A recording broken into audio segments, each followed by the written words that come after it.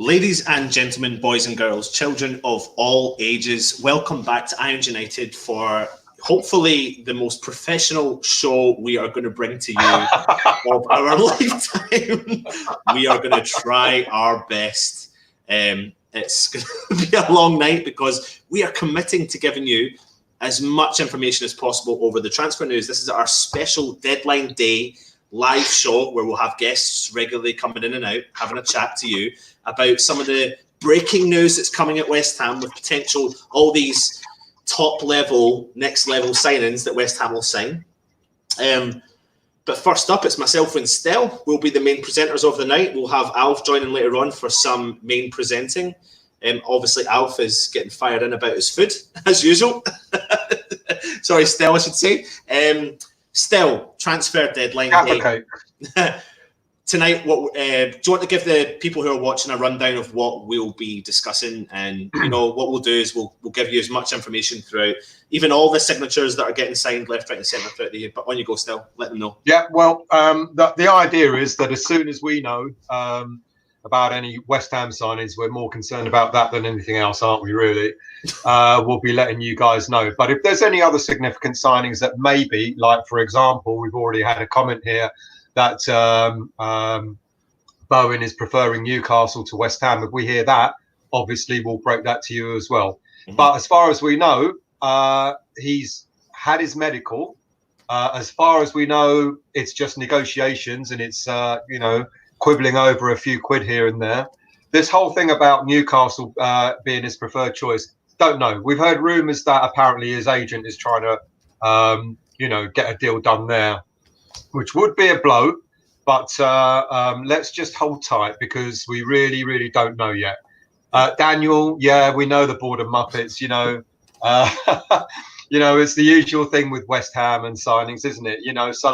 Sullivan is back at the helm and nothing ever goes swiftly, does it, with him? Yeah. So hold tight, his fingers crossed. I think the fact that he actually travelled all the way to London to have the medical, the fact that we are in negotiations, it's just going over the fine detail, I reckon. I hope it's no more than that. Just quickly, though, this is a prime example of how this will work tonight. So we've just getting some more news coming in that apparently he's now expecting up to £80,000 a week. Fuck, leave off. And of course, as we know, the board are going to offer a lot less. Let's talk about what do we know about the deal potentially? Still, based upon the information I've given you. Really, the deal seems to be anything from, the initial 15 million that he was first rumoured to be worth, up to something like 25 million now. And apparently the deal that we've offered, I mean, it depends on what social media link you read. The deal is anything between 14 million to 18 million with add-ons that could lead up to 20 million or 25 million. And then there's something in between, 22 million, with something like around a 16 million deal with about another 6 million add-on. And I honestly, mate, I don't know which to believe. It's really difficult. All you know is it's going to go over the 20 million mark. Yeah. And what you definitely know is with the board, it isn't going to be a straight cash deal. It's going to be, we'll offer you this, and then we'll offer you a bit more if we stay up, with bonuses and all that sort of stuff, So. And I think that's the problem with when we go to sign players.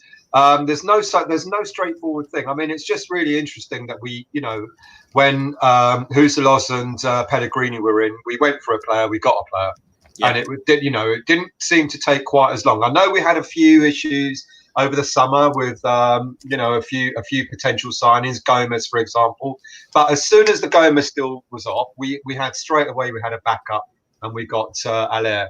And I just hope that we do something with this. And he's a great prospect. There we go. 18 mil with 7 million add-on, 60 grand a week. Yeah. And one of the catches apparently is that if we go down, he doesn't want to agree to the 50% clause where players will have their salaries halved. But that's for every player. But why should he worry? Because if we go down, we won't be able to keep him. He'll want to go back into the Premier League. and I know he will only have had half a season there with us, but that's what he'll do, and there'll be a huge number of clubs that will be interested in him. And apparently he's now on his way to meet Moyes. I think it looks like the medical is dusted. Right. It's now down to literally negotiating the deal of why he's going to come and how much money they're going to spend. And apparently they're now saying that he is en route to meet Moyes. Isn't it interesting how much information you get these days in comparison to back in the old days? I kind of preferred the old days. Oh, we got a new player. Oh, well done. Come on, lad. Yeah, absolutely. Yeah. Well, I mean, he's, we know what he's about. We've seen all the stats, the number of goals he scored, and it isn't just a one season wonder. So if he's going to keep us up in the Premier League with his assists and goals, he's worth every penny, isn't he, really? Yeah. And I think that's the important thing. So, and I mean, the amount of money he's going to get, whatever it's going to be, 50,000 a week, 60,000 a week, it's a massive increase. I mean, we've just had that note up saying, he's only on 10 grand a week at Hull. So he's getting a big pay rise regardless, Absolutely. So, hello, James. I'm all good, mate. How are you? Is that your old man? Yeah, it's Dad. Evening, Hammerwell. You hope you're well. Having a nice cup of tea. We're going to have a lot of comments coming in tonight, guys. We're going to try our best that we will get as many of them up as we possibly can. But of course, we're going to give you as much news as we possibly can. So as we know, it is deadline day. The deadline is 11 p.m. in England. It's midnight in Scotland. It's 7 p.m., which has just happened. Midnight? What? Midnight in You're Scotland. Not an hour ahead, mate, for fuck's sake. It's 7 p.m., which is just finished in Germany. It's 11 p.m. in Italy. 7 p.m. in Italy and 11 p.m. in Spain and France. So there'll be deals potentially going all the way through the night. And in China, the window remains open until February the 28th. And today we will come back onto Bone in a minute, but there was some. Who's going to buy anyone from China right now? Well, there was a story that came out today about Arnautovic. Arnautovic? Yeah, there was a story that broke out today. And said, I know. But you wouldn't put it past the board to try and get a loan deal out there to bring him back, because a lot of the players are wanting back in Europe now. But will the fans want him back, and would the squad want him back after the way he left us? I don't know about that. Yeah, I don't know. Yeah, would you take someone like Arnautovic back? No. No. I'd rather go down. Oh God, I didn't say that. Oh, did you just say that? Listen, get the comments in. Let us know what you think. Would you take Arnautovic back? I know it's not going to happen, but we're just talking about him in general. But when it comes to teams and sides completing deals tonight, they have to submit a deal sheet between the hours of, in order to get this through. So late deadline day deals have to be submitted. The deal sheet has to be submitted between hours of 9 and 11 p.m. And they'll have until midnight on deadline day to complete the information needed by FIFA's transfer matching system. And if we do sign players tonight, and any other clubs do sign players tonight, the deadline for them making their debuts tomorrow was midday today. So if we do sign someone, it's too late for tomorrow. It's too late for tomorrow. Yes. What was that? You seen some comment coming up there, Stel? Yeah, he's seen the training ground and he's heading back to Hull with his phone off. Do you know what? I seen a comment earlier on where they must have been at whose training ground? Rush Green. No, but they went to someone else's Wolves training ground, and then they cut to Rush Green. It's like this state of the art background, and then it went suddenly to Rush Green with the porta cabins, and then that's when the joke coming out saying he's obviously turned up to the training ground and gone, nah, what are you doing that? This is an interesting comment because there was a news story that broke out earlier this week that apparently we were interested in King from Bournemouth. I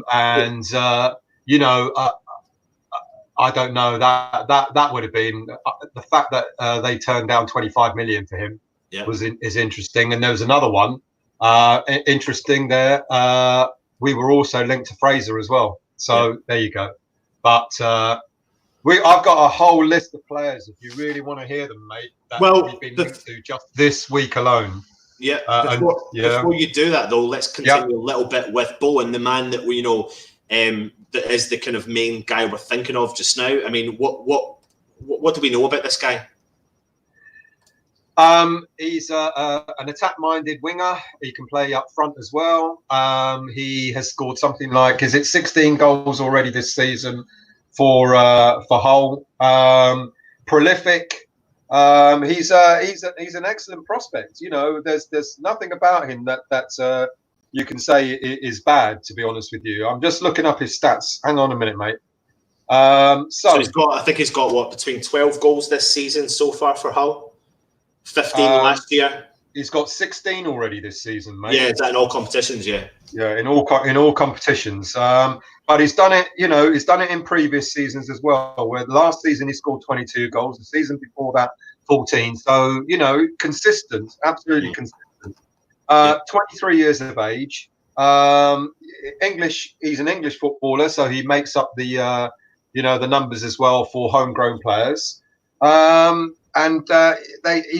He's had something like 40 shots on target out of 70, scoring 16 goals already this season. So you know he's got an eye. He's got an eye for goal. And I know a lot of people are going to argue, well, that's the Championship, but the Championship ain't an easy league to play in. Yeah, so I think if this one goes over the line, then I think we get an excellent young player. And Moyes has said, Moyes has been true to his words so far. He wants young, hungry players. Souček, 24 years of age, you know, from Slavia Prague, and now, you know, if we get this lad over the line, Jared Bowen over the line, 23 years of age. I mean, I think that's just brilliant, you know, and I think that's the right way to go. And all credit to Moyes, because you know you could kind of see, you know, when we started getting linked with players like Solomon Kalou, 34 years of age, and Giroud, you know, was he 33 years of age? You start wondering, oh my God, where's it all going to go? So I'm really hoping, really hoping that we, you know, have this sorted. Did you see that one that just came up? Ravel's on his way again to. I mean, how many clubs has he played for? Yeah, unbelievable. Such a shame. It's such a waste of time. It's not our problem, but it's you know, the whole point of this show. I suppose we've got a lot of content to get out there, and we could go on about all the links we're to. But I mean, he's relevant because he's an ex-West Ham player, and you know, I do wish him the best, because I genuinely think he actually does like West Ham. I think West Ham gave him a bit of security in his life at the time when he needed it the most. But then maybe he fell into bad habits again, and obviously needed to go. I mean, that's why Ferguson got rid of him. And if Ferguson can't sort him out, then who can? You know. Yeah, absolutely. So, Still, do we go all out for Bowen? I mean, do you think Bowen knows that we are, you know, desperate? Well, mate, if his wage demands have gone from something like 40,000 to 50,000 to 80,000 a week. If that is to be believed, then he's got us over a barrel, hasn't he? And it really depends on whether the board are gonna fold or not. But by the sounds of it, I don't think it's that. I reckon the 60,000-ish mark has been kind of agreed.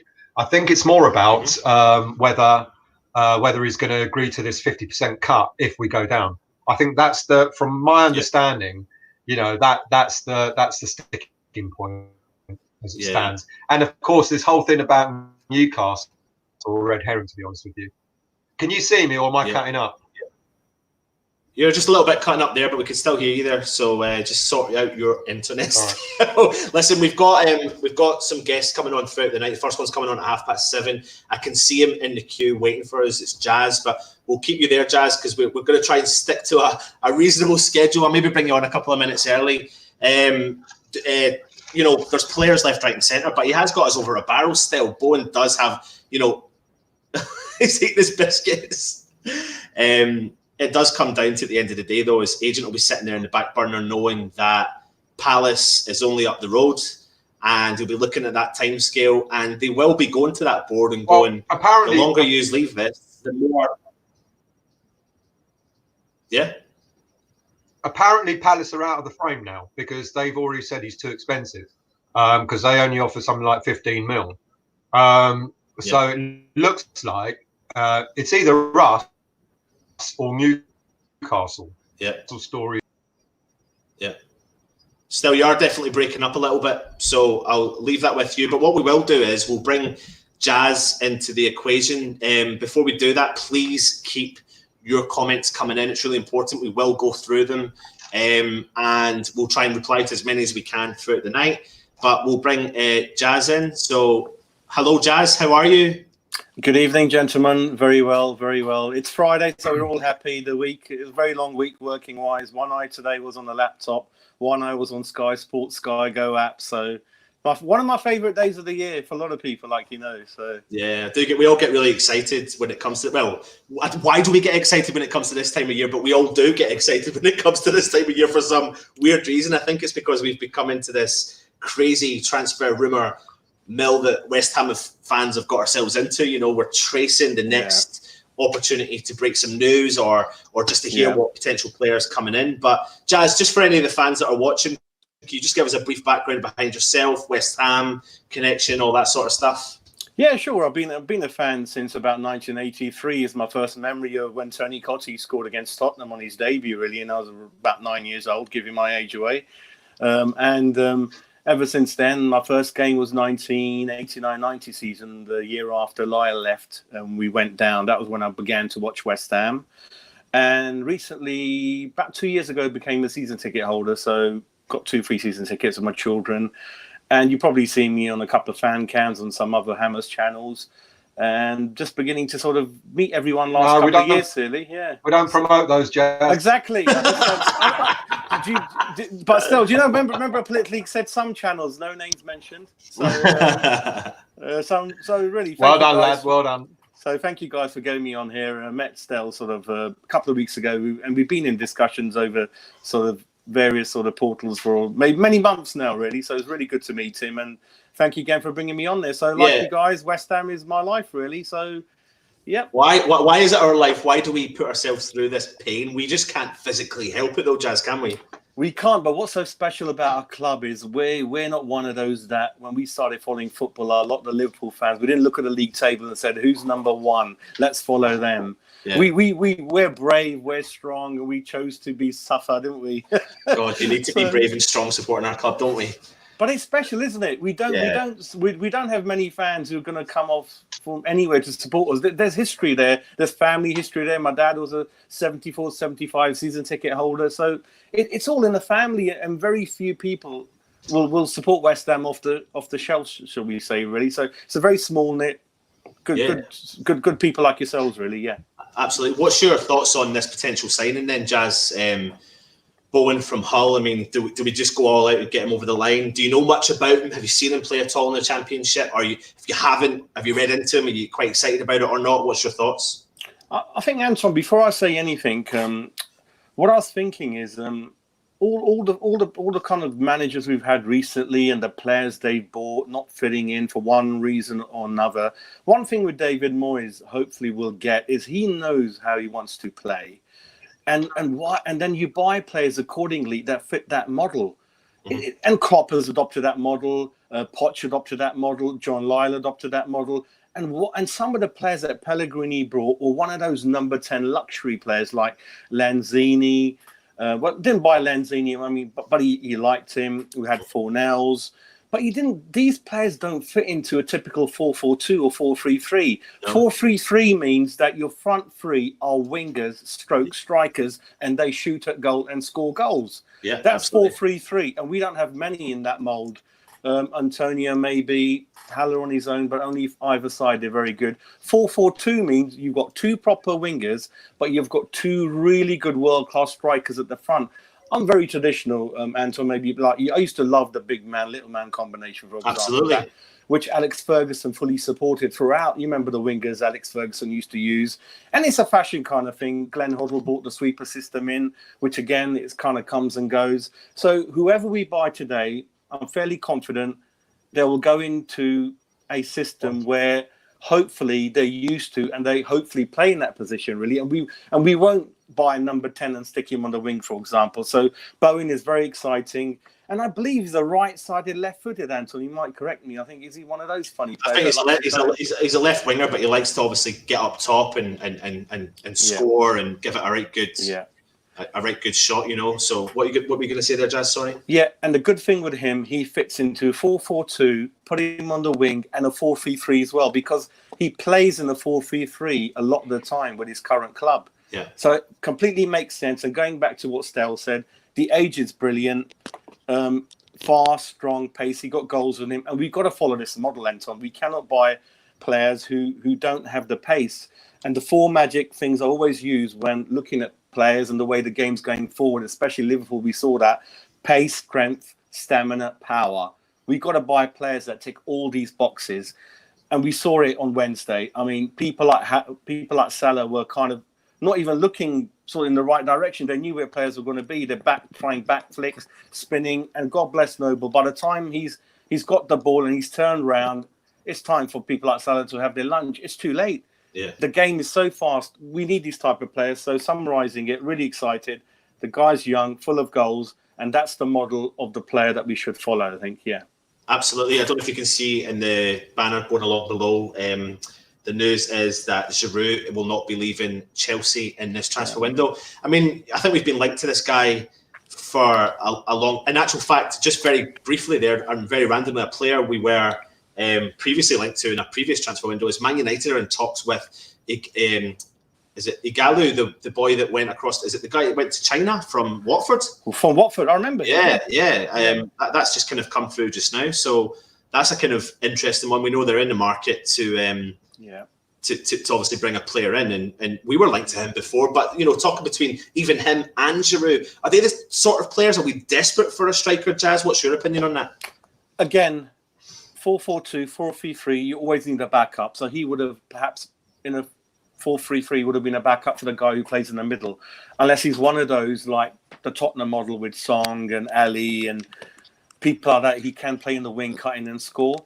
But a lot of the players kind of we were linked for, I would have liked, are players like, I think people like Batshuayi, Slimani, if you remember, the guy at Monaco. He could be a nice little number 2 behind Haller. But then you only play one or the other. You can't play both.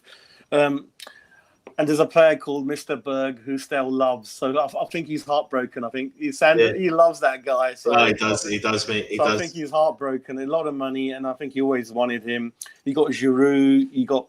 Tottenham were never going to sell their fullbacks to us. We knew that. But either one of those Rose, or the other one, Peters, he would have been good for us, I think. They would have been good fullbacks. I think people like Ross Barkley would have been good. He would have been good in the middle to replace Noble eventually. Yeah, absolutely.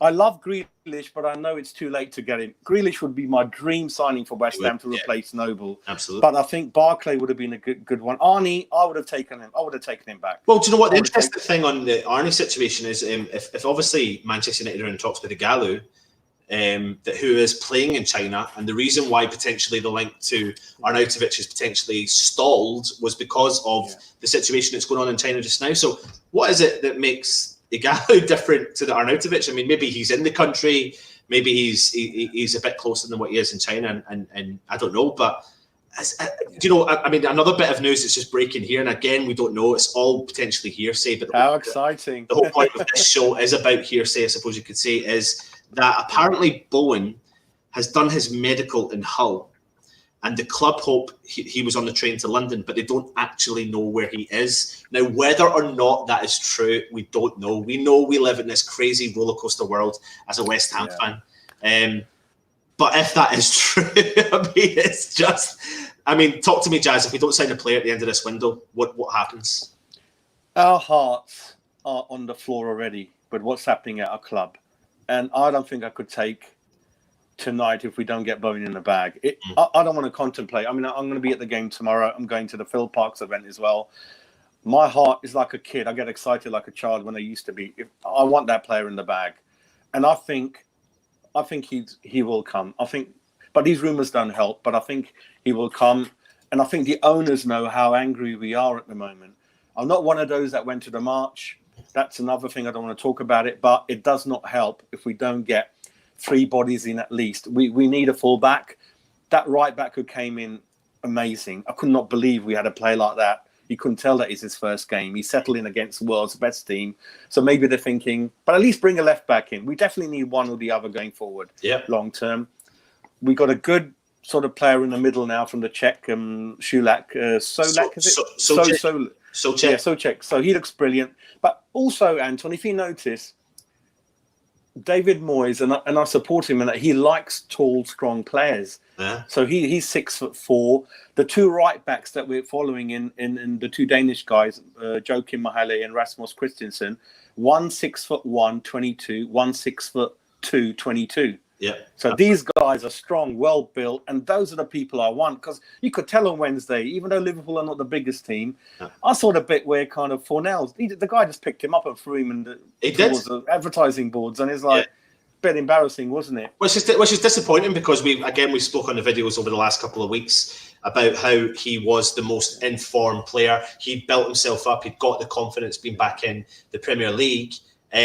Coming to the Premier League, in 8 games, I think he got 4 assists, 2 goals, and then he was dropped all of a sudden. And of course, his attitude's going to change, his momentum's going to drop, and it's just really, really, really disappointing, to be honest.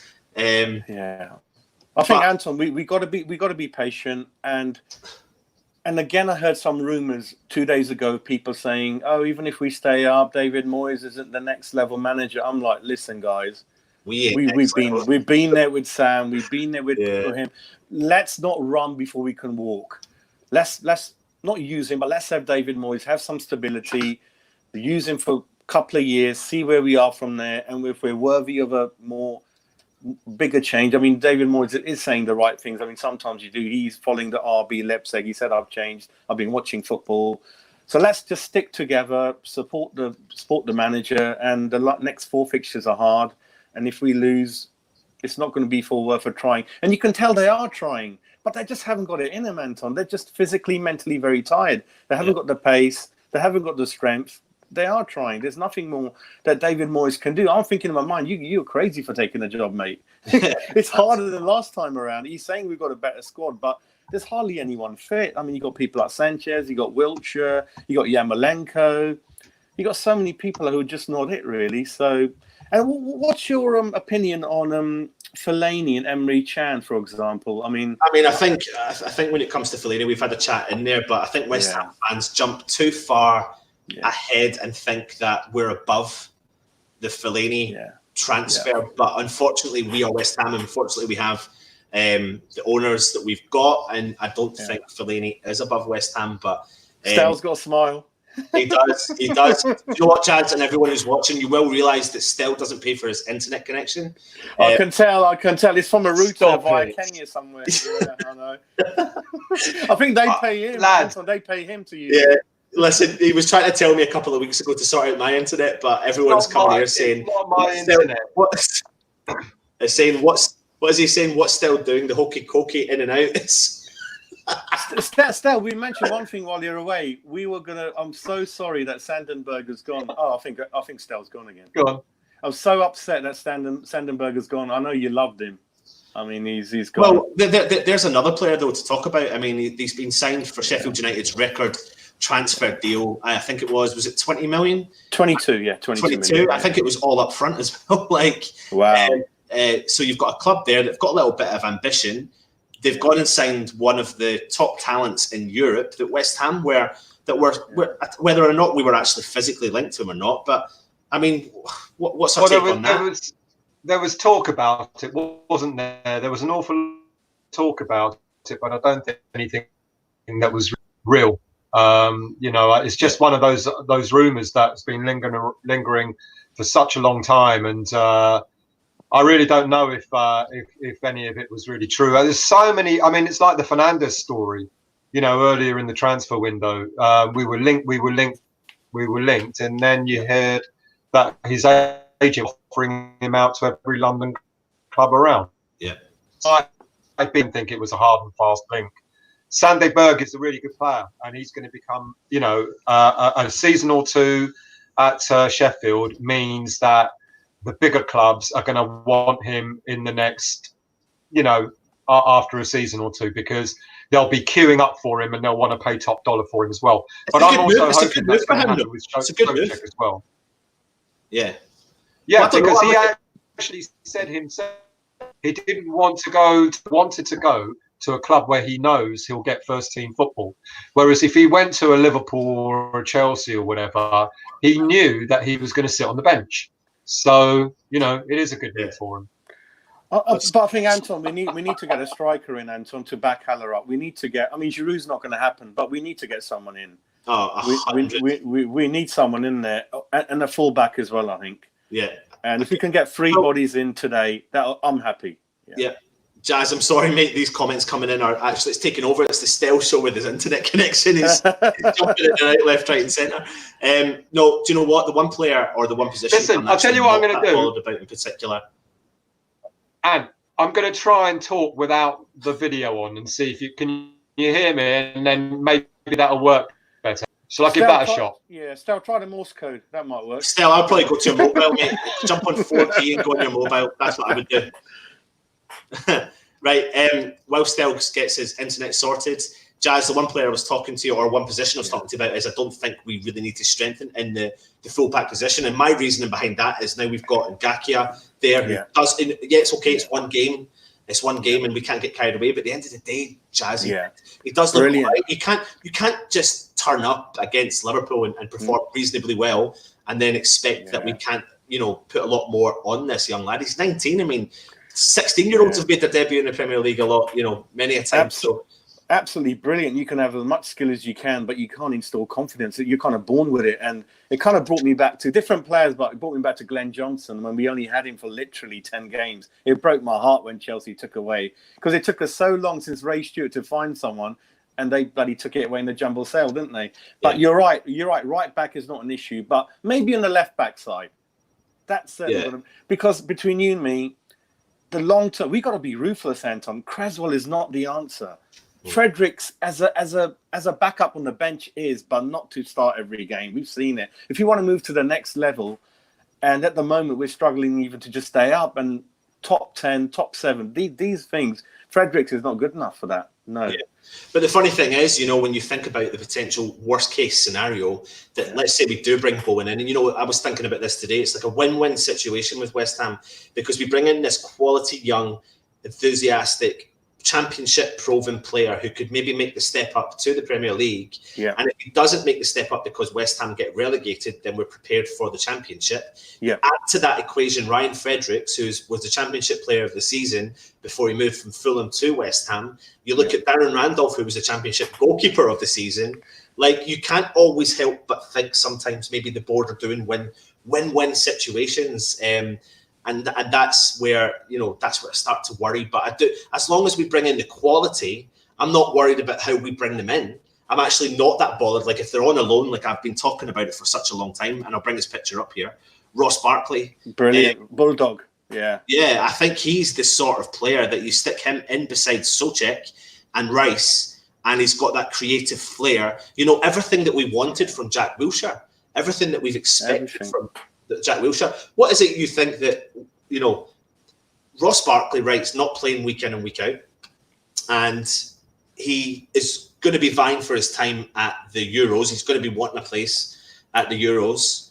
What is it that West Ham need to do to try and get someone like that calibre and that signing over to convince Chelsea, to convince Barkley to come to West Ham? What is it we need to do, Jazz? Because I have no idea what we need to do. Well, a couple of points. With Barkley, he would have definitely come if Lampard agreed, because David Moyes is the one who brought him into the Everton team. Mm-hmm. So I know a lot of people say, who wants to sign for West Ham when David Moyes is there? It's not sexy enough. But for Barkley, he would have definitely come because of that. But if the club doesn't want to let you go, you can't have any further discussions. Yeah. But then going back to your point about championship players, it brought back memories of Alan Pardew when we went down. He basically raised a whole new team in the championship. You had Zamora, Rio Coca, Everington, Harewood, all this talent, because I do believe there's so much talent down there. And we've tried it with all these sort of buys from all over the world. And I think, like you said, a couple of the buys, okay, one's from Czech, that's fine, but we should really focus on a lot of British players. They settle quickly, they know the pace and strength of the game, and they're kind of up for it. So those are my two kind of answers. I think Barkley if Chelsea had fought and would have allowed him to, I think he would have gone to West Ham because of David Moyes' link. And we do need to buy more British, I think, and carry on that model, I think, yeah. Yeah, absolutely. Stel, what's your thoughts on a player like Ross Barkley's, and why? What is it that West Ham can't do to bring a player of that quality in? I mean, I can't deny that we would be after a player of that caliber. Yeah, again, mate, I'm not so sure if that was another real story. Apparently, we went in for him about 2 or 3 times, and I just wonder if it was the club that stopped him from, because they want Chelsea wants strength in numbers, or if it was the player that didn't want to come, because we didn't hear anything from Barkley himself. And I know, usually when the transfer stories are knocking around, you don't hear much from the players. But it sounded to me more like Chelsea themselves wanted to not let him go purely because they don't have that strength in depth, and they do see him as a quality player that they can use whenever they get an injury, etc. and so on. So can you not hear? Can you hear me? I can hear you. We can hear you. Yeah. Oh, everything's fine. Yeah. But so what's this? Don't plug your earphones into your phone. It'll just come across a lot clearer if you do.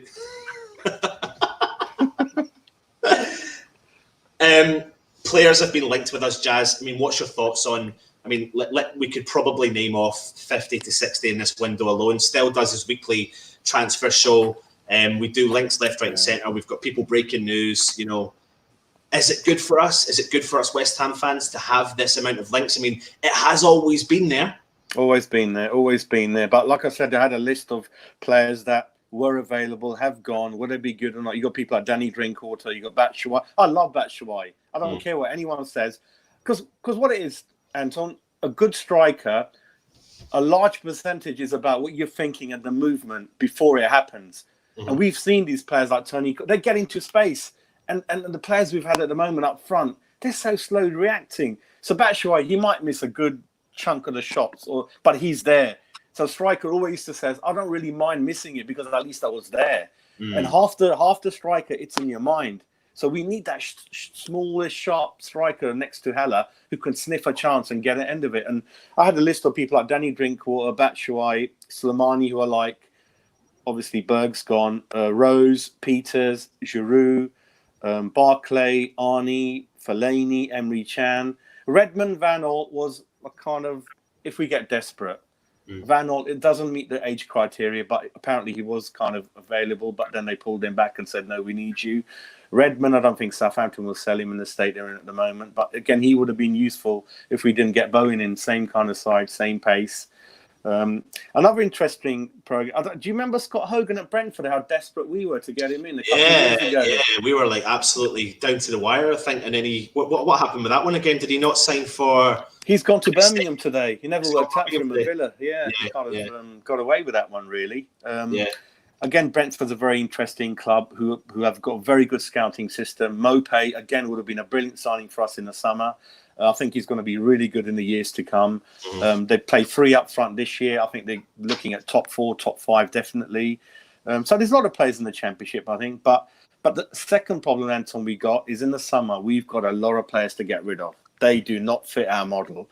And Lanzini getting a 3-year contract, £100,000 a week, makes me go mad sometimes, mate.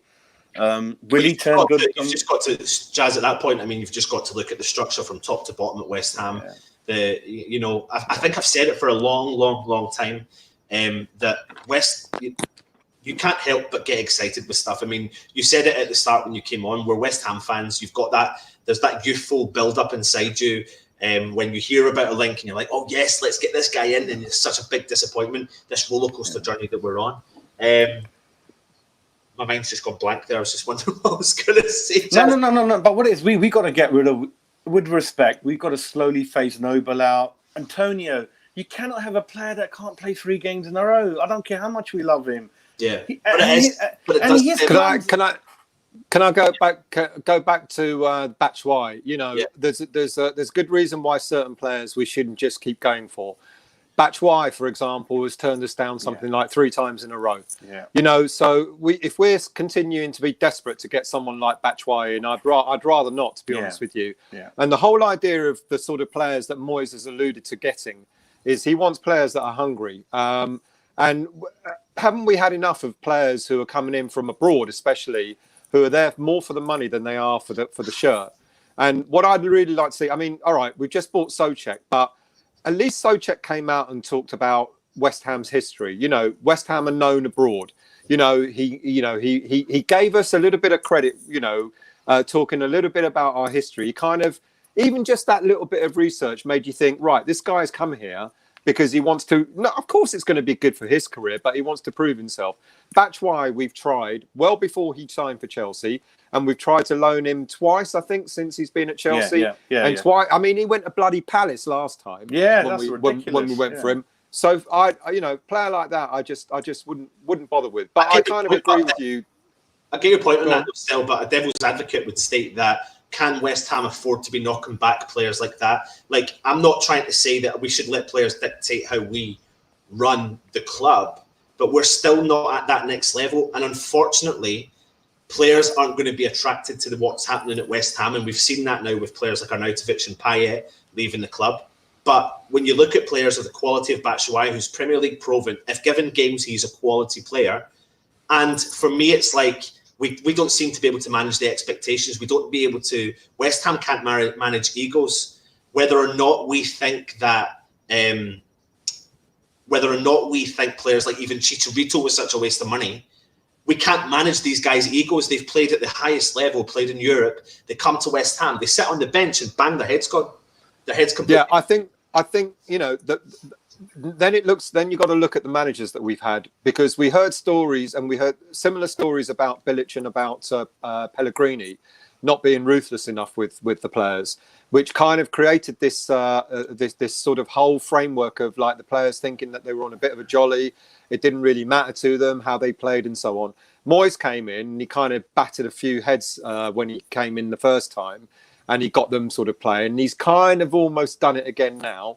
But he's had to pick up again from where where Pellegrini left off, where there was the talk, you know, amongst the players that it was a bit of a jolly, it was a bit easy, and it was exactly the same thing with Bilic. So we've kind of maybe not. Could it be that it's not that we've had the wrong players in, we've had the wrong managers managing those players, you know? And when Bilic came in, it was all, you know, the West Ham history, you know, he was linked to us, blah blah blah. But that kind of fell by the wayside. And then Pellegrini came in, you know, Premier League champion winner, etc., etc. But even by the sounds of it, he got us back to where Bilic had us, where the players weren't disciplined enough. And is it about the type of players, or is it about the way they're being managed? Because Moyes ain't taking any crap, is he? He's dropping players. He doesn't really care. The only player that I worry about that he kind of seems to favour quite a lot is Lanzini. Yeah. But he's trying to put an arm around him and saying, come on, mate, I know what you can do. And he's hoping that Lanzini pulls through. I've got my doubts about that. But, you know, maybe it's the way that the players are being managed rather than the players that we're buying. You know, could be a point, you know, lads. I think a couple of things with Souček was his godfather's probably Ludek McCloskey. He's told him everything about West Ham. The godfather of Czechoslovakia. Did you just make that up? Yeah, it's good though, isn't it? Ludek's probably said, listen, son, you better sign for the Hammers. Not saying no. But then going back to Stel's point about, understandably and rightly so, you should want to play for the club. And that's what Joe Cole said, didn't he, on the media a week ago, that a lot of the foreigners used to take the club for a ride. The wives used to love shopping at Harrods and Selfridges. And I can understand that. Remember the Florian Reducci funny story with him? They didn't know where he'd went, and he'd gone up to Harrods, didn't he? Like Harrods. That's right, yeah. All those kind of things. But going back to Stel's point again, I think it is kind of simple. We always make things difficult. What it is, like, you know your formation and buy the players accordingly. And with Bilic's first remarkable season, it looks like they bought a lot of good players, just threw them together, and it worked out. Yeah. The following year, they knew the formation, but the players, the quality was lacking. So it was kind of, quantity, not quality, in terms of signings. They bought 6-7 players off Shepherd's Bush Market, threw them in, and they weren't good enough. This is an interesting comment just raised. Reports saying that we got other bids in. It looks like Bowen will be the only player coming in today. I mentioned earlier before we went online that there's a possibility that we have got a loan bid in for Nathaniel Klein. and Liverpool are meant to be interested in letting him go, or letting him go on loan at least. But I just wonder if it's got an awful lot to do with if we lighten the wage bill, because we know that there's an active push to get Sanchez off the wage bill, and maybe one or two others. I know your love child, Anton Winston Reid. You don't want to hear it. You don't want to hear it, but there you go. And I think it'd be interesting, because I think if the Bowen deal does go through, we may well see that being the only deal, unless we hear of a last minute deal for one or two players to go the other way. Now, I know earlier in the day, Matt was telling us that we've already lightened the wage bill by quite a significant amount of money over the summer, but the board don't see things that way. They'll see it as it is right now. So if Bowen comes in, and if he keeps demanding a really high salary, he may well be the only player that we've got coming in this window. Talk to me then, Jazz, about Klein. Then, what's your thoughts on? We were talking about full-back position. He came off a really bad injury, but he's had a decent time-ish before his injury at Liverpool. What's your thoughts on a player like Klein? Klein was on the back of my mind. The only reason I never spoke about him, because I believe he will not be in a fit enough state to start immediately. I don't know how many weeks it'll take him to be fit. Because Stel, I think he's been out for ages. Klein's been out for a really long time, and I think the risk is, Mick Forever Blowing has made that comment. Is Klein fully fit? That's the big risk. He's fit, but he might not be match fit, and it could take him 2 or 3 weeks to get match fit. So I'm wondering, now that Ngakia has been bloodied, I'm wondering if Moyes is going to take the big gamble and say, we've got Ngakia, we've got Ben Johnson possibly coming back from injury anytime soon. Fredericks is coming back from injury anytime soon. We've of course got Zabaleta. Maybe he thinks that's enough. So maybe the Bowen deal is the only deal we're going to see going through tonight. The only other thing I've heard about Klein, I haven't got 100% confirmed, but I've heard that his character off the game isn't ideal, and he's one of those players that Klopp inherited, people like Sturridge. So he doesn't mind getting him off the books, and that's what I've heard, that he's been doing a lot of things away from the football, partying and stuff like that. But that, again, it's not confirmed. And I don't know, mate. You might well be right. I don't know. But I don't know. I think by the looks of things, I mean, I think I had on my list since Sunday's show something like about 26 players another 20 odd players that we've been listed with this week. And there was a handful of them that are right backs, and a whole load of them that are midfielders, which we're not going to bother with, because now we've got Souček. And if we get Bowen, who's an attacking midfielder / second striker, that'll be that. And then there's a handful of strikers that we've got going. But so the only thing is, if Bowen doesn't happen, we might get a lone striker in. And who that might be, God knows. Solomon Kalou. God, again, that was a 34. Wow. Yeah. Yeah, at 34 years old. But we've heard that Giroud's definitely staying at Chelsea. Yeah, he went to Spurs. Be him. Yeah, and Piatek has turned around and gone, no thanks. And apparently we were in talks with him. It's gone to Hertha Berlin. Oh, well, there you go. I've just put it up on the screen there for you. Okay, there you go. So there's if Bowen doesn't come in, what I really fear, lads, and we sort of chatted about it in our WhatsApp group earlier on. If Bowen doesn't come in, if we don't get anyone in before the end of tonight, what's it going to feel like against Brighton at that stadium tomorrow? There was already fan unrest on Wednesday. Sections of the crowd were singing "Bored Out," so on. And if we don't sign an attack-minded player, I'm really worried about the attitude. Not the attitude. I'm really worried about the atmosphere at the stadium tomorrow. So I think, for more reasons than one, it's important to get Bowen over the line today. I'm not sure, Stel, if you were online at that time, but me and Anton were exactly speaking about that, saying that I'm like a kid today, and if Bowen doesn't sign, I'm going to be heartbroken big time. And like you said, and we're already on the floor. We're on the floor. And you know what? Yeah. We need someone that can score goals. We need a boost. Yeah. But you know, I was looking at what the possible lineup will be with Souček in it, you know, and the different possibilities. And by that one player coming in, it offers us a whole host of different options, because we can play, you know, 2 holding midfielders, and then, you know, four. We can play 4 defenders, 2 holding midfielders, and actually 4 attack-minded players ahead of them. Yeah. Or we can play a 4-1-4-1, or we can play a 4-3-3. Souček can fit slot in alongside Noble and Rice, and then release, you know, Allaire with another 2 players that we know he likes playing. We know he likes that system. Now, all right, so we haven't got other strikers in, but when Anderson comes back, and if Antonio can stay fit, all of a sudden, you know, there's Fornals, there's 19. You've got a whole range of options ahead of Souček. Whether Souček plays just alongside Rice, whether he plays alongside Noble, or whether he plays in a 3 with them, all of a sudden you've got all these other players that aren't going to have to worry about being defensive minded.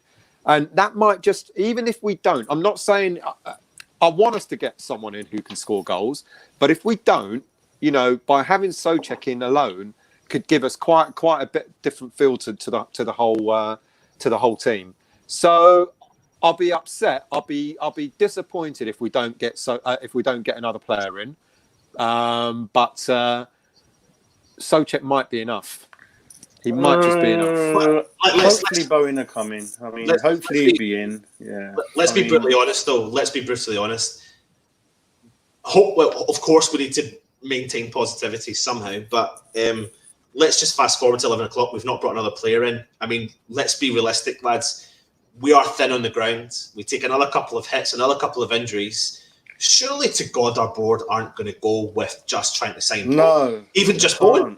They've got Souček in, but surely they're not just going to leave it with it. I reckon they've got another 1 or 2 options, but I reckon they put in their heart and soul wealth. They're putting their money in. I like that one, yeah. Bowen. I'll take back the heart and soul bit. I think we'll get 2 in. I think Bowen is in the bag, and I reckon we'll get 1 more. But what position? I might have missed that, Jazz. What position do you think it will be? I can't tell that, but I think 1 more's in the bag. I think 1 more after Bowen will come. I think they're following different routes into loan deals. I think one of them has to come in and get 2 in the bag. I think we'll get if we get Bowen in. The only other position we may get is right back, and that'll be it.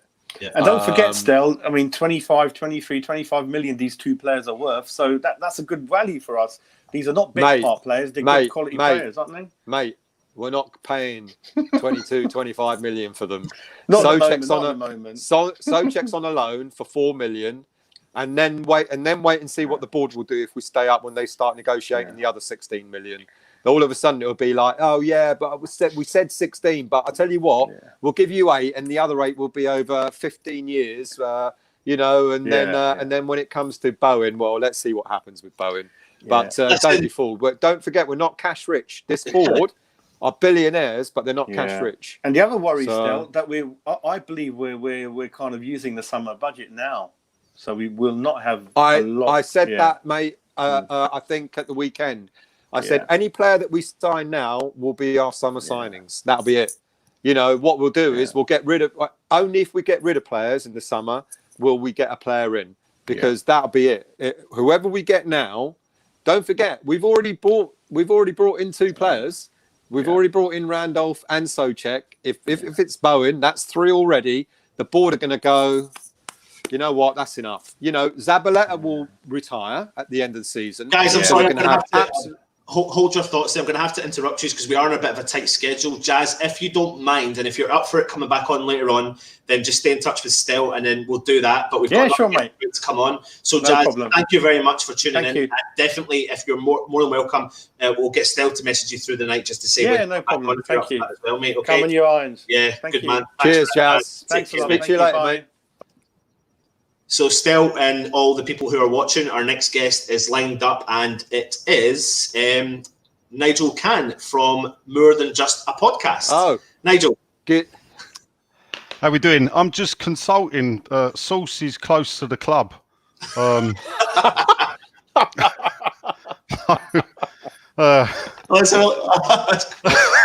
So basically, my sources close to the club say use brown sauce on bacon and tomato and sausages. So what does your source close to the club say, mate? Well, I was laughing. I'm not sure more is coming because he died in 1993.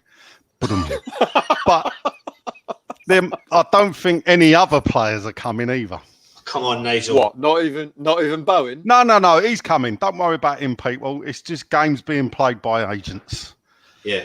Yeah, I thought so, mate. Nigel, let's go straight into this one then. For any of the fans that aren't watching, Nigel's part of a podcast called, well, Joe, just tell the fans, and unless you don't like bigging up yourself, I don't know. Well, me. Yeah, I'm shy, me. Really? Yeah, I'm a presenter on More Than Just a Podcast. It's the one with Sean Whetstone that everyone don't like. Really? The person they don't like. they like the other three of us. It's the one that he never invites us on to. Remember that one, mate? Yeah. We're saving you for a quiet week.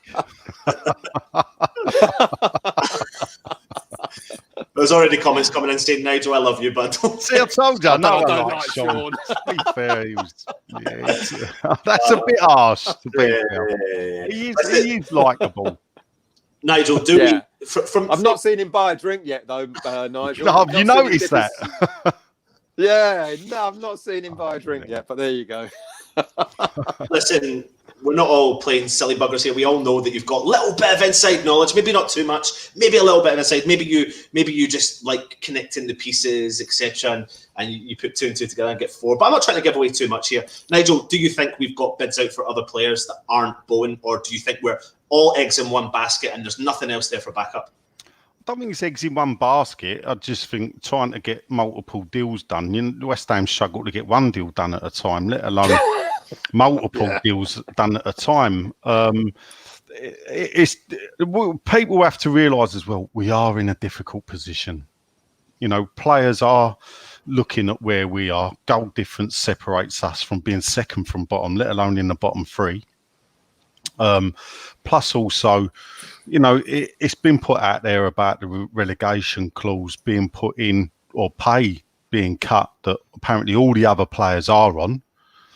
But as they say, it's easier to sign that 50% cut in wages if you don't think the club's going to go down. But when you look at the league table and see where we are, it will worry players. Possibly, it was rumoured on, TalkSport that was holding up the deal. That's quite possibly true. At the end of the day, what you got to remember, they've got to 11 o'clock.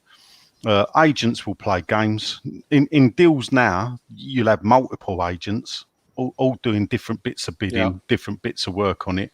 Another one will be saying, look, sit tight, you ain't got to rush. Let's see if we can get rid of that clause. Now, if we believe the figures bandied about, he's on 10 grand a week at Hull. West Ham have offered him 50, 60 grand a week. Then, that's a good old pay rise, but that may be halved in 5 months' time. Well, even if it is, he's still on 30 grand a week, which is 20 grand a week more than he was on at Hull. Nigel, would he have a clause in his contract to say if he goes down that he'll be allowed to leave? Would he have that sort of clause in his contract? It's quite possible that could be inserted, because the agents will use that as a levy, isn't they? What they'll say is, I'll tell you what, all right, we'll do that deal. We'll sign that. It cuts 50%. But if an offer comes in, 15 million or above, he's entitled to, 15 million. They will never say or above. It's funny how when players have a release clause, that's what they get sold for. Then you're going to play that off, aren't you? When you're doing a deal, if you're a clued up agent, as a lot of them are, especially against our owners, it's horse trading, isn't it? We'll sign this, but give us that, and then the club have got a decision to make. The thing is, if the club know they'll have their feelers out, and they'll know, or you'd like to think that they'd know from other agents, are Newcastle really interested? Are Palace going to push their interest a bit further? Or is it his agents, playing games, call their bluff? Go, we won't put that in. So do you reckon this this whole Newcastle thing is actually a bit of a ruse, a bit of a wind-up? Because there was another stupid story. Well, look, if he wanted to go Newcastle, he wouldn't be in London. Well, no, the other story that we heard earlier, which I think was a load of tosh, was that apparently he did his medical in Hull, and apparently he was meant to be on a train down to London, but he's disappeared. That's just rubbish, isn't it? He's in London, isn't he? I mean, yeah. I don't know how much. I mean, it don't matter. Sean's in France anyway. He ain't watching this. So, I mean, even in the last hour, we've had everything. Everything's happened, isn't it? Yeah, in the last hour. Yeah. It's been, don't worry, he's on his way. Oh, we don't know where he is, though. He's not answering the phone. We don't know. They've sent a car to him, but then we point out to Sean, well, hold up a minute. How can they send a car to him if they don't know where he is? Or you can send a car, but they just can't find him. We joke that he's down Green Street looking for the stadium. He's gone to the wrong stadium. We don't. It all adds to the fun of the fair. Come on, It does, yeah. I mean, it's always been there, though. Nigel, it's always been there. The transfer rumours growing up as a kid. I mean, at one point, even Hammer's News, which was the West Ham magazine during the 90s, had a transfer gossip section. And they always used to put in. And at one point, I remember as a kid, West Ham were linked to Gabriel Batistuta. And now that was edited and published by West Ham. Yeah. They were putting that link out there. So, it's always been part and parcel of... The biggest one that got away, I don't know if you know, and I believe this is true, is that we had a pre-contract with Didier Drogba in 2003 to join us, but we went down. Yeah. So. Yeah. How? All right, go Stel when you go. Yeah. So in all seriousness, I mean, is there even the remote chance of a loan deal for maybe even a right back? Or if Bowen doesn't happen for whatever reason, is there a backup plan for someone else? I would doubt there's a backup. To be fair, no. Let's face it. I've heard no other names today. Okay. Well, we heard about Solomon Kalou, that young, sprightly 34-year-old. I thought he'd retired. I didn't realise he was at Berlin. I didn't even know he was playing. Yeah. My mate in Germany texted me that yesterday. Yeah. Like with question marks. I'm like, I'll ask a question. It was the thing is, when you look at the transfer window, we signed Bowen. We got 3 players in. How many have we been linked with? Well, do you know what, Nigel? On that, Stel, you've got a list, have you not? No, I've got the list, but it's on my phone, and now I'm on this bloody channel on my phone, so I can't give you the list. He lives in the dark ages. Do you want me to read? Yeah, see, if I do you look better now. It means I'm gone. Yeah. John's saying, yeah. All right. So, give you my list. Are you ready for this? Long strikers, and we know he's already gone. Piatek, Seferovic of Benfica, Giroud, who we know is not leaving, Solomon Kalou, Habib Diallo of Metz, Moussa Marega again of Porto, Karlan Grant of Huddersfield, William Jose of Real Sociedad. And then midfielders, Nahitan Nandez of Cagliari, Ross Barkley, Ronaldo Vieira of Sampdoria, Aaron Long of New York Red Bulls, Olivier Ncham of Celtic, Josh Brownhill of Bristol, Jared Bowen, as we know, and then a whole host of right-backs, Simi Vraujo of Atletico Madrid, Matty Cash, Rasmus Christensen of Salzburg, Joan Foyth of Spurs, Joachim Mahler of Genk, Fode Ballo Torre of Monaco, Calvin Ugalumba of Leicester, Kelvin Amian Adu of Toulouse, Nathaniel Klein, and Musa Wagyu of Barcelona. There you go. That sounded like a menu. Any of those remote... I'll tell you what. I missed one halfway through. Could you repeat it? There's one player I want to talk about in particular is Cash from Nottingham Forest. I mean, there was strong Cash from Nottingham Forest. I mean, what is it we know about this guy, and what was it? Was there a genuine offer in there from our knowledge? You know, Nigel, from your inside info. Well, you know, our owners love a cash deal. Yeah. I'm here every week. If only I had a good ding. Yeah, so, you know, but typical with a cash deal, you know, you always try and knock a bit off. Yeah, as usual. You know, it's difficult to say. You know, there's probably a lot more truth in it than what we think in the Cash one. To be fair, I think off the top of my head, I'm trying to remember now because it was a couple of days ago, and so much has piled into with the Cash. We did offer a bit lower. I think if we stay up on Nottingham Forest don't go up, I think the deal will be done. Oh, that's interesting. What may save us is actually the performance Wednesday night. I'm glad you said that. I've still not got his name right. So Ngakia had a great game, innit? It just shows you what happens, isn't it? He did. I didn't even know who this kid was, and what a game he had. He really did. Well, we were all waiting for Ben Johnson to come back from injury, and yet Ngakia turned up out of nowhere and had a very decent performance. Yeah, it makes you gives you a little bit more confidence in the youth setup. It makes you think that, you know, the right back position isn't a priority anymore. If a player like that can perform at that level, okay, it's one game, but he's definitely done enough to secure his. He's done it against Liverpool. Yeah, like when you say one game, if we'd have brought him in the Brighton game, you've done that. You think, well, okay, that's good, but he's gone out there against one of the best teams in the world, and you know a couple of times he lost the ball, but he lost the ball going forward. You know, and that's what I'm happy for that. Lose the ball going forward. Yeah, he was confident, and he looks like he can turn a player as well for a full back to be able to turn a player. And a couple of times he was getting in the right space, and he was getting there. You know, the biggest thing, Nigel, we talk about is the speed of the rest of the West Ham team. So when Anderson's got the ball when he's fit, he looks up and he goes, but he looks around. Stationary. Yeah, stationary. We should be sponsored by Ryman's. It's like, I mean, look at Liverpool, how they broke.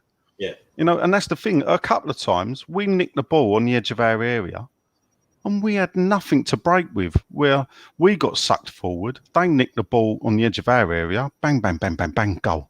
The second one. Yeah. And you know... lads, I'm going to go off for 2 minutes and I'll be back, okay? Okay. We'll talk amongst ourselves, don't worry. You do. There's carry on, Nige. So, the pace is a problem. I mean, I must admit, I don't know. I've read a lot about Bowen. I think we've looked at him for a while. I think a few clubs have looked at him a while. The only thing that I laugh at is that the last player that David Moyes signed out of the Championship for us when he was here, or outfield player, I should say, bearing in mind Randolph he signed, was Jordan Hugill. Yeah. So I'm not saying, you know, his pedigree seems a bit better. Hugill signing, nobody came in for him. It was, you know, left field, totally out of the blue. Even Hugill didn't know it was going to happen, you know, till that day. I feel a bit sorry for him, you know. Perhaps he never really got a chance. It seemed like a strange one. There's, you know, all the rumours are running around about family members and everything else. But he's put some comments. I think he spoke this week to everyone. Seems to be everyone in social media's favourite guy right now, Moose, and he's got a lot of positives to say about West Ham, giving him an opportunity. You know, really giving him a platform to move his career forward, and he's doing all right at QPR. Championship's not an easy league, as we He'll know. be over below Preston, the club he left. But I mean, if we can say that moves his career forward, He's scoring though. He is scoring more on a regular occasion, and that's what he wasn't particularly doing. Yeah. At Preston, and that was probably what made it more a problematic signing, was because we were signing players not prolific at the last minute. Is this? I don't know. I mean, this Bowen player. Is he a striker, or is he an out wide goal scoring winger? I don't know. That's the position I thought he was, to be fair. Yes, I think he's been doing that for Hull, but I think they've been using him in a multi-use position, and he is stepping up there and scoring goals, sitting up top. So, I mean, what Moyes is bringing him in for, only Moyes knows. Because to be honest, I mean, Nigel, who does know what our managers have or are going to do setting up moving forward? Because he's in his infancy. It's the start of his second term. He doesn't know his best side yet.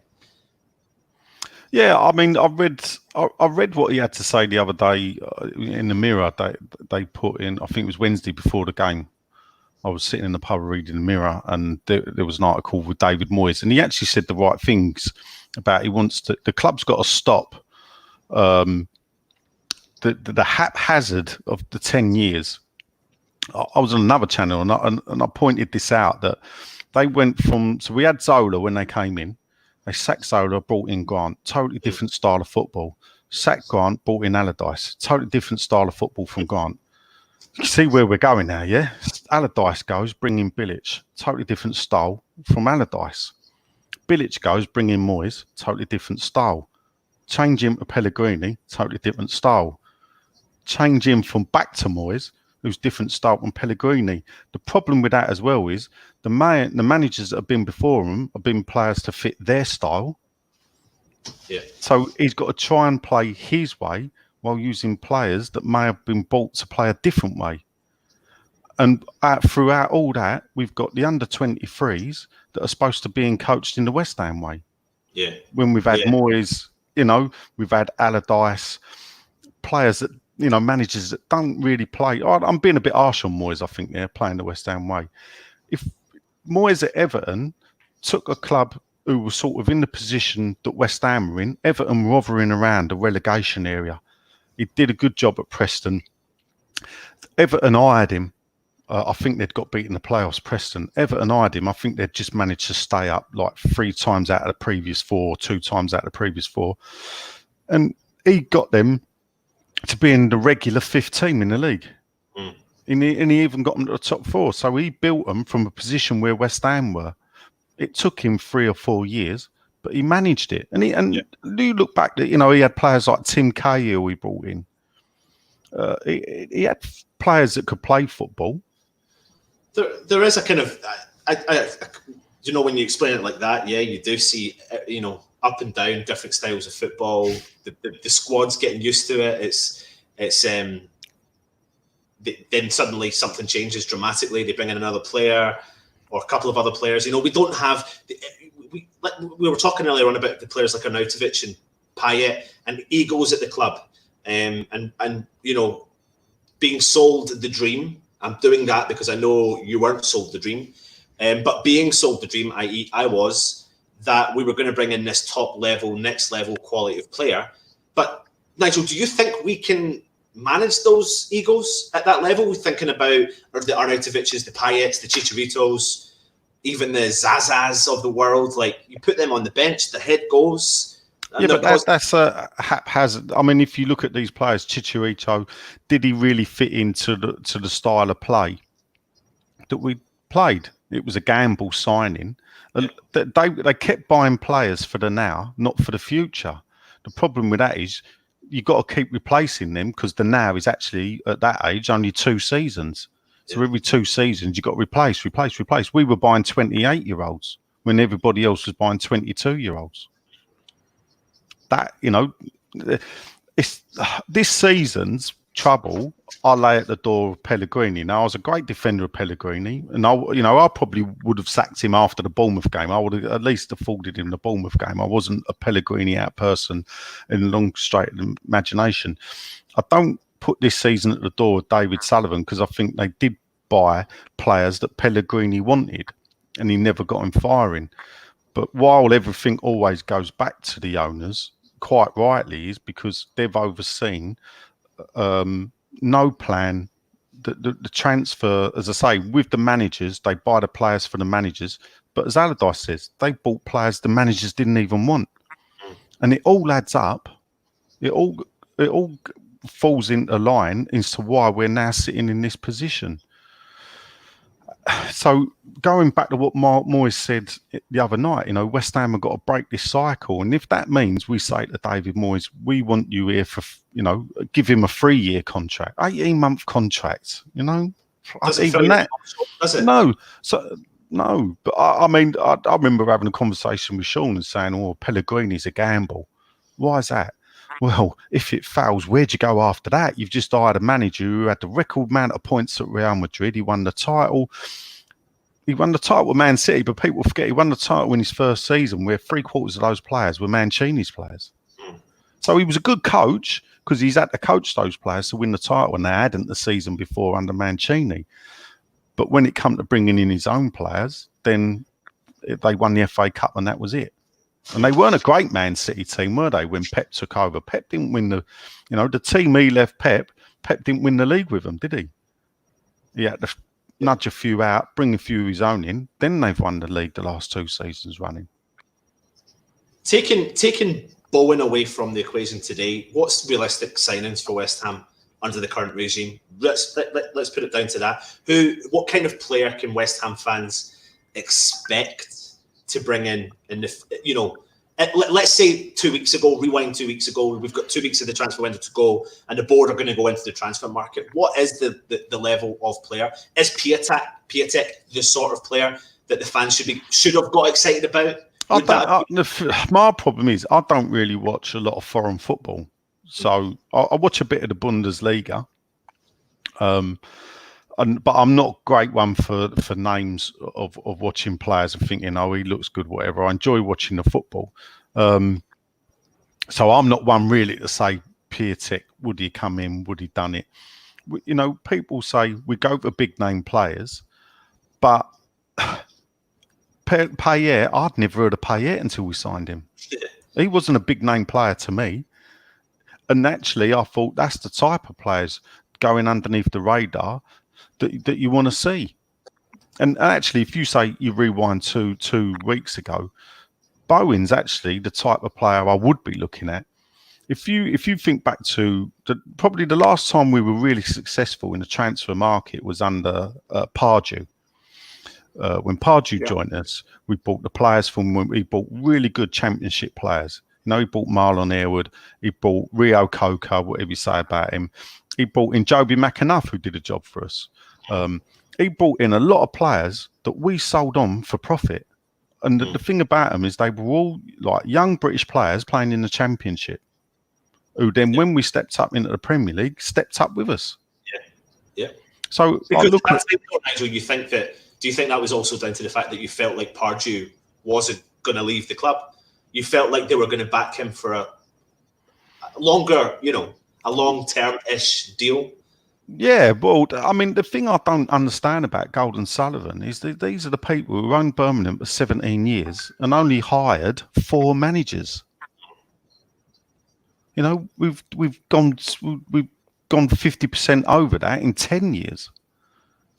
So what people say, oh, they're Manchester, they're doing the same with us at Birmingham. Actually, they're doing it bloody worse. Because at Birmingham, they allowed their managers, even, Steve Bruce took Birmingham down and they allowed him to bring them back up. Well, they don't even let managers even get anywhere near taking us down. Yeah. But relegation don't bother me, to be fair. It don't, because at the end of the day, I'm still going to go over there. I'm still going to watch whatever crap they serve up. And I'll still, nothing's going to stop me from going. So... Nigel, not even people blocking the gates. I'll find a way. Oh, don't worry, mate. I'll be with you. It wouldn't. Nothing would stop me. No. Yeah. Listen, I'm going to come off for a little while. Matt's coming on, so it'll be Matt, Stel, and Nigel. I'll bring Matt in. Matt, how you doing? You okay? I'm good, mate. How are you? Excellent. Yeah, good. Thank you. I'm Stel, over to you to present. So I'll be back on in a little while. Well, look, before you go, like the other week, they were doing looky-likes, weren't they? And they reckon Stel looked like George Michael. He does. Well, no, I'm not having that, because if anybody knows System of a Down, he actually looks like the lead singer out of System of a Down. So if people want to know, Google the song Chop Suey and watch Stel bang out an heavy metal tune, not that jazz skibbity dobbity dobbity that he listens to. Yeah, he likes a lot of that jazz, doesn't he? He does, doesn't he? Old Cleo Lane. Yeah, brilliant. I'll get a little brief image up for everyone on the screen. Yeah, you do that. Let's all have a laugh. You could actually slot that in instead of Stel's face, and no one will know the difference. Matt, you've obviously been listening. I'll get the image up, and when Stel comes back on, we'll ram that down. We'll really take the piss out of him. Matt, have you got anything else to add? I know you've been keeping your eye firmly on Surge. That's it. Alan Frost, you got it. Surge out of System of a Down. Oh dear. They're gambling a lot on getting this deal done. I mean, I said, I don't know if you guys saw it up earlier that is it Jacob Steinberg of The Guardian? Is saying Jacob is well connected. He's saying that the deal's not done because Boeing wants a relegation release clause. Yeah, well, as we said earlier, that's agent. He said that's what's holding it up at the moment. Yeah, that's agent but they've got saying $80,000 a week. Yeah, all right. I don't think it'll be. If we about 60. Yeah, if they know the rumor, the story is that he's on 10 at Hull. Yeah.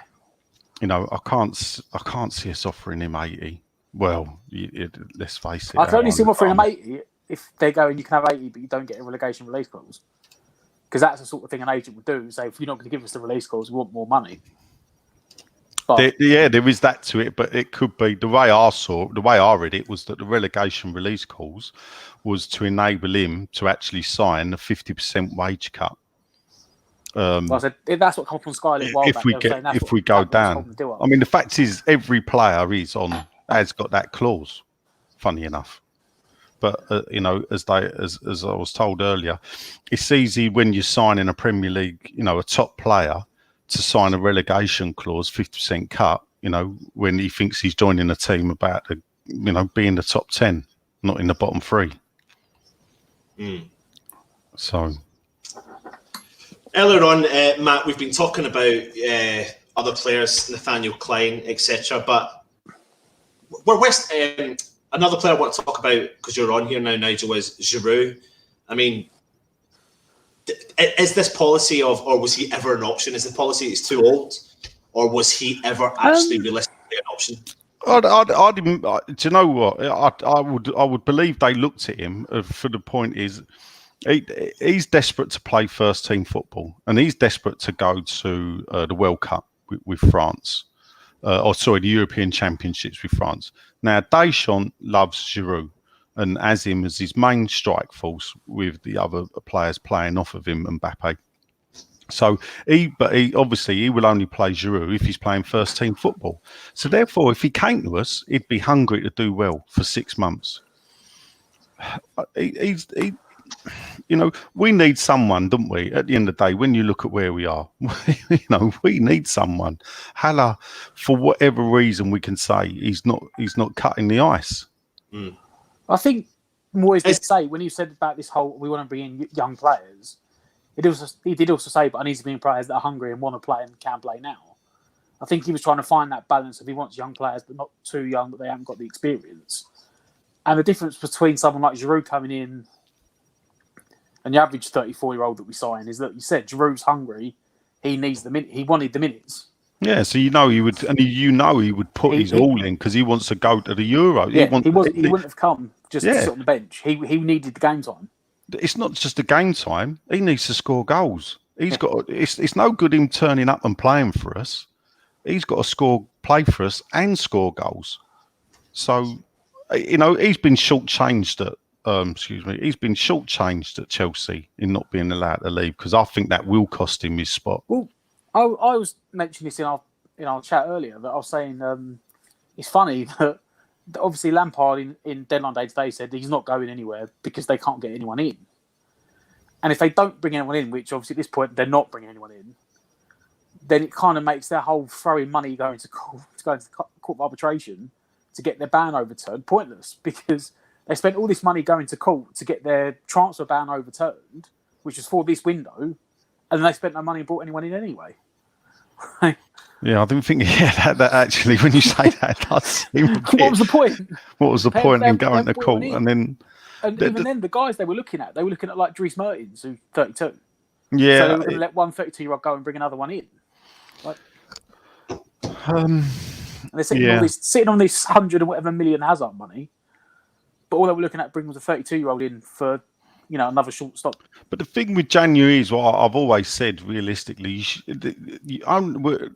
when you look at our main transfer dealings in January, it seems to be every other year. And what happens every other year? Well, in January, every other year, we're sitting 16th, 17th or lower. Yeah, so we're desperate. So, we have to buy these players.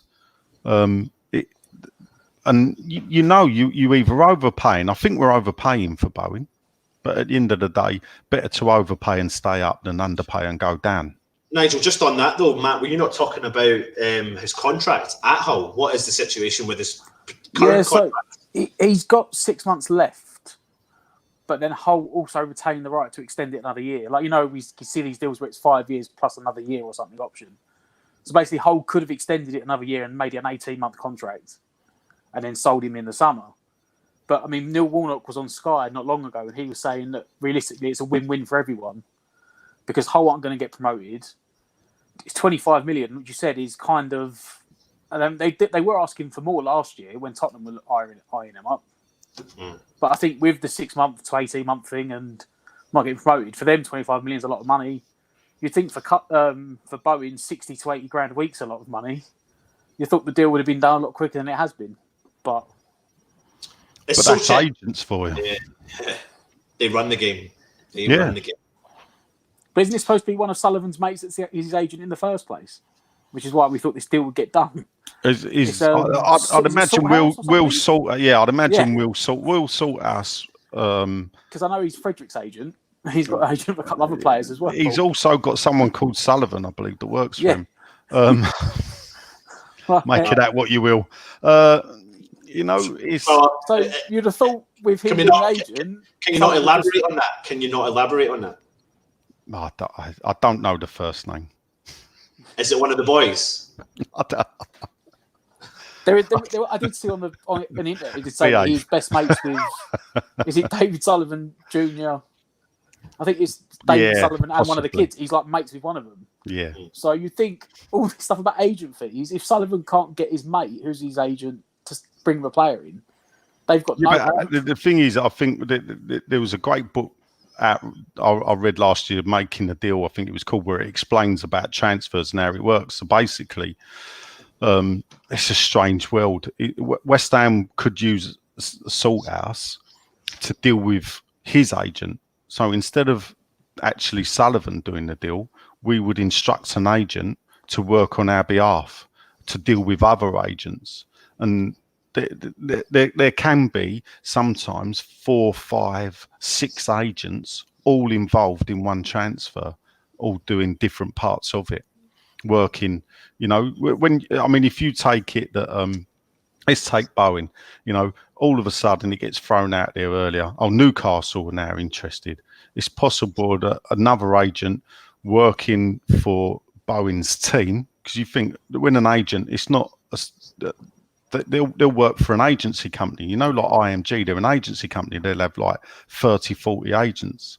So they'll have one negotiating with Newcastle, one negotiating with West Ham, and they'll work as a team and they'll drum up the pretense of interest to try and get the club that's, doing the best to land the player, where the player wants to go, get the best deal they can. Agents are there to just screw money out of the game. Saying about the Newcastle thing, there was a little running feed up. I think it was like a local Hull newspaper, and they were saying that their sources were saying that there was no interest from Newcastle whatsoever, and that the agents were just strumming it up to get more money for it. That's what I'm saying. And when I'd read this book, and it's an eye opener. I think he was a former sports lawyer or something that wrote the book, so he's got a full understanding of how deals are done. And and this is the thing for me, expanding it is where the FA and those that control the league go wrong. Is that he's moved house? Is that where have you gone, Stel? Oh dear. I've actually gone into the living room and I've connected the actual Ether cable. What the? I told you. Yeah. Who the hell is that? Don't you dare say that looks anything like That's me. you, Stel. Yeah, right. Get your comments in below. Let us know your thoughts. Does this guy look like Stel Serge from System of Us? That's Nigel's idea, wasn't it? It only be. Yeah. So, yeah. Stel, you got next door to hopefully- nick their internet. yeah. Stop it, Ant. Otherwise, Just I'm going put to that kick you off the picture whole up thing. there. Just put the picture up there. We can just talk to him. Right, listen, I'm gonna Stel's picture. It'll be fine. jump out for half an hour. I'll come back on. Oh. Right, Yeah. Ant, where were we? What crap was he talking about? We was discussing agents and how they're sort of poisoning the game. Dan, you with us? I'll take him off. Yeah, and how they're ruining the game. Good evening, Hello, Daniel. How are you? I'm not bad myself. I was just having a listen. I'm not due on for about another hour, so I was All right, kicking back. I'll kick you off then, mate. That's all right. I'm just constantly reviewing the transfer centre, just waiting and waiting. Any joy with any news? I'll have a look. For us, nothing. I see Ravel Morrison has been a journeyman again. He's gone to Borough. Yeah. No one wants to keep He's got to see his old mate Ashley Fletcher. Yeah. But for us, the last news was about an hour ago, saying he's now been offered 80k a week, but again the agent doesn't like the relegation clause to half it. So that is still going again, on. Nigel. Is that gonna be our downfall to this deal, or do you honestly think it's actually going to go through? But my money's on the deal go through.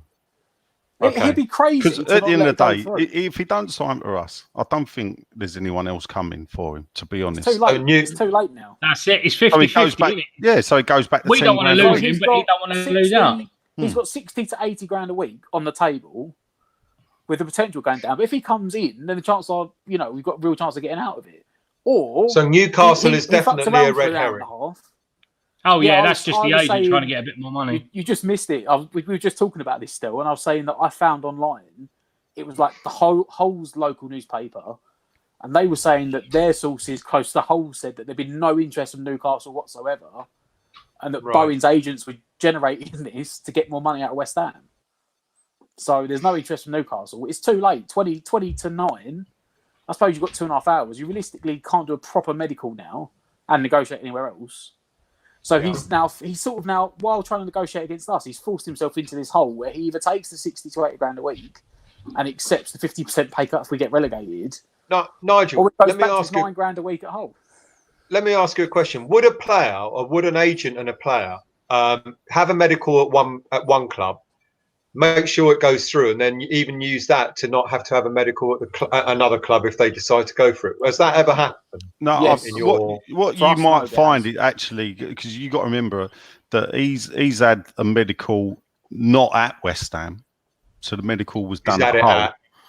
So Right. now I would imagine West Ham would pay for that medical. To be fair, once the transfer had taken place, so it's quite possible that they could, if the agents are party to the information, which let's face it, they would be, that they could use that medical to hawk him round other clubs.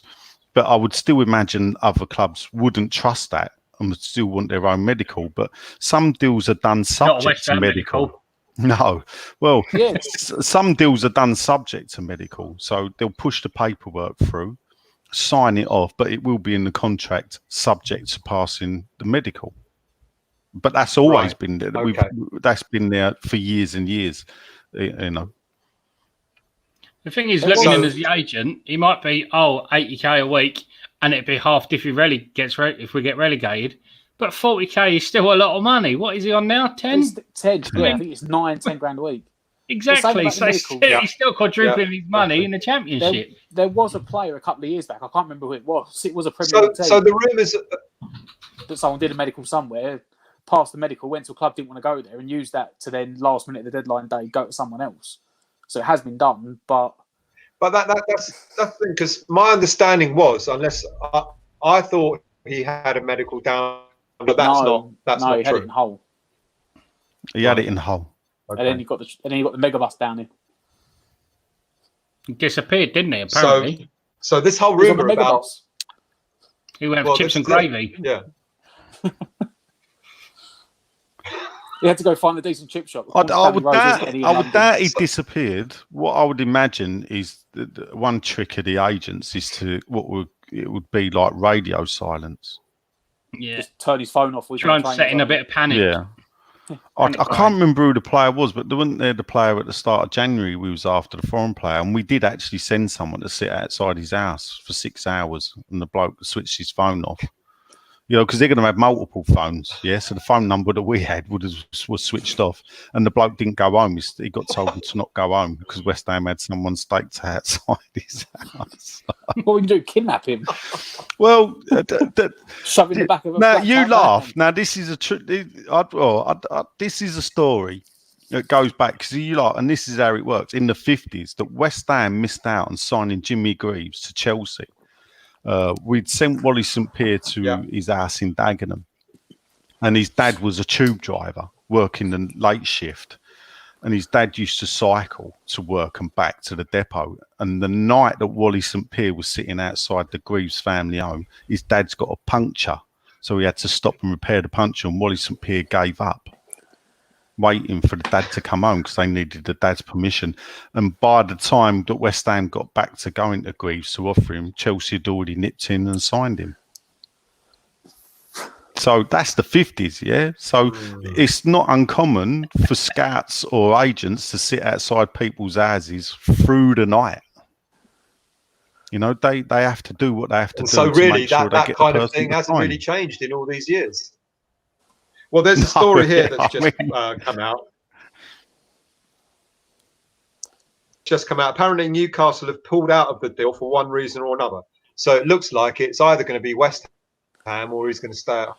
Yeah, no, I did read that. Basically, they heard the wages we put on the table and they weren't interested. So it'll be done within half hour then. He realised he's going to lose a lot of money for the sake of. I just said it's very, very close. I don't know. It's been getting close. It's been very close. It's midday. I was always under the impression it was around 8-9 o'clock tonight. It would be or between 8 and 10 o'clock tonight that it would be out. Okay, so apparently that's actually getting done. Kind of there then. Yeah. And there's another breaking story at West Ham. There's a crucial player that isn't going to be leaving in this transfer window, and I'll give you one guess as to who. Sanchez. Don't need to guess if you're gloating. Yeah. Anyone? Sanchez or Reid? It is Sanchez, I believe. Yeah.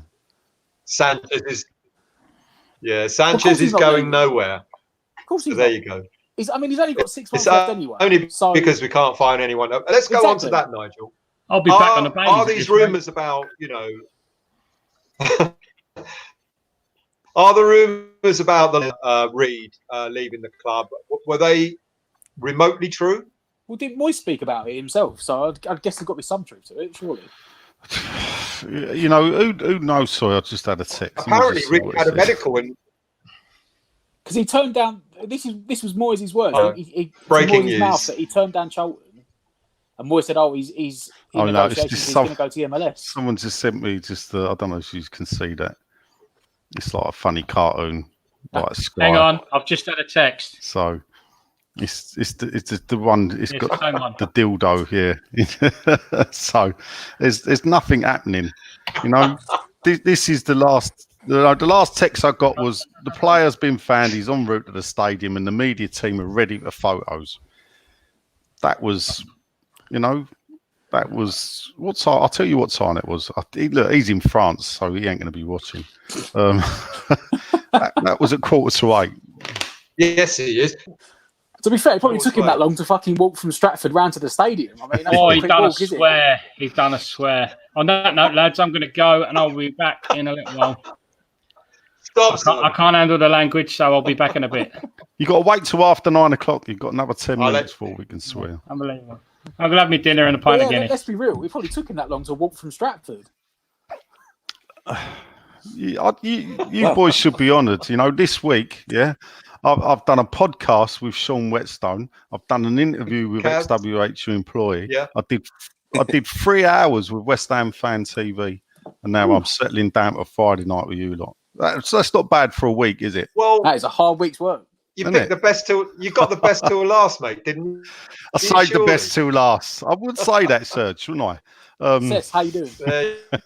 Oh man, it's been a while, man. Seth, how are you, mate? It's been a while, boys. It's been a while. Yeah. It has, man.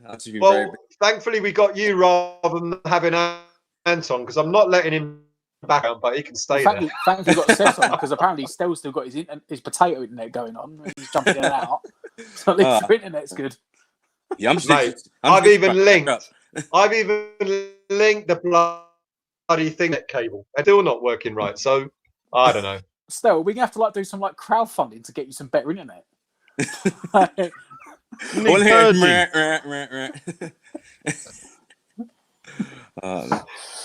right, I'm gonna put Anton on, and I'm gonna go off and have my dinner. Nice one. All right. You mean your internet's dying, so you've got to leave, and Ant's gonna come and save you again? Wait. I think that's right. Now it really looks like the Brady bunch, doesn't it? I know. Saying that, I only saw this today. Did anyone see about that guy at the game on Wednesday? One of the guys that was doing the flags had a GSB out shirt on. Yeah. Funny enough, I knew who it was as well, man. Yeah, I know who it was. I didn't see it. I just saw it in one of the papers this morning. I was like, how the hell did they let him in? I got a text in the game, and I looked at it, and I told the people that text me. Yeah, I told them his name, and his dad. They love a flag. To be fair to him. Yeah, true. You know. Yeah, because I spoke to him about it, and it was planned for a little while, and then how they got away with that, I don't know, but fair play. It's just a shame he got caught, really, isn't it? What's this thing about the club? Are they trying to sue Sky for defamation? They're trying to? They want an apology or something, don't they? They want an apology, yeah, from all the media people. It's the Sunday Supplement. I don't know if anyone saw that clip. Yeah. Where basically the guy was like, they run like a fruit and veg stall, and they were tearing into the owners. And this morning on the Daily Mail, they were saying, they've put in. I don't know if you've noticed that this week the press, especially the Daily Mail, and a couple of the others, have run stories every day, digging out the board. I've actually noticed it. Yeah, I'm quite surprised to be honest. Well, there's been a bit of unrest between some of the journalists and the club. I mean, apart from TalkSport, they love. Yeah, apart from Talk, this is separate. But some of the written press, and I think what's happened now is the written press are getting their own back for some of the things that West Ham have done. So it's not for me to divulge what they've done, but obviously West Ham's been in dispute with a few members of the written press. And when you take on, when it's all right having fans that give you stick, but when the written press and when the journalists start looking into you, they're like a dog with a bone. They will not give up. And when a club like West Ham throw their toys out the pram, start saying you can't come here, the press don't like that. And if they say, just for an example, they ban a journalist from the ground, all those other sports journalists are his mate. So they're just going to take them apart. But to be fair, they've not had a good couple of weeks, have they, man? No. So they've been getting ripped to shreds. There's possibly a bit more to it than what we know. The newspapers, they always write a story for a reason, and when they're writing story after story after story, they've gone up again. The Daily Mail did another story today, wasn't it? I bet if you look back, the Daily Mail's probably done one every day. Wasn't there two today? Because they said about Arnautovic as well. which Yeah. I'm guessing was complete lies.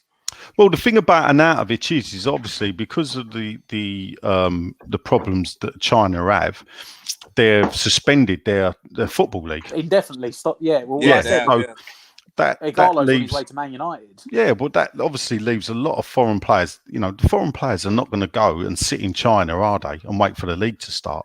Well, I mean, So he's still getting paid his £300,000 a week. Isn't he? yeah, but they're not. Would you sit in China? Really? You'd sit at home and still get paid. I mean, I wouldn't be there anyway. I wouldn't do it. No, that's what I'm saying. So these players are going to be looking. The league's suspended. Is whether they're getting paid the full money or not, we don't know. But they'll be looking for a way out. Would you take Arnautovic back in that situation? Now we are. It depends on his wages. Yeah, I probably would have taken him back. I would. If it was a 6-month loan, we were only paying him a third of his salary. I'd have taken him back for 6 months. We'd have probably have had to put him on 120, 140 grand for that a week. For 6 months. I would have taken him back. How much is your, He's on like 250 net, Yeah, I think. boy? Yeah, Yeah, it's about 400 before tax or something stupid. yeah. Like, That's ridiculous. I would have taken him back because we never sent it forward. But Yeah, I just think it was Moyes that turned him. You know, before Moyes turned up, he was like a lost lamb out there, and then Moyes turned up, put him up front, and he started getting the goals. And it was Moyes that made him into the player that we loved.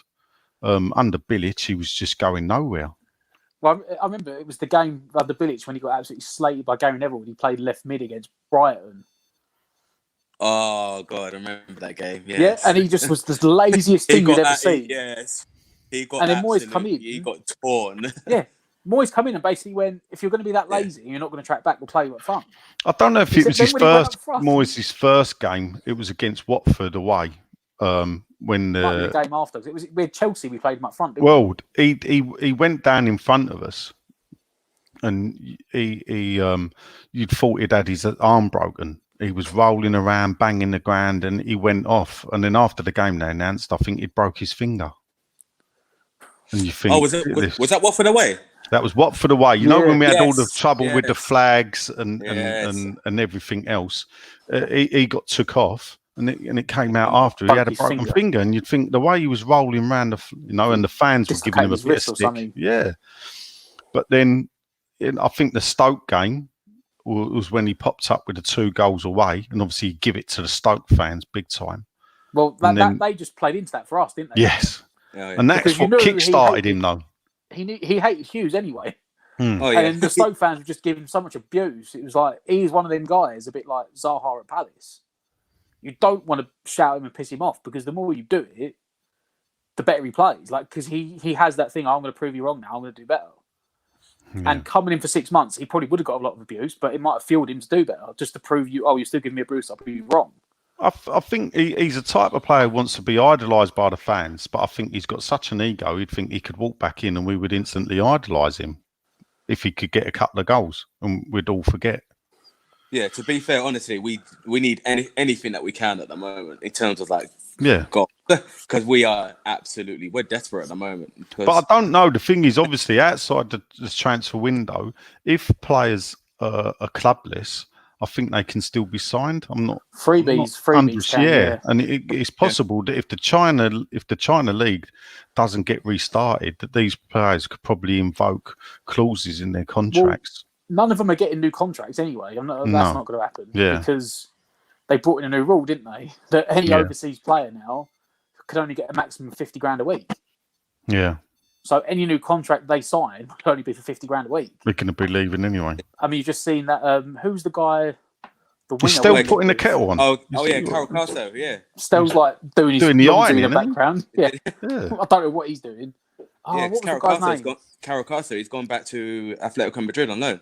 Oh yes, that's what I was. Yeah, he's gone back. He's different because he was in Belgium training. He'd left China. Yeah. So team players going like except Garlo's now got a loan. He's a negotiated wages on a loan to go to Man United. So on Sky Sports. There's one here. There's a geezer here. Daniel Knight says Arnie or Payet for 6 months. Arnie. Don't need number 10. Got 7. I'll have to bite my tongue and say Arnautovic for 6 months, I'd have to bite my tongue and just shout. Also, I'm not being funny. Did you see that picture that come out? But when, how would the fans, we were linked how with would Payet. the fans treat Arnautovic if he came back? In all honesty, if he scores a goal, they'd kiss his ass. You know what fickle fans we are. Come on. Yeah. Is he having his dinner? Dear, oh Stel. dear. Stel, come on. Stel, was you doing your ironing a minute ago? He's going to have a you right can go see at me. in the I'll tell you, background. tomorrow afterwards, he's going to slaughter me, isn't you? yeah, is that you again? No, ain't me playing. That's not me putting the pictures up. Oh, dear. That's that Scottish, that's that Kilmarnock fan, isn't it? And Yeah. Air United, isn't it? Is it? Yeah. Right, lads, I'm going to go off and get some dinner, so I'm going to leave you in the capable hands of Anton, who's just got back in because he was driving his car somewhere. Oh, really? Okay. You're leaving us. You weren't even here anyway, Stel. We were having a nice chat without you. We watched you fold your ironing up. You ironing, Stel. You got your clothes off in the corner. Look. Dear, look, he's gone. Look. Oh, he's back again. I thought he was going. Oh, dear. Listen, Ighalo is apparently going to Manchester United. What makes his deal go through when he's playing in China and not a player like potentially Arnautovic, and blaming the fact that he can't get here? No, but what you know. No, but I thought all flights were grounded, like from China. Well, yeah, but what you got to remember, the league ain't started. Planes. They're not in China. Because don't forget, I mean, the French president and the British government have flown planes in to private planes, bring people out that are, sick. Yeah, but these players are not in China. No, but they're not. They're not in China. You know, Arnautovic will not be in China. Ighalo won't be in China. Yaya Toure will not be in China. They'll be waiting until the last minute.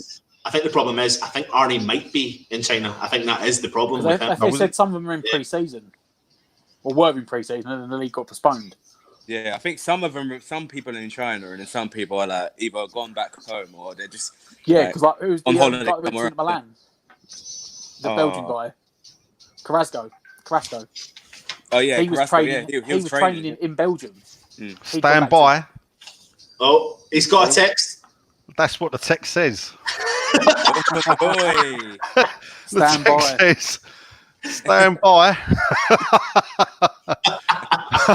He's going to kill me, I tell you. Side note, did anyone see about the poor kid that was going to go to AC Milan today? Yeah, I see that. Literally just saw it from Wigan 2 minutes ago. Yeah, and it fell through. There was some technical issues their end. Did they realise where Wigan were? We do remember a couple of years back when De Gea was supposed to go to Real Madrid and they were going to get Navas, and it fell through because of a dodgy fax machine. Yeah. Well, in Italy, the window shut at 6 o'clock, and at 5:30, something mucked up, and they were like, "Well, we ain't going to get done." But he was in Milan. He'd done his medical. He had his show. He'd walked around, and it's fallen through. And he hadn't been done in time. And now he's got to go back to Wigan. Yeah. It's like 21-year-old American playing left back or right back. Sorry, for Wigan. Was going to go for 10 million to AC Milan, and it's just collapsed on him. And I was like, he must have been distraught. He must have thought, I've hit the big time. Listen, there's something I want to bring up, and I suppose we've gone on about it before, is the strikers since the board have been in charge at West Ham. I've got listed them here. It's just some to name a few, and I can go through how many they've scored. Vazte, Maega, Carroll, Shaw Maguire, Chamak, Paulista, Petric, Cole, Jordan, Borriello, Zarate, Valencia, Sacco, Neni, Yelovic, McCarthy, Mido, Elan, Barrera, Piquion, Obina, Ba, Keane, Carew, Baldock, Montegro, Dixon, Maynard, Yelovic, Emeneke, Martinez, Fletcher, Caleri, Zaza, Hernandez, Hugo, Perez. What are we thinking about that list? Zaza got a move today. Zaza went to Milan. David Gold's joined us. Can you see him? Oh to be fair, though, half that list is David Sullivan signings. Did you see Big Sam on TalkSport the other day when he basically politely threw him under the bus? He didn't say I'd like to throw Big Sam under a bus, to be fair. Big Sam wouldn't fit, to be fair. The bus would have to bounce over him. Nigel, if I had to give you a little one there, throw him under the bus. Which one would you throw under the bus? Big Sam. Sullivan. I'll tell you my funny Big Sam story about me and Big Sam. I'm sitting in London traffic at Aldgate one-way system for people that know what that is, and a black cab tries to cut up in front of me, and being the type of person I am, I made sure he wasn't getting in front of me. But then I look to my right, and sitting in the back of a cab is a man in a West Ham tracksuit, rather large, looking at a phone. And I'm like, it's fucking Allardyce. It's after 9 o'clock, I'm all right. So that's Allardyce. So I'm looking, I've wound the window down, oi, and he won't look up. So now I'm thinking, this ain't happening. The cab's gone to go in front of me. I've cut the cab up again, and I've wound the window down. The cab driver thinks we're going to have a row now. And I went, here, you see him in the back there? And the cab driver went, yeah. I went, take him to the airport, stick him on the plane, and tell him to don't fucking come back. And with that, the cab driver's laughed. So with that, the cab driver's come behind me. Now, he can go in the bus lane and drive past me. I can't go in the bus lane. Out the back of the window is Sam Allardyce doing that to me. Oh, baby goal's gone. So, yes, that was me and Sam Allardyce. But I mean, Allardyce is. Do you know what sort of striker he was talking about? Darth Vader. On his story. Paul, it must be Wellington Paulista. It's got to be Paulista. He said he basically made this point about Sullivan would just buy him centre forwards. Yeah. And he said one summer window, like the end of they turned up for pre-season, and this guy was just sitting in the car park, and he was like, "Who the fuck are you?" And he was like, "I'm your new centre forward."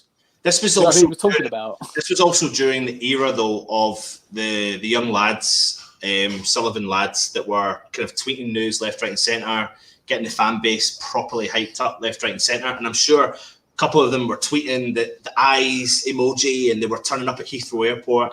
And then the next thing you saw, you were fully expected some decent striker, and then Wellington Paulista sitting there holding a cup of coffee, like just like this in the screen, and you're like, who? But it was blatantly a Sullivan signing. I'm not saying that's definitely who they were talking about in particular, but there was a few to go, and I think he was possibly Maiga or Sacco or something. He was just you do know. Nigel might be able to give us a bit more on this one, but the Sacco deal, the Afro Sacco coming to West Ham was that was all over the shop, was it not? I don't remember now. That's a good few years ago, isn't it? Yeah, I'm pretty adamant there was something to do with. He didn't want him, did he? And he wouldn't play him, and everyone got injured, and he played him. He scored a load of goals. No. But the original deal, I think it was. I don't know if it was like a Sullivan was interested, potentially struck a deal. Something fell through. The manager didn't want him. And then instead of doing a loan deal, he then just went out and bought him outright. There was an original loan deal to Metz on the cards. Something happened, it all fell through, and then he ended up just signing him, and it was a Sullivan signing. And the manager at the time didn't want to play him, and then obviously he ended up being reasonably decent for the club. But I mean, the list goes on left, right, and centre with all these sorts of players. Is there any other news, Nigel? There's a smirk there. And there is an agreement. There's an agreement between the clubs or between the players. That shows your text. He will kill me. There is an agreement. Right. So he's about to get announced, basically, is what you're trying to say. The deal will be done. So as long as the deal's done, I don't care. Sources close to the club. That's not sauce enough. That's poor sauces. Yeah. That's red sauce. Where's brown sauce? You know, I can't know if a West Ham employee is waiting for him at King's Cross. Is that helping for you, Nigel? Oh dear. What about that big banner that's up there for you? The funny thing is, there's about 6 of us in this chat, and like the other 5 do not know I'm on this video. Oh, Nigel, can I tell you something though? When it comes that's why you invited me on tonight. Come on. Nigel, listen, mate, we've got a long. They've said what he's either on this train or that train. I'm surprised Sullivan didn't put him on like the megabus or National Express or something. To take a bit of money. Oh, to be fair, speaking of, I work for National Express. I would have found out if he was on the bus or not. So, I'm going to reply. I'm going to say. So I'm going to say. I thought he was in London already. I thought we sent a car for him. So let's see what he said. Sent a car? What? Oh, that was earlier. He is surely in London. Yeah, they can't. Well, I mean, they were saying on Sky about an hour and a half ago that he was going his way to London Stadium. And obviously, we've got these fantastic transfer links in Stratford, so it shouldn't have been too hard for him to get there. Well, yeah, because we're lucky you don't today because the trains are messed up all over the weekend. So Cam Brady loves their transfer links at Stratford, so they must have surely been able to get him in there quick enough. Right, I'm sorry, I need to go back to Nigel. Over to you, Nigel. I was hoping you wouldn't come back to me. Oh, you can't do that, mate. You can't. Yeah. There's a problem with the mobile phone network, apparently. So it's something to do with trains. We can't work out what train he's on though. Yeah, we'll just leave it at that.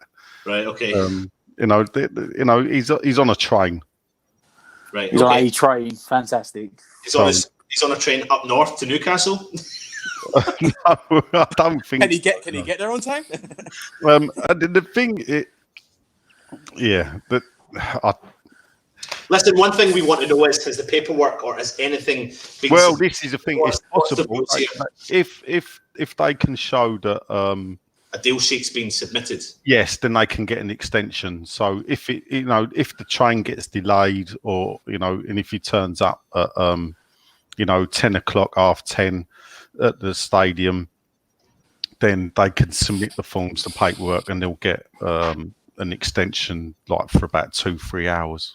I think I'm trying to read here. It's something to do with, like you said, the deal sheet goes in. I think they get to midnight on deadline day to complete the information needed by FIFA's transfer matching system. So the deal will have to officially get the hour extension, and then they don't have to announce it there and then. What's he got? Come on, you can't do that. Don't tell me they're going to wait to announce it till tomorrow, because you can't do that. Well, at the end of the day, they can only announce the deal when it's done. So the fact that they've not announced it, obviously the deal is the deal. I have every faith the deal will be done. Yeah. I think it will be like very, very tight, but it will just be done. I don't get how it's taken so long. Because the guy who got into it is a game. We don't, us mere fans, we don't really understand how a transfer properly takes place, and it's like all sides are playing a game against each other.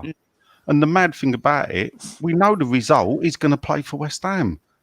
But no, they've got to have their game. The agents have got to earn their money. I'm gonna say a name to you. I'm hoping you're gonna say no. Adebayor. Adebayor, what's West Ham? Because someone's just dropped. It's on Twitter that an unnamed Premier League team has made a late move to sign Adebayor. There was a link to him. I mean, it was. I'm really hoping it's not. A few weeks ago, was it not? Surely. I'm really, really hoping it's not us. Would you really be surprised though? He's like 36. I just spell Adebayor. I know. But would you really be surprised? Hold up, people. We're live on here. I will ask. I just don't know how to spell. Yeah, go on. Bayor. Yep, correct. Adebayor. Adebayor. Yeah, I'm really hoping it's not us. Listen, I know we're desperate, but not that desperate. Any truth we're looking. Yeah, there you go. There's the text. Yeah, I have sent it. Adebayor. Any truth we're looking. Right, so let's see what happens. Sis, let us know what your thoughts are on the transfer window so far. And something else I want to say is, why have we... Someone's put back, I won't say who because they're quite famous. He's about 47 now. Yeah, exactly. That's why I'm saying please say no. Because it's just come up, one Premier League team's looking at him. Yeah, he's a legend. He's a legend. It's got West Ham written all over it. It has. You can't. It really has. Nigel, you can't say he's quite famous. You can't say that. I cannot divulge. I cannot divulge the members of the Circle of a Trust. Oh man. Well, you know two of them, and we'll just leave it there. Right. Okay. Bowen, surely to God, if we were interested in this guy, why did we not work on this deal a lot earlier in the window? I heard this on the radio today. Why the clubs do that, but that's just the nature of the beast. Agents are not going to move, and this is the thing: it's totally agent-led. So have they brought him to the Could we not just like make the window like a week long instead of just doing this month? Because everything comes down to the last. That's what I would do, because agents will sit and wait. Because we probably contacted Bowen agents via intermediaries 2 weeks ago, but they'll sit and wait to see if anything better can come along. That's what it boils down to, really. Yeah. But has the agent brought him to the attention of the club then?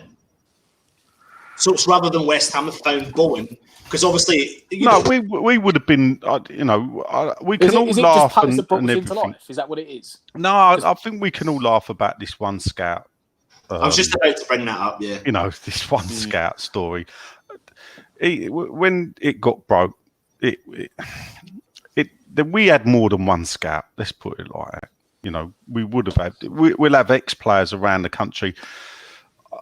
David Cross is an opposition scout, not for West Ham, or he worked for Blackburn Rovers. But I would imagine if Blackburn Rovers have got what they call opposition scouts, and West Ham would employ the same ex-players that go round, not necessarily West Ham ex-players, but any ex-players that go round and just are paid to watch football games and tell us who's playing good and who's not. Yes, we had Pellegrini's son, Usilos' son, and their team. But then again, let's get this right. Sullivan made a car crash of buying players, a speciality, and we all wanted him to stop. So, like it or not, he brought in Pellegrini, he brought in Husilos as director of football, and allowed them to bring his team in. The problem you get is when you sack that team just before the transfer window opens, everything goes with it, doesn't it? Because now you bring in a different manager who may not want, because you would have been scouting players from August to December to see who you might want in January. But everything went out the window when they got sacked. So they either should have sacked them, a month beforehand to put a plan in. Actually, when you look at it, you should sack a manager now at the beginning of December, because you've got to allow him to come in and scout the players. Because when you sacked him, we sacked, we threw away the whole, 4 or 5 months worth of scouting that we'd done as well. Is there such a big impact though when you look at West Ham and you've got Moyes, Alan Irvine, and the goalkeeping coach, and that's really the only backroom staff? Surely that's got to have some form of. No, you will have other. We'll have they will have coaches. Obviously, we've still got Steve Potts. There's a few other coaches that are permanently at the club teaching the kids, and that they could come in with the senior pros. They would all be around. But basically, years ago, I suppose it's modern football now, isn't it? You've got to have this coaching team. Moyes is having trouble finding a replacement. Why that? Didn't Stuart Pearce get vetoed by Sullivan? That's correct, yeah. That's what, because he basically slagged him off, saying that. He said he. I'm not sure that is correct. I'm not sure that is correct. That's what I think. Is that what Stuart Pearce said it himself? He was like, they wanted to bring me in, but then because I spoke bad about it before, they basically said I wasn't allowed back. Yeah, because that story that was put out. Say that he spoke bad. I mean, I think what he said when he left was it one of them? He only met him once the entire time he was there. Yeah, he was like, if you run a club, you'd think you'd see people every day, but I've literally shook their hand once and that was it. Yeah, but this is the thing. People have this image. David Sullivan probably only leaves his house to go and watch West Ham play. Yeah, he sits in his house. He does work. On his businesses, in his office, probably 12, 14, 16 hours a day. He is a workaholic, not necessarily on West Ham, but This is the way, and that's why when people, he doesn't have an office at the ground. He's got no office. David Gold hasn't got an office. We let rooms, though, don't we? We rent rooms off the stadium to get. Well, no, as part of our concession agreement, we have office space. So we rent the stadium. So I suppose you could say we rent the rooms, but that is part of the deal that we get. We've got office space that we've got there. Karen Brady is the person that's in. What does she do? Running. Well, not a lot, in my opinion. I mean, for the her thing is, look, 1.2 million she gets now. Yeah. What does she do for that? Yeah, I saw them numbers. I was like, what the heck? See, before we move on, Matt, do you mind jumping off for a little while? We'll bring Dan in, come back on in about half an hour. And just on that thought, keep that thought. We'll talk about the Karen Brady. What does she do? Matt, cheers for that. Everyone, welcome Dan Love back. Hello. Nigel, to you again about your knowledge on Brady, which she says she doesn't really do. Can I just jump in? He's turned up. Bowen has turned up. He's on his way to London Stadium, where apparently David Moles have been spotted, and he's waiting for him for the signature. I don't know what train he's on. I don't know if he's on a tube. I don't know if he's on a cab from King's Cross, but he's been spotted. He's on his way. This is a bit like Manhunt, isn't it? Or is it? He's like the new Annika Rice, isn't he? Old Jared Bowen. Yeah. Can you confirm or deny that, Nigel?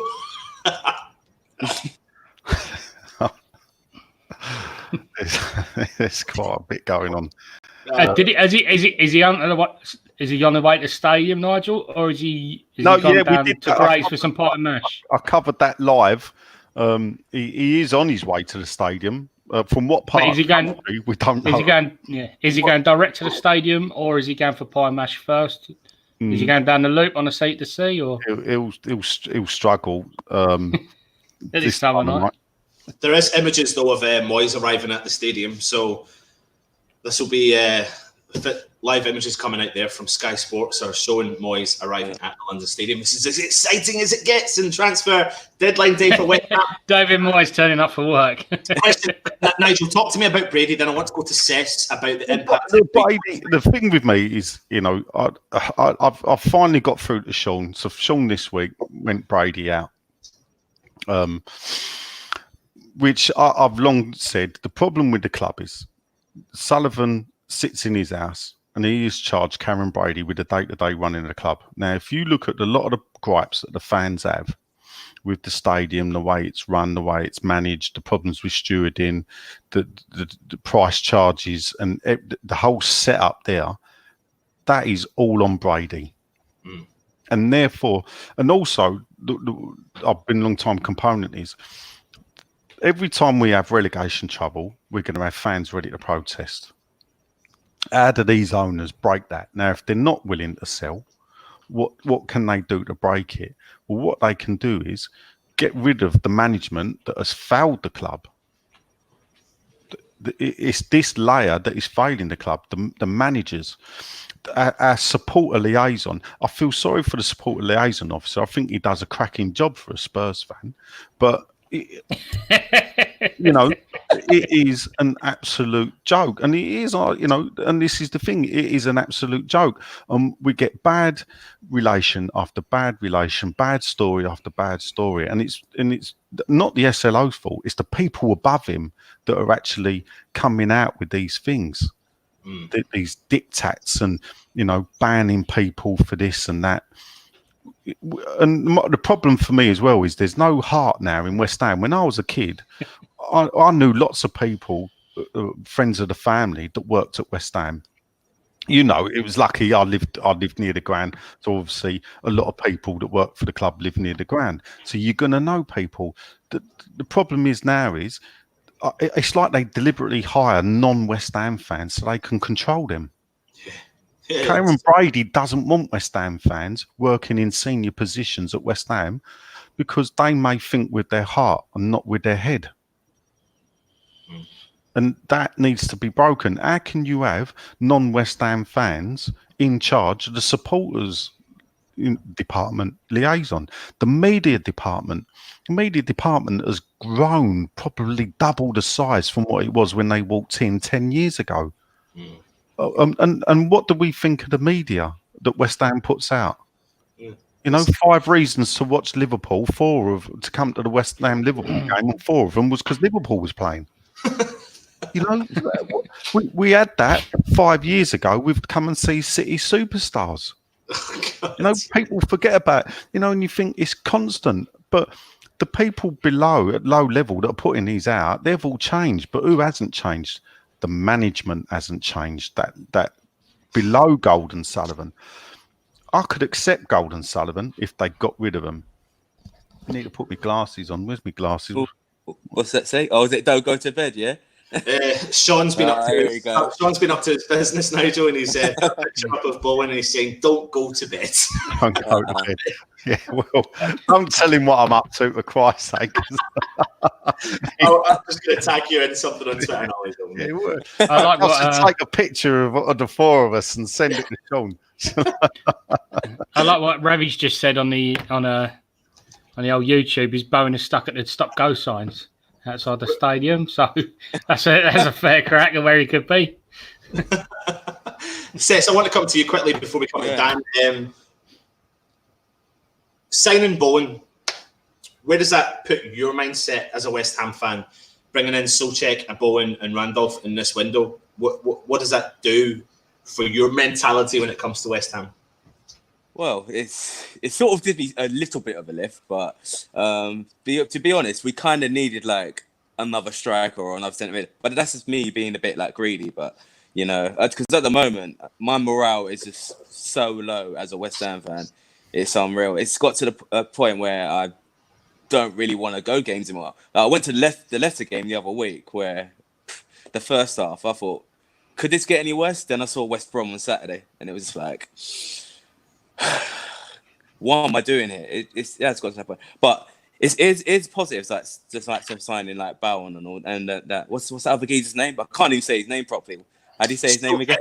Souček. That's it. Yeah, it is positive steps, but you know, we need them because the run of games we've got coming up, man. We need all these players to like roll up the sleeves and give it their all because we're in for a bumpy ride because we've got the likes of Brighton tomorrow. It's probably one of our biggest games this season. We need 3 points. It's a must. For me, I can't accept a draw. No, I can't. But where's Dan? Pretty much same question to you. Where's your head at when it comes to these? You know, Bowen looks like he's going to come into the club. And if it just ends up with the 3 of them, which it looks like it will, Bowen, Randolph, Souček, where's your head at? I mean, we all know that we're on the ground. Well, I'm happy with the players we've brought in, but where's the bloody right back? We've still got issues in the back. Yeah.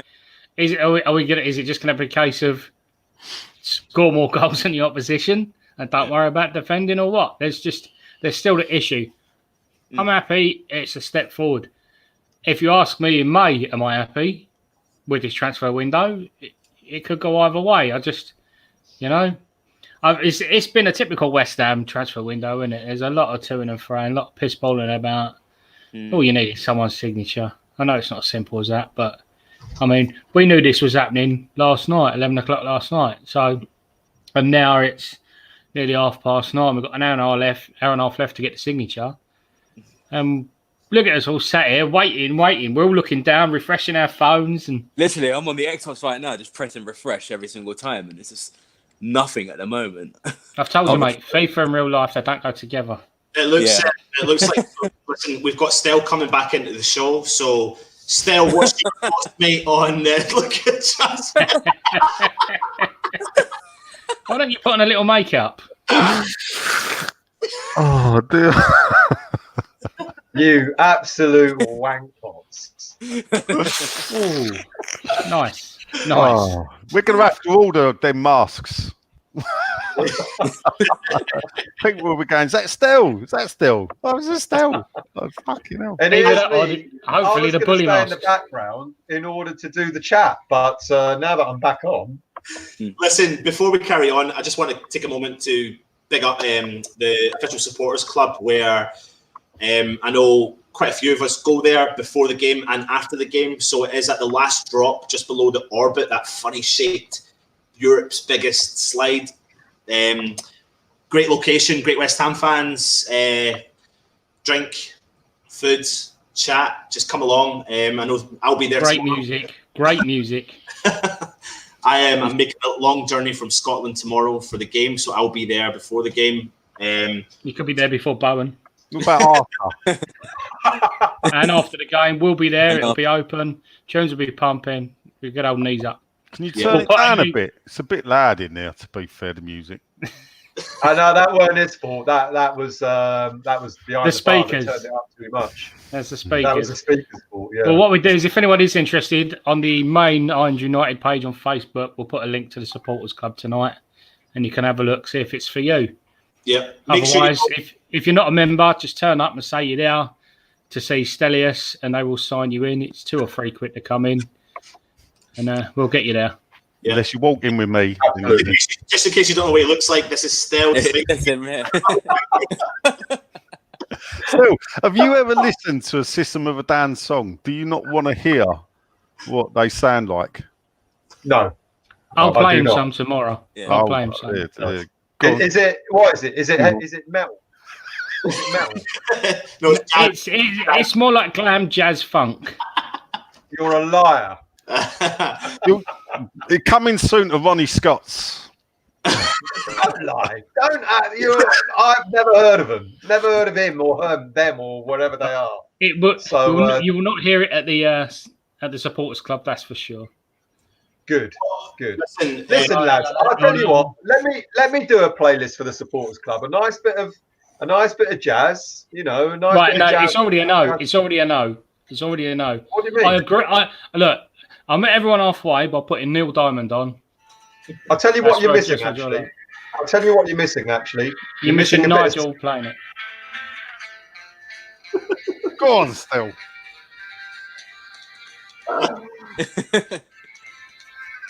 Is that Nigel's time up? Oh, man. You ready, Stel? Here we go. And you're gonna get ambushed tomorrow, Anton, for putting all that shit up. Can someone also put a picture up of Jeff Goldblum so we can see the resemblance with Stelius? Thank you. Yeah. Thank you. That's a good resemblance. No, I'll tell you what you're missing when you're in your sound. I'll tell you what you're missing a bit of Smiths, mate. You should have a bit of Smiths on there. Well, I know you like a bit of Smiths. You know I love a bit of the Mozza. See, I don't mind a bit of the Smiths, but Morrissey's a bit of Ernie. He's a bit. Morrissey's a tosser, but his music's good. You either like the Cure or Morrissey, and there's some Cure on the playlist. I saw the Cure 1991 in Crystal Palace Park. Me and my mate sitting in a tree, smoking Marlboros, because that was the only cigarettes they sold there. It was mad. Just random, throw that up there. Sorry, Justin, this second. And it's gone again. Deal closed within the next hour. Bowen will sign a contract to become a West Ham player. Looks like a good end to the window for David Moyes. Again, it's closed. Who's Moyes? Is he the brother of Moyes? Yeah. It's Moyes. Let's bring I've had a couple of Guinness, all right? Chris Moyes' brother.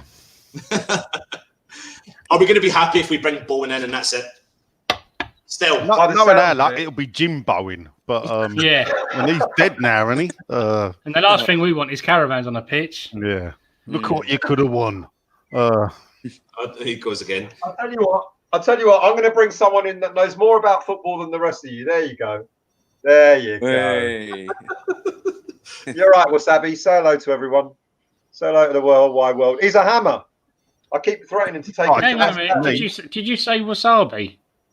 That's his name. Yeah, Wasabi. Sorry, guys, we're losing Stel again. Oh, here he is. He's back. He's back. Oh dear. I'm gonna buy a jug of beer and pour it over your head. That's got to come on after the game. It just shows you, doesn't it, who the supporters are when Stel's got a cat called Wasabi and my dog is called Ludo Mi Doggo. Listen, Nigel, are you going to be happy if we get Bowen and that's it? Yeah, it don't bother me. At the end of the day, to be fair, I think the players have let us down this season. I want to play this guy at poker. Look at him. A far better the players are far better than the position we're in. You know, I keep waiting for the players to step up and play like they should do. Yeah. In all seriousness, that's been the problem this season. It's the players that have let us down. Yeah, in all seriousness, with Souček and with Bowen in, who would drop out of the first 11 for those two players? Because I'm guessing that they will both start. Noble the next for few games. Bowen won't start tomorrow because he had to sign. No, not tomorrow, but in future games. So Noble for Souček will come in for me for Noble. And then Bowen, I suppose, if after Wednesday night performance, I thought the booing of Lanzini was poor, to be fair. I know he had a bad game, but we can't turn on our players when we need them to step up and perform. But that would be, you know, Bowen. I would probably bring Bowen on in the second half at some point against Man City. I mean, let's face it, do we really want to bring both new fresh faces on from the start against Man City? My dog wants to go. I don't think they'd want to start, would they? Yeah, the first game will be against City. Just before we carry on. Hey, look, There we go. Look, Richie, the cockapoo. Cockapoo. Yeah. He wants to cock his leg, so I've got to let him out. Hold up. Listen, myself and Cess are going to jump off just now, if that's all right, Cess. Going to leave Dan, Stel, and Nigel carry on for a little bit. We'll come back on a little while, okay? No, I just got to take his dog out. So you're going to have to hang on because I ain't finished my dinner yet. So you're going to have to stay on. Oh, you bastard. You've not finished your dinner. How many courses you got? I'm on my third. That's what them Greeks are like, isn't it? They all have little... who keeps doing that? Or whatever. I hope he's not eating that cat. Stop it. I do need to I'm going to get my dinner. I need to go. Oh, you bastard. Right. Okay. So, in terms of like when Anderson's back, and then we've got Bowen and we've got Souček. I mean, in all seriousness, Anderson will start games when he's back fit. I don't see him going on the bench. I would expect Bowen to start. We're not buying Bowen for 20-odd million for him to be on the bench as well, and Souček as well. Souček, you're absolutely right, would be a direct replacement for Noble. But I'm looking at, moving forward, I'm looking at a potential 4-3-3 formation. I don't know if you'd agree with that, where you've got potentially at times you've got Noble, Rice, and Souček in the middle, with the likes of Anderson, Allaire, and Bowen as a three up front. I don't know if you would agree with that or not. Or is Moyes? What would you do with Antonio? Well, that's another thing. But is Moyes going to continue playing Allaire on his own? I mean, he's buying Bowen and he's buying Souček to make a change in the formation, a change in the team. So I don't know. Nigel, do you think that would be a possibility that he will stop playing one up front, or do you think he'll still pursue that approach? It's not working, so you'd like to think wouldn't. You'd like to think he wouldn't. There was times where Haller looks very disinterested, but I suppose when at times when we wanted a break, he was the only man, and he had Van Dijk next to him. So you would like to think that Bowen's been brought in to play off of. Because when the only bits that I know of him is that he can play off the central striker. Anderson's never really done that, has he? Or did he do that at Lazio? Lanzini's not that type of player. Lanzini is a creative midfielder. He's not a goal scoring attacking midfielder. So would you throw Anderson back out on one of the wings and then just play Allaire and Bowen together up front? But the problem is, if with us at the moment is it that we're not scoring goals, or is it that we're conceding them? We've got to try and find a right formula. If we play three in the middle, right? If we play three in the middle, but two of them are Rice and Souček, the 4-3-3 for us is a problem because we get caught out badly through the wings. Right. So realistically, you'd want to double up. so when we have Creswell and Masuaku in front of him, that's a doubling up. We need that on the right. The right is where we're suffering. So playing a 4-3-3 is a bit, and that's when he reverts back to this 4-5-1.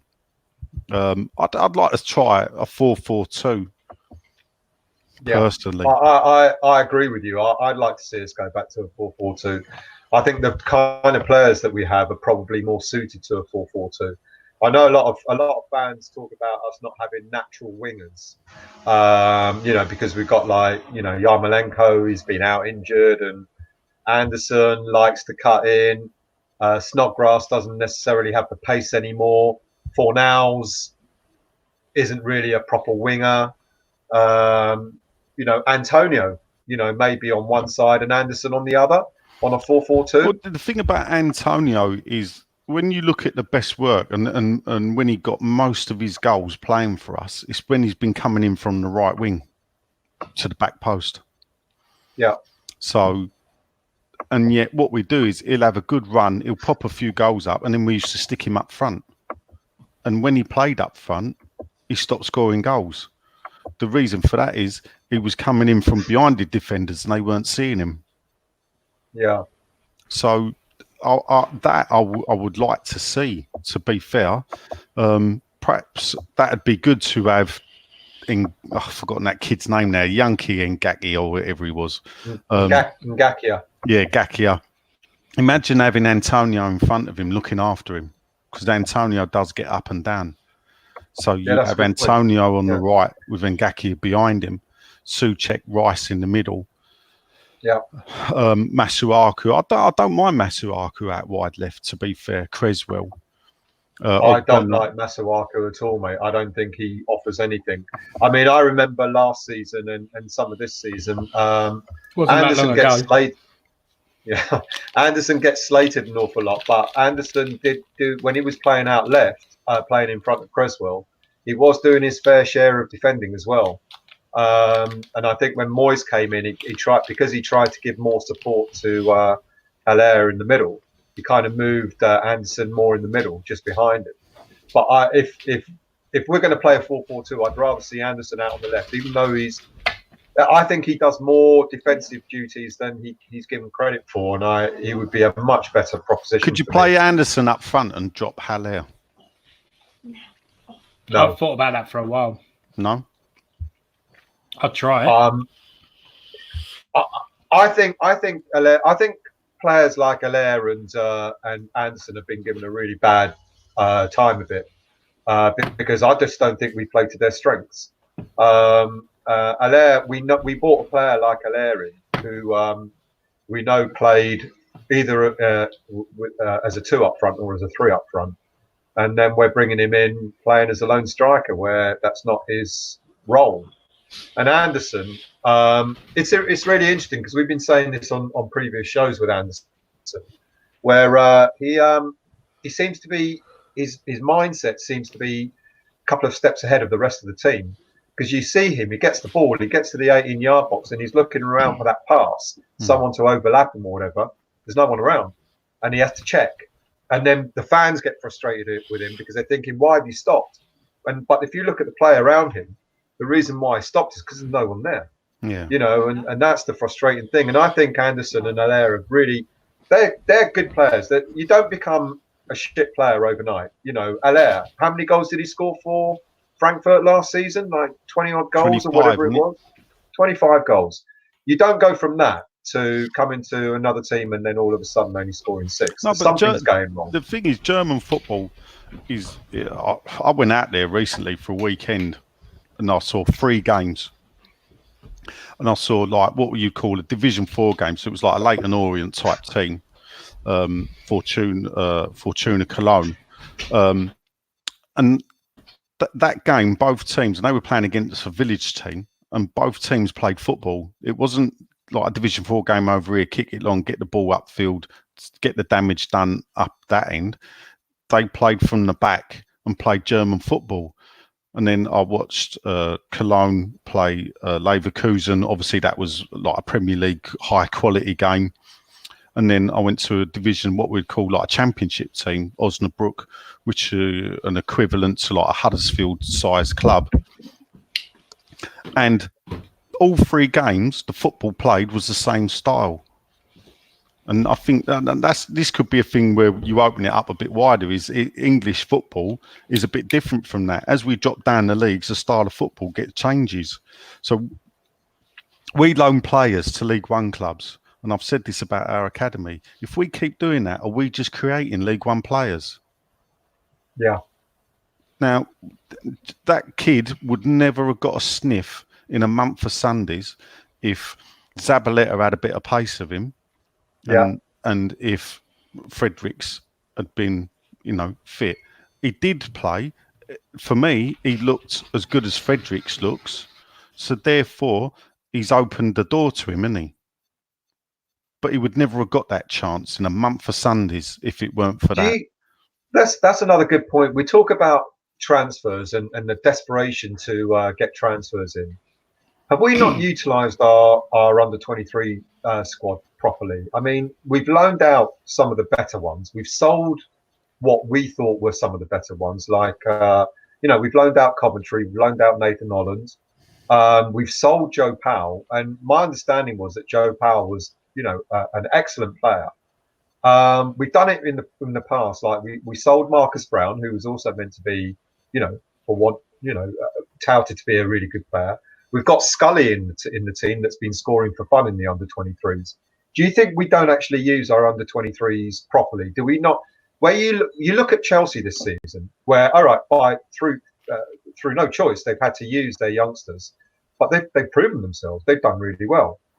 We used to be known as the Academy of Football, and we prided ourselves on the fact that we had excellent youngsters in our squads, in our youth squads.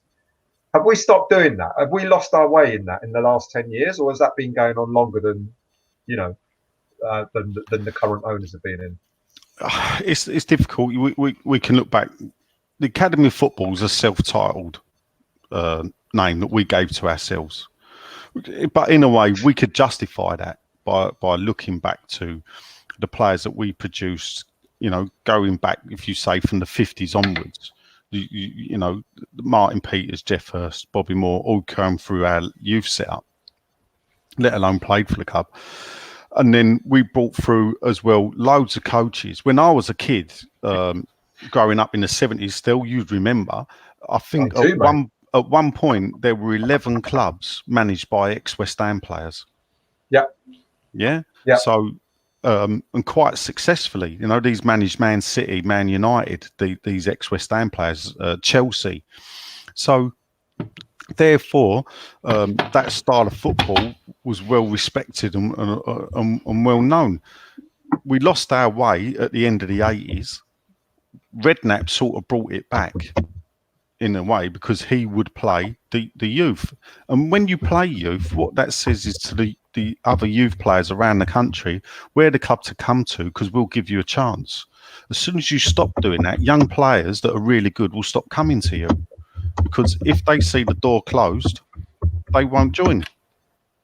And I think this is, you got to strike the right balance, but you've got to give them a chance. We don't know how good they are in the Premier League if you don't give them a chance in the Premier League.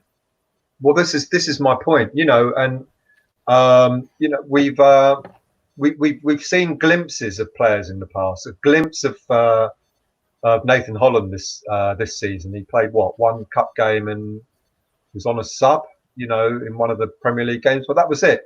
Do you think we don't get given the opportunity these days to? Or do you think that the youngsters don't get given an opportunity to have a proper run because of a fear of them failing? Yeah, no. For me, the problem lies in the setup of youth football. We went to an academy system and playing age-related football. When we were kids, still, we had a youth team, so that was under 18. You had schoolboys under 15, under 16, and then they progressed to the youth team, which was under 18. There was none of this under 23. And then what a lot of these players did was they played reserve football. Now, as a kid, I used to watch a lot of West Ham reserves as well as the first team. Yeah. So you would have a mixture of players not playing. Now, bearing in mind they'd have a 15, 16-man squad back then. So you'd have the players that didn't play mixed in with the youth players, mixed in with players coming back from injury. I remember as a kid bunking off school to come and watch West Ham play Oxford in the reserves on a Tuesday afternoon because Trevor Brooking was coming back from injury, and it doubled the crowd. Yeah. So we don't have that now. Under 23 football's replaced that. But what you got is under 23s playing against under 23s. So they might look good against their peer age. But when they step out in the Premier League, they're playing against top class men, some who might be over 30, but still know their way around a football pitch. Yeah, absolutely. And there lies the problem. So we don't know. Reserve team football, you could see the youngsters playing against men and see how they can cope with it. Yeah, and that was where you would discover whether they were good enough or not. I think we need to bring back reserve football, personally. Yeah, we seem to just bring him in to jog him on, don't we? Like the likes of Oxford when he came in. You know, he debuted at Arsenal away, didn't he? He had an absolute blinder, and then we hardly see him again. And then same as Martin Samuelson, we've sold him to Hull to replace him with Owen. Like. And I bet at Hull he'll be a revelation, because we poached him, I remember, from Man City, and we were proud of the fact that we did. Now, just a moment, lads, because it's been up for a few minutes now. So after over 2.5 hours, we now hear that Owen is at the London Stadium and with his family. So we found him. We dragged him to the London Stadium. He's meeting David Moyes, and that contract is going to be signed fairly imminently. So whatever the issues were earlier, or the rumours about, you know, the contract maybe not going through, etc., there's no way he's going anywhere else at 9:50 on a Friday night when the transfer window shuts over an hour. Could you imagine turning up with your family? You're from out of town. You walk into Stratford with your family at 10 o'clock at night. Well, they just first impression. I think we had a car waiting for him. Don't worry. Yeah, he turned up in a limo, thankfully. Yeah, don't worry. But maybe they've gone to Westfield for a bit of shopping and then on to the stadium. Maybe that's why it's taken so long. There you go. I think I said, did I not, before 10 o'clock? You did, mate. You did. That was breaking news. Where's my little eye emoji? I'll tell you what, you're...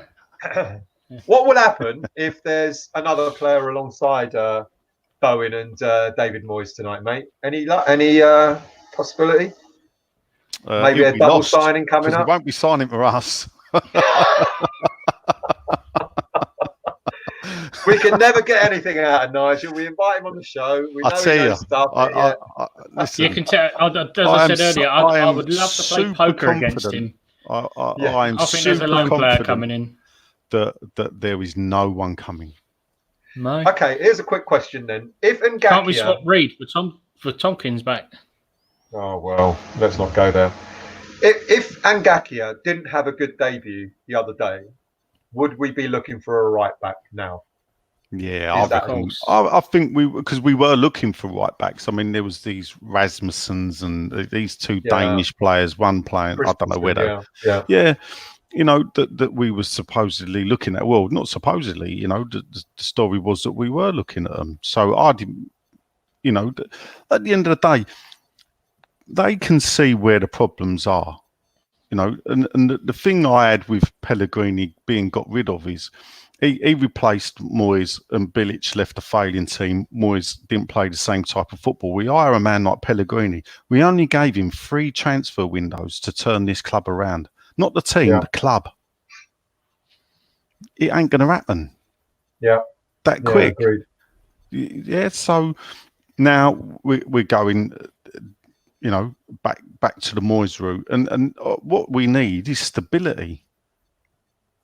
I know you talked about it earlier, but what is this issue with why have we given Moyes only 1.5 years? Is it because... I mean, I didn't really want to go to this tonight, but let's cover it just briefly. Did we get Pellegrini in because of fan peer pressure? Was that what happened? Is that why we got a manager in like Pellegrini? Well, look, and if we didn't have the fan peer pressure, would we have kept Moyes? Would that have, like, from his first stint? At the time, the story was, or as it came out after, that we were led to believe that the deal for Pellegrini was done in the January. Now, Moyes was hired in the November, I believe. The deal was done for Pellegrini in the January with the one condition that we stayed up. Right. Which was obviously before the Burnley game. Yeah. Now,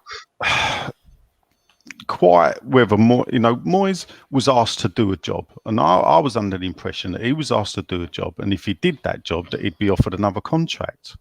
Because I remember at the time, go back to some of the podcasts we'd done at the time, complaining that when they got rid of Moyes, and we didn't know Pellegrini was coming, and there were stories that they weren't going to keep Moyes. It's like, well, this just shows you how distrustful our owners are. That they've hired a manager that really I weren't too enamoured with, but if he's the manager, you got to back him. And then they've gone back on their word. The biggest surprise for me was that Moyes come back, but I think it shows that one, he's out of work, and I think Moyes understands he's got to really prove himself in football again. Because and West Ham is I think sometimes we can become a bit, we got carried away with all the promises and, the stupid promises that the board made. And I think we got carried away with ourselves thinking that we were already a top 6 team when we've never been. That was one of my arguments that let's get this right. We think we're a big club historically and everything else. The highest league position's 3rd, second highest league position 5th. We've been 7 times in our history. So that's a top 6 position out of 120 years, 9 times. Yeah. Is that a big club? No. That Deloitte list that come out, we all looked at it, we're the 18th richest club in the world, but we're playing in the richest league in the world. And we've been in the Premier League for, I think, 23 seasons or 22 seasons out of the 25, 26 it's been in existence. So we're going to have the riches. So therefore, it's nothing. The big thing for me about that Deloitte list was that West Ham was the only club, I think, possibly in the top 30, I looked, that had never won the league title. Or not in the Champions League. Yeah, not only that, not that I want to bring it up and put some thing on it. It's all right being the world's richest club but you've sold your stadium. Well, no, but what you got to look at. So that's another few million in the pocket. The richest club, that thing is purely income. Now, when you run a business, it's your outcome that makes you rich, not your income. Yeah. Your income can be free, can be £200 million. But if you're spending £210 million, you still ain't made no money. No. They release the accounts. I don't ever remember a time when West Ham fans were bothered about the accounts, but now it's such a big deal. It's laid out there. We overpaid wages-wise. Fans go, give him the money. I've seen it a day with Bowen. Just give him the money, get him in, get everything. Yeah. And then when the accounts come out and we've got no money, we've only got a finite pot of money to spend on players. That's a fact. And you should never. I know you're not a board fan, mate. We've had these chats before, and but what's your take on the board? Well, look, there's a lot of there's a lot of unrest again. It's a shame, but okay. Let's look at this transfer window. Are they actually doing? Are they genuinely doing what they can to put things right? I'd not say that to put things right. I think they're doing what they can within the constricts of the fact is that the club, they lost £28 million.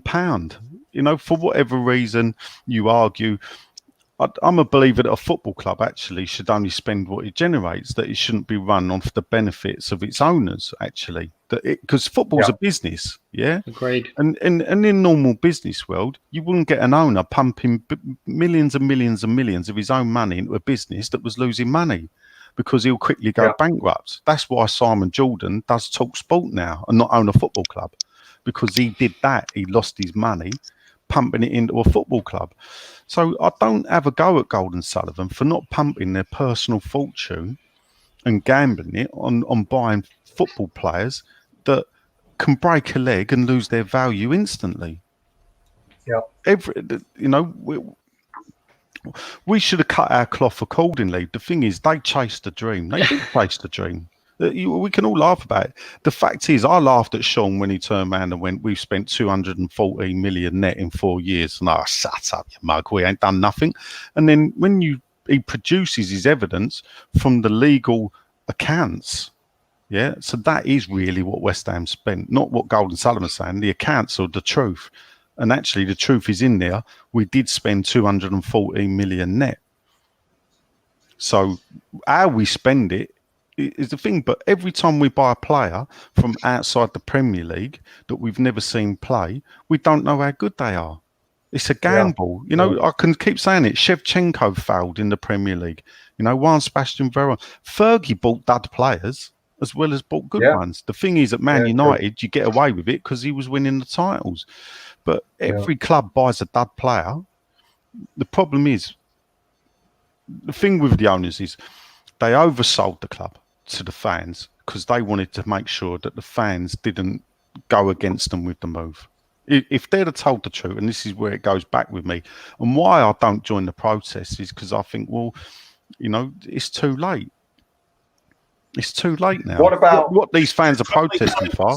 The club's gone. Nigel, keep that thought just now quickly. Guys, we've got a couple of other guests coming on. So, Dan, if you don't mind nipping out just now, I'm going to bring Luke into the chat, if that's all right, mate. I'm going to nip out as well, okay? Stel's going to nip out. That's fine, no worries. That's us back up and running. Luke, how you doing? Welcome back to the Transfer Show. Just hold your thoughts, Luke. We're carrying on with Nigel. If you don't mind, mate, kind of carrying on from where you left off. Do you remember where you left off? Got a short attention span now. I think I was talking about the owners, my favourite subject. In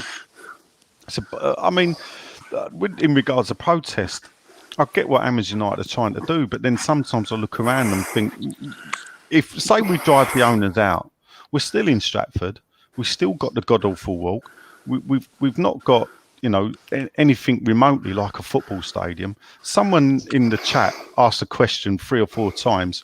If an owner bought the club rich enough, do you think he'd redevelop the stadium, knock it down, or build it again? And what I say to people is, if you're spending £600 million to buy West Ham and they've got a 66,000 seater stadium, which is there, it just needs a bit of work to take it up to 66,000. So there's 66,000 seats in London Stadium. Are you going to knock it down and build another stadium with 66,000 seats in it? Yeah. You're not especially when we're getting 60,000 tickets. Every home game, 60,000 tickets are sold. Whether we know people ain't turning up, but the tickets are sold. So no owner's going to walk in and spend £500 million of their money redeveloping, even trying to rejig a stadium. For what benefit? Golden Sullivan didn't redevelop the Boleyn because it would cost them £15 million, where they earned that by leaving. Yeah.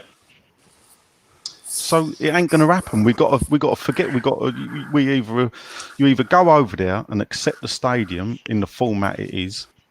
There is certain ways it can be rejigged. So let's go for the straightening of the stands, like it's been promised. But see how they keep going quiet on that.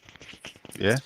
So they bring it out now and again, then it goes quiet. When they brought it out the first time, I looked at it. They claimed they were moving thousands of fans forward. And then all you had to do is look at the corners of the stand where it's straightened to see that it's in exactly the same place as where they are now. So they're just straightening it. So that actually moves about 200 fans further forward. Yeah, but it's little things that by doing that. Now, they can't do that on the west side. Because of the rake of the stadium is worse on the west side because we got the third tier where the corporates are. So the rake has to be shallower. So you probably could, well, as you can see with the East Stand, that's why they could do a cop, or supposed cop. That's how they could do it. You can't do that on the west side because of the corporates. As much as we'd like to block their view, they pay more money than any of us do. I've got a mate from America who spent more money in 4 years at West Ham than I have in 25. And there lies in why we moved, because they want to entice the people like my friend John in America, who will come over one game, he can afford to buy a box, so he buys a box. Absolutely. Look, it's been a while, mate. You're back on the channel. Give us your kind of rundown on the West Ham transfer window, and what does it mean to you if we sign Bowen on top of Souček and Randolph this window? Luke, are you there? I take it you can't hear us, Luke? No? That went well. That went really well. We'll try and get him back on if we can. Again, they're going back and forth to the club. I mean, it looks like it's going to be the only deal of the night with only an hour to go. Breaking news, there's 1 hour to go. Till Brexit. Can we say that now? Still ain't on. I didn't want to upset him in case he really started crying. Oh, my word. Yeah, if you're even remotely a friend with him on Facebook, you'll see quite a lot of emotional posts. Oh, hold on a second. Actually, I think coming in live from where Stel lives, Stel's coming back on, and Dan is coming back on as well. It's like Kerrang magazine. Dear, oh dear. So with an hour to go, guys, sum up this transfer window.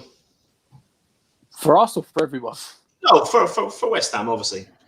To be fair, I mean, we said we need. If you'd have said to me at the start of the window we're going to bring in 3 players, I'd have been shocked. I mean, he's only really. I mean, Bowen kind of fills 2 positions as a winger and a centre forward, and they brought in a centre mid, a box-to-box centre mid, and they brought in a goalkeeper. So realistically, they're only really maybe a right back short of what we would have wanted in the first place. So they haven't actually done that badly, to be fair. Yeah. What would you say, Nice, then? How would you round up if it's going to end like this, isn't it? Yeah, I mean, the thing is, we can all shout positions because actually West Ham are weak in nearly every position. Even though the funny thing is the one position I thought not strongest, but you wouldn't need to worry about was centre midfield. Yeah. So typical, we go and get one in, but we've only got him like on loan, haven't we? If we go down, we don't have to buy him, and if we stay up, hopefully he's proved that he's worth it. I'd imagine that we've set a fee that we'll already pay him. So, we all know the riches that are on offer for staying in the Premier League. It's not worth thinking about that if we go down, because if we go down, if you look at the quality of players we got, you could say 4 or 5 straight away are going to walk out that door, maybe more. So then you've got to go into the rebuilding job. The problem with that is there's a whole host of clubs that have had to do that, just jettison as many as they can in one go, and they've filled the trapdoor even further because that's a strong league down there. Yeah, that's a strong league. So, it is. But do you think then you look at the signing of Bowen? Is that it's a win-win signing? Is it not really? No, yeah. For me, I've always said we should try and be looking in the Championship. There's a lot of good players. At the end of the day, if we look back a few years, you had about 5 years ago we had Grant, Ricky Lambert, Vardy playing Premier League football. These were players that played lower league, but only got a chance to join those clubs because those clubs, Southampton, Norwich, Leicester, all dropped into League One. Ricky Lambert was a great goal scorer in League One for, I think, Bristol Rovers. Pardew was at Southampton. Who's the best player in the league? Bought Ricky Lambert. 3 years later, he's playing for England. He's gone through the leagues with Southampton. The same with Vardy. He went from non-league Fleetwood Town, from non-league to Fleetwood Town, and then was bought by Leicester. I don't know if it was when they got promoted out of it or when they were still in League One. I mean, at one point he played with Harry Kane on loan at Leicester. Harry Kane was on loan at Leicester, and they had them both. And look at him; he went on to play for England. So those players are there, and those players only got a chance because they got the clubs in League One. You've got to have your scouting network. More than one. We all know that again.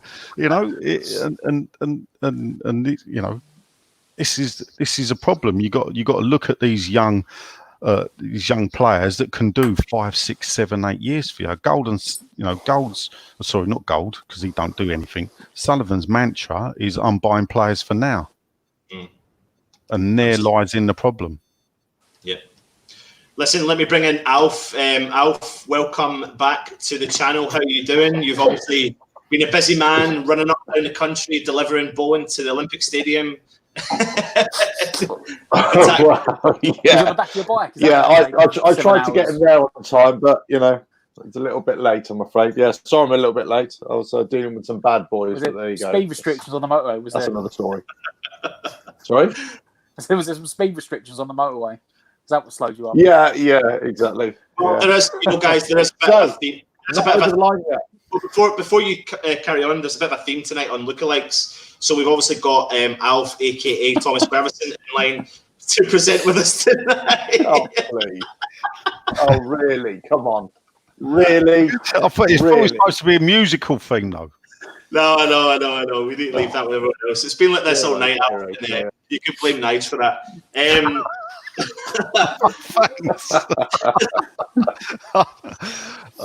was your fault, actually. And Alf was there the other night when you were talking about. I'm trying to get updates here. Yeah, you was talking about music lookalikes. I'm thinking he don't look like George Michael. Dear.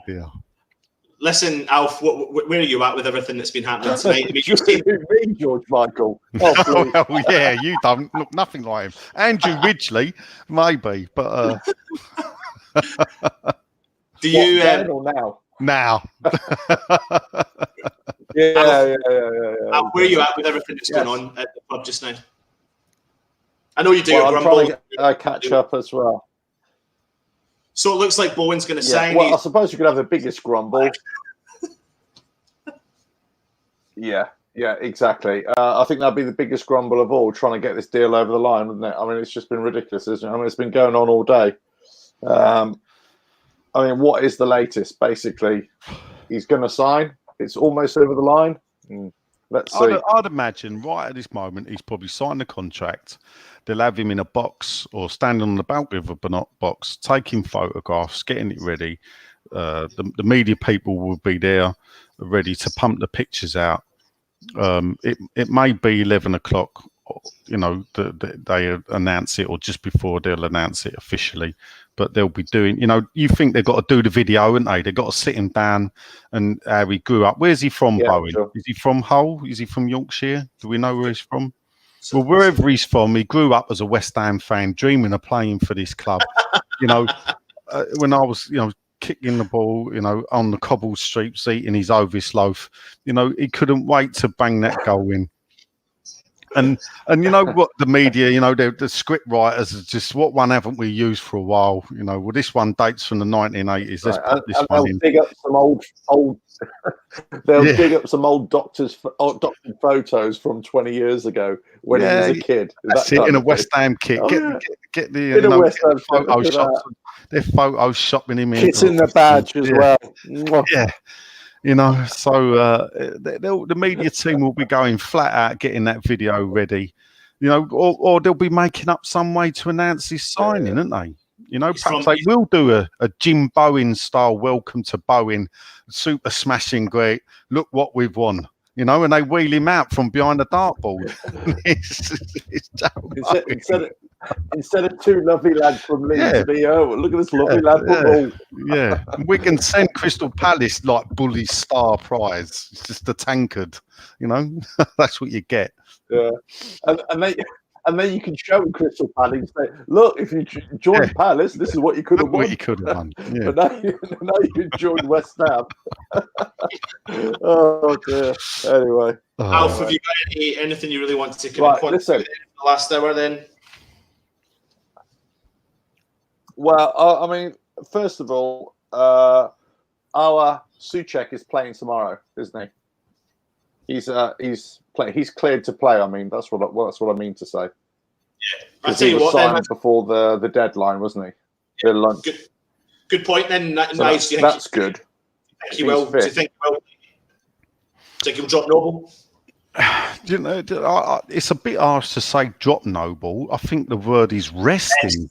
Snowball, yeah. You know, he was bang on the money. Exactly. Last week, as well. he was spot on to come out and say, you shouldn't be bringing me on at half time in that game. That's embarrassing. And he was right to point that out as captain of the club, and you know, as in steeps in the club as he is, that at the age of 33, it should be embarrassing that against West Brom. I saw it. I just see what have you left him loose with the keyboard? Dear, oh dear, you got no chance, mate. Where's my Union Jack? Start waving it, dear, oh dear. But anyway, you know, Mark Noble was right. You know, it's times like these that all we can do is just sit back and drink a glass of wine and smoke. But the thing is, what happened is years ago. I remember Ian Wright signing for West Ham. And this is how I found out Ian Wright was signing for West Ham. I was queuing up to renew my season ticket because back in those days, that's what you did, people. You didn't go on the computer. You stood outside the window box and you waited your turn. And out come a photographer for the Sun. And it just so happened that 3 weeks before, he'd been locked out of his house in Ilford, and he'd called me out as a locksmith, and I'd got him into his house, and he recognised me and come up to me, and I said, "What are you doing here?" And he said, "Oh, we're just taking photographs of Ian Wright." That is how I learned we were signing Ian Wright. He was already at the ground having the photographs done. And now we get to this where we're stalking players on trains. You know, I laugh. It's a bit, you know, it's a bubble. It's social media. You know, I was a big person against modern football, and I spoke to XWHU employee this week, and he pointed something out to me. You know, for all this, I'm against modern football. You know, I spend half my evenings on Twitter. I do podcasts. I do video shows. You know, how much modern football do I want to be immersed in? So I'm a bit of an hypocrite then, aren't I? Well, really? You raised a good point because we're all part of this circus to some degree. The same problem, aren't we? You know, we are because we're all talking about it. We're all speculating about it. We're all creating content and pushing it out there, and I'm partaking in it, and I'm going, this is mad. Well, when actually that is the way of football now, isn't it? Yeah, I agree. But I've also got to say, I mean, you know, I'll be glad when 45 minutes is up. You know, I'll be absolutely glad. I hate the January transfer window. Absolutely detest it. You know, if it was me, I would actually change the rules completely. You get your summer signings. That's it. That's your lot for the year. I'd have a week. Be done with it. I'd open it for a week. What? A week, 1 week. You get 1 week to sign players. It doesn't matter if it's open for a week. It's still go to the 11th hour. Yeah, but then we wouldn't have of the 7th day, wouldn't it? Then I wouldn't have had like people texting me for the past month. What's going on, Nige? Because that's what honestly, you know, that's what you get. Any news? Sean said anything? You know, it's you know, you know. Well, if I ever ask for your, just say no. You're not having it. I don't even think Stel's got it. I don't think he'll give it to me after tonight. We don't want it. We don't want it. We don't want it. Yeah, just send us an email with the info. You know what I mean? Yeah. What happens? Right, what's the latest, Anton? What happens tomorrow if West Ham lose? Relegation. Boom. I think it's even if we draw. It's a foregone conclusion. Yeah. So it's pretty much. Yeah, because also you got to factor in tomorrow's another massive game with Villa against Bournemouth. So regardless of which way it goes, if Bournemouth get a result, if we draw and Bournemouth win, bottom three. Yeah. So we could easily be in the bottom three. You know. Yeah. We don't play as a team. That's the problem. We just don't, regardless of our quality, we just don't play as a team. And we haven't played as a team for a long, long time. If you take from, was it Brighton downwards, Brighton, Villa, us, Bournemouth, Watford, Yeah. There's two poor teams there that have been struggling, but Bournemouth have most recently won a game. So us and Bournemouth. If you look at a club in crisis, there's only one team now. I watched the Norwich Tottenham game the other week. They got beat by Tottenham 2-1. Their fans applauded their team off. They still cheered their manager like a hero. They're bottom of the table. They're going down. Yeah. You know, then you look at us, and I know it's a different size club and it's got different expectations, and that's the part of the problem with where we are. Yeah. But when there's the disconnects now between the fans and the club, and that for me will hinder what goes on. And I think if we get entrenched in the bottom three, because we've got Man City, Liverpool, we've still got we did it earlier, didn't we? Chelsea, Arsenal to play. I think at the end of the season we got Burnley, Norwich, and then Villa as well. So we got an easy run in at the end. But if we've just spent 5, 6, 7, 8 weeks in the bottom three, when it comes to playing Burnley and Norwich, who's to see that our confidence will be shot by then, and it'll be too late anyway? Yeah. Oh dear, I don't know. I just see the other teams as having a lot more fight than us, a lot more willingness to go forward and have a bit of a creating clear-cut chances. They're not. I mean, Norwich, I think are better. I tell you what, who would have been a great signing for us is that Pukki.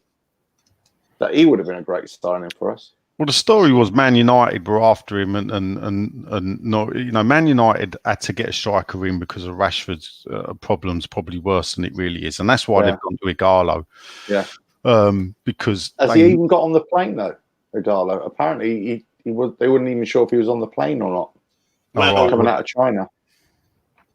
I think it's actually Sky Italy that's breaking the news, which makes me think he's probably, as what Nigel said, is kicking about in Europe somewhere, where I think Arnautovic is a different ballgame. Oh, right. Okay. Yeah, I don't think that a lot of those foreign players are actually sitting in China. Let's face it, they announced the suspension of the league. You would imagine that they would have thought about that a week or so beforehand anyway. The league hasn't started yet. So there's no way I can imagine Yara Toure, or players of that ilk would be, as soon as the season's over, they're out of China, aren't they? Yeah. Pretty much. Yeah, perhaps. But like you said, it's getting beat tomorrow against Brighton, 2 points ahead of West Ham, is it? They're on a bit of a bad run themselves. It's not going to look good. We've got Arsenal, Tottenham, City, Liverpool all away from home. Yeah. And then the next couple of months, Wolves at home, Southampton at home have picked up a bit of form. And it could be the typical West Ham thing where we step up to the plate and get a couple of results, and it still wouldn't put it past West Ham doing that, to be honest. Well, look, let's get this right. We're 11 points, off 6. Yeah. I mean, it's a very compressed league this year. This is the thing. This season, probably more so than any other time. It's happening. Every season's getting more and more compressed because of the amount of TV money being shared amongst the clubs in our level is compressing the league.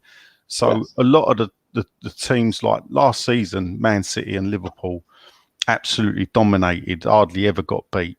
Now only Liverpool are not getting beat. Man City have lost 5 games this season. They've got beat by Norwich. It only seems to be West Ham not beating those teams. Yeah. The teams that is thrown up that, Chelsea, I think, have lost 7 times. Yeah. So it has compressed the league. Remember, Southampton looked dead and buried. They lost 9-0 to Leicester. Yeah.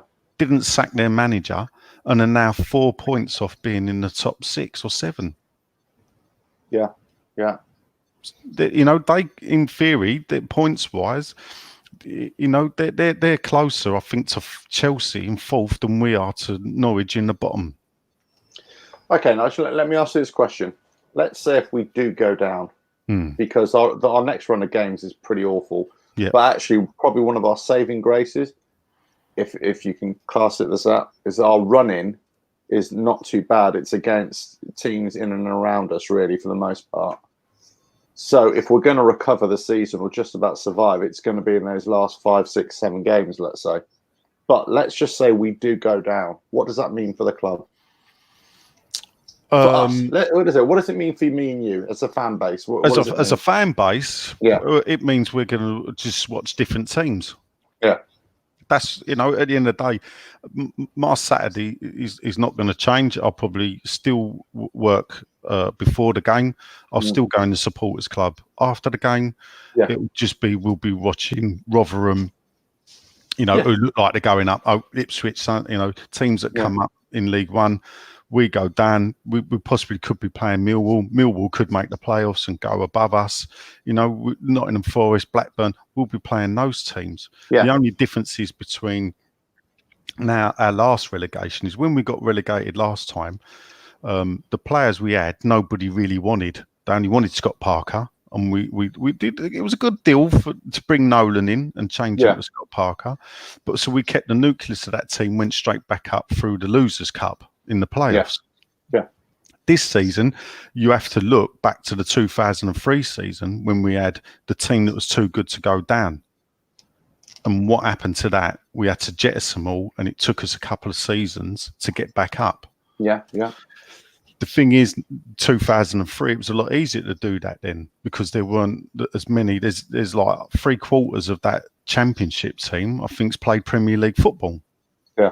So we're going into basically Premier League 2, and that is going to be ever so difficult. And, we could, for the first time in our history, drop into League One if it's managed badly. What about the fan base? What about the stadium? What do you think will happen there? Well, Saturday against West Brom, there was more people sitting around me in my block than there was for the Liverpool game. Oh, really? Okay. Yeah, but I was the only in my seat for the West Brom game. I was the only season ticket holder that was there regularly. Yeah, everybody in 5 odd rows around me were people that had bought for that day. So if you charge, how much would you have to charge? I don't know. My season ticket couldn't get any cheaper. I'm band 5. They'd be paying me next to go. Yeah.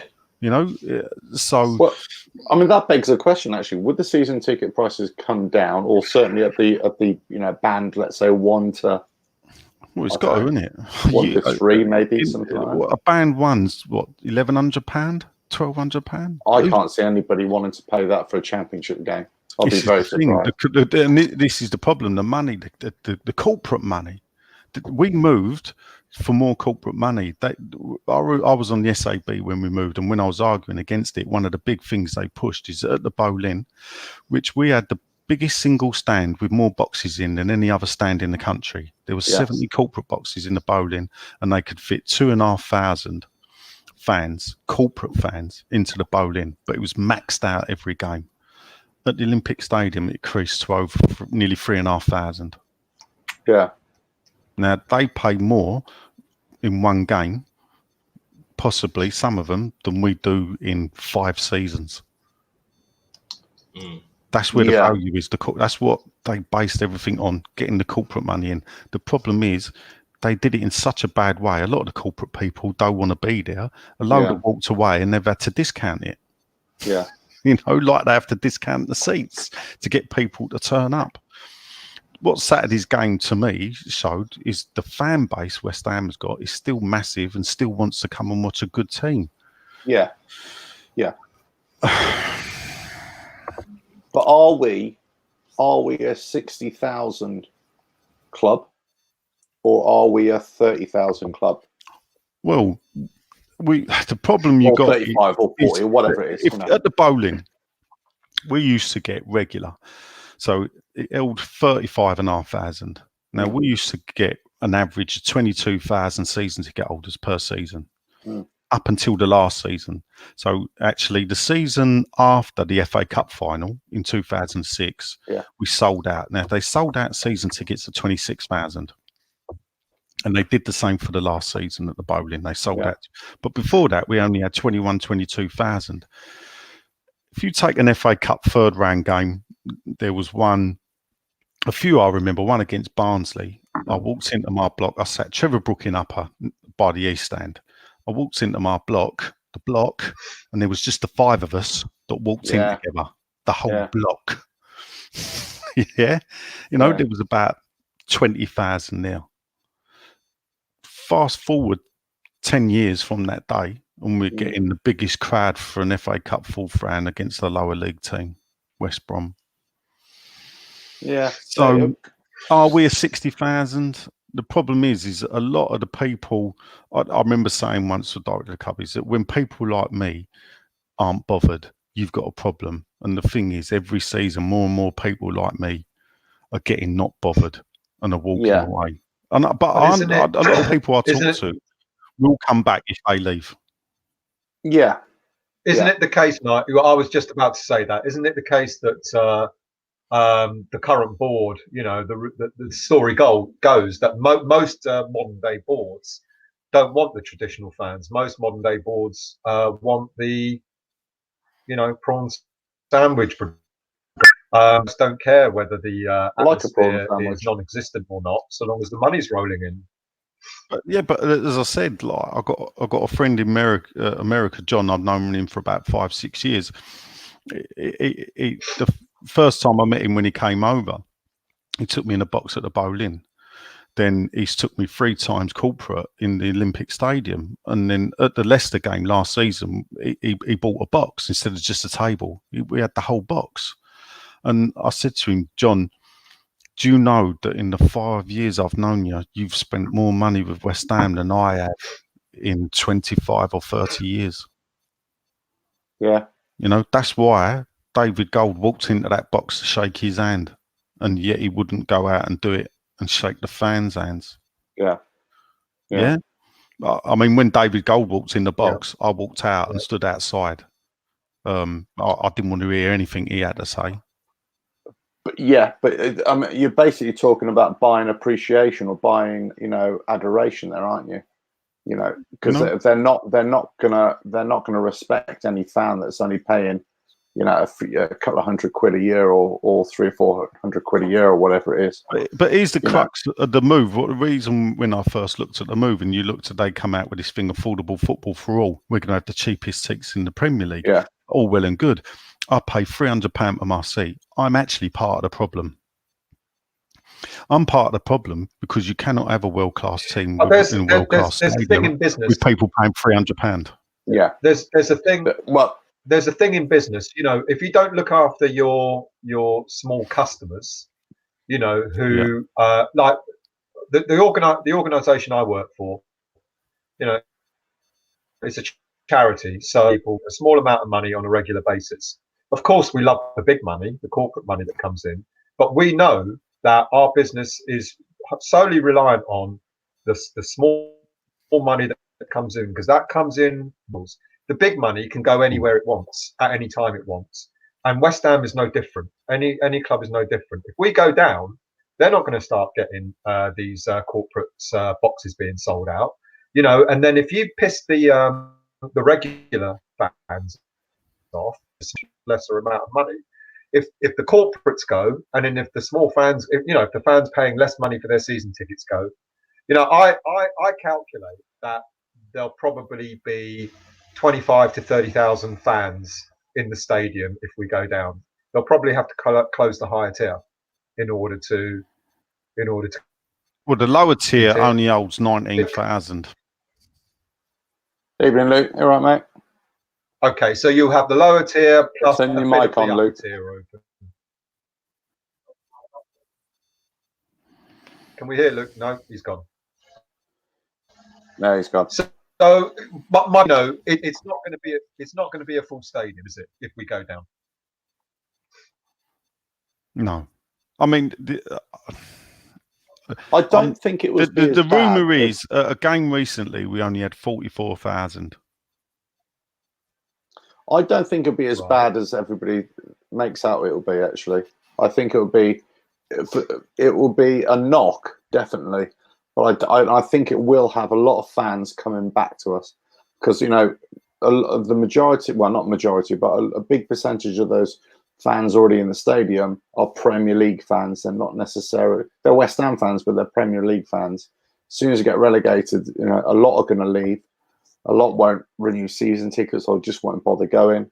But you will have a lot of returning Do you fans. think the traditional fans will come back?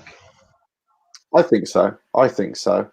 And I think really, I mean, depending, as you alluded to earlier on, I think also depends on how the owners, you know, what the player situation is, what the situation was with the owners next season. All these kind of things will play a factor and will determine whether, you know, people start coming back. They've got they've got a quick fix, and the quick fix is to sack Karen, or is to at least say at the end of the, you know, she's done 10 years, you know, we're going to push her away, you know, and we're going to bring in a management structure.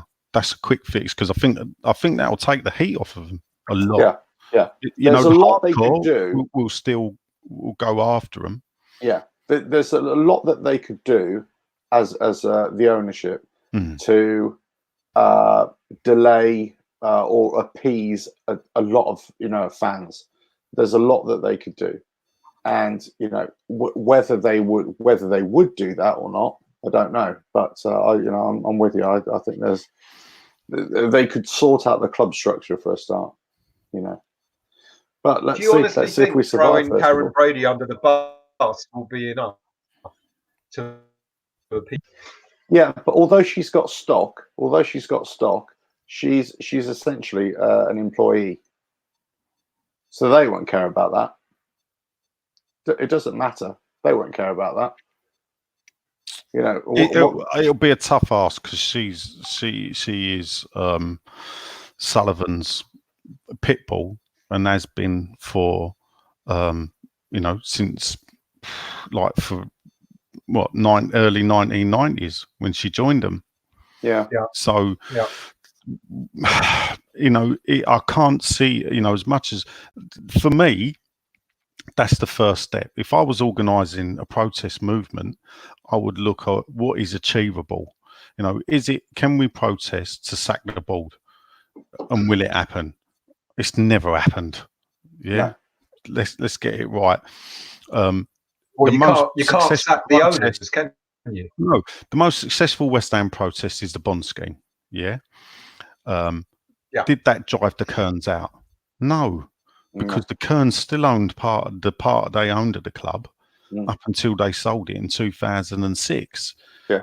But what happened is that Terry Brown stepped up to be chairman. He wasn't the owner. It was still owned by the Hills Foundation and his grandson Charles Warner. It was still owned by the Kearns and some smaller original owners.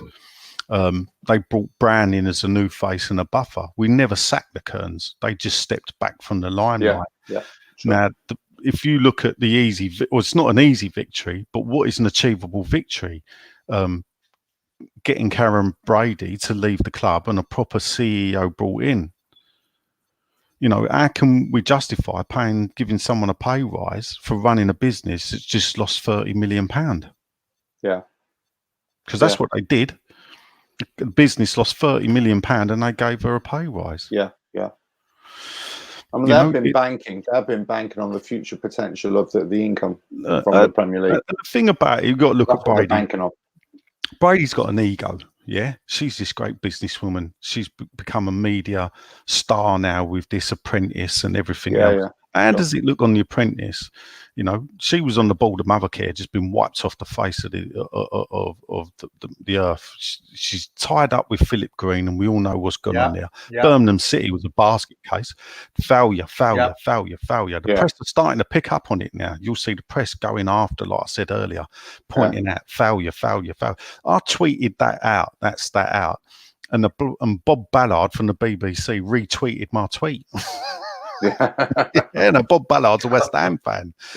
But you know, they're picking up on this woman as overseeing failure. West Ham's last year, this season, failure. Her image is getting tarnished. She'll want to try and save it. Well, here's a question then. Even if we stay up, would they get rid of her next season? No, because that would have. Sorry, was that for me or for? see through the 18 months being left for the stadium, and then maybe once the stadium has been bought, then maybe getting shot of her. Stadiums being bought. I don't know where you're getting that. I'll tell you now, West Ham do not want to buy that stadium, mate. Never in a million. They want to run it.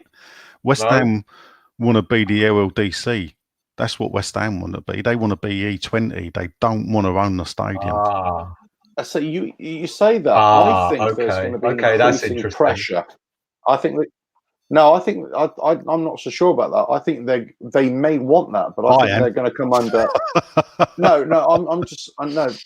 I'm sure that's what they want. So I agree with that, but I'm not sure that might be not allowed. But I think they're going to come under increasing pressure from the taxpayer. No, but if they run it and they're not owning it. There's a problem is that when the stadium contracts were given out, they gave out 25-year contracts, and it's became a political football because the stadium was gifted, or not gifted to us, but the shockingly bad deal that was done on behalf of the taxpayers for West Ham to get the stadium was done by a Conservative mayor to Golden Sullivan. Are Conservatives. Brady's a Conservative peer. We've now got a London Labour mayor. We're in the middle of a political football. We're being kicked about between, now the Labour Party. They ain't going to want to gift it to them because they know how good it is, because they know that they're all Tory donors. Yeah. So we've got this to throw in the mix as well with the stadium that people don't realise. There's so much, it's nonsensical that a stadium can lose 30 million a year. And the bill's picked up by the London taxpayers. But that is the case. I think there's going to be increasing pressure for them to offload it. I'm just whether they want it, because let's face it, from a business thing, people think West Ham buy it. West Ham buy the stadium. Yeah, they've got to buy a stadium. How much they got to pay for it? Well, it's losing 30 million to run it. Yeah, you're still going to lose 30 million. Exactly. This is what I didn't realise. Good evening, Luke. Can you hear us, Luke? Right. Can you hear me? Yeah, loud and clear, mate. Loud and clear. It's just like West Ham trying to buy a player. I've been for the last half an hour. Oh, fucking here we go. I shouldn't have bothered. Joke that Luke always had an orange face, mate. Yeah, it was the dodgy laptop. My mic didn't work on my headphones, so I'm having to do it, off your phone. But yeah. I'm all right, I've got there now, so this will be worth it, hopefully. Oh, breaking news, lads. Breaking news. Wait a minute.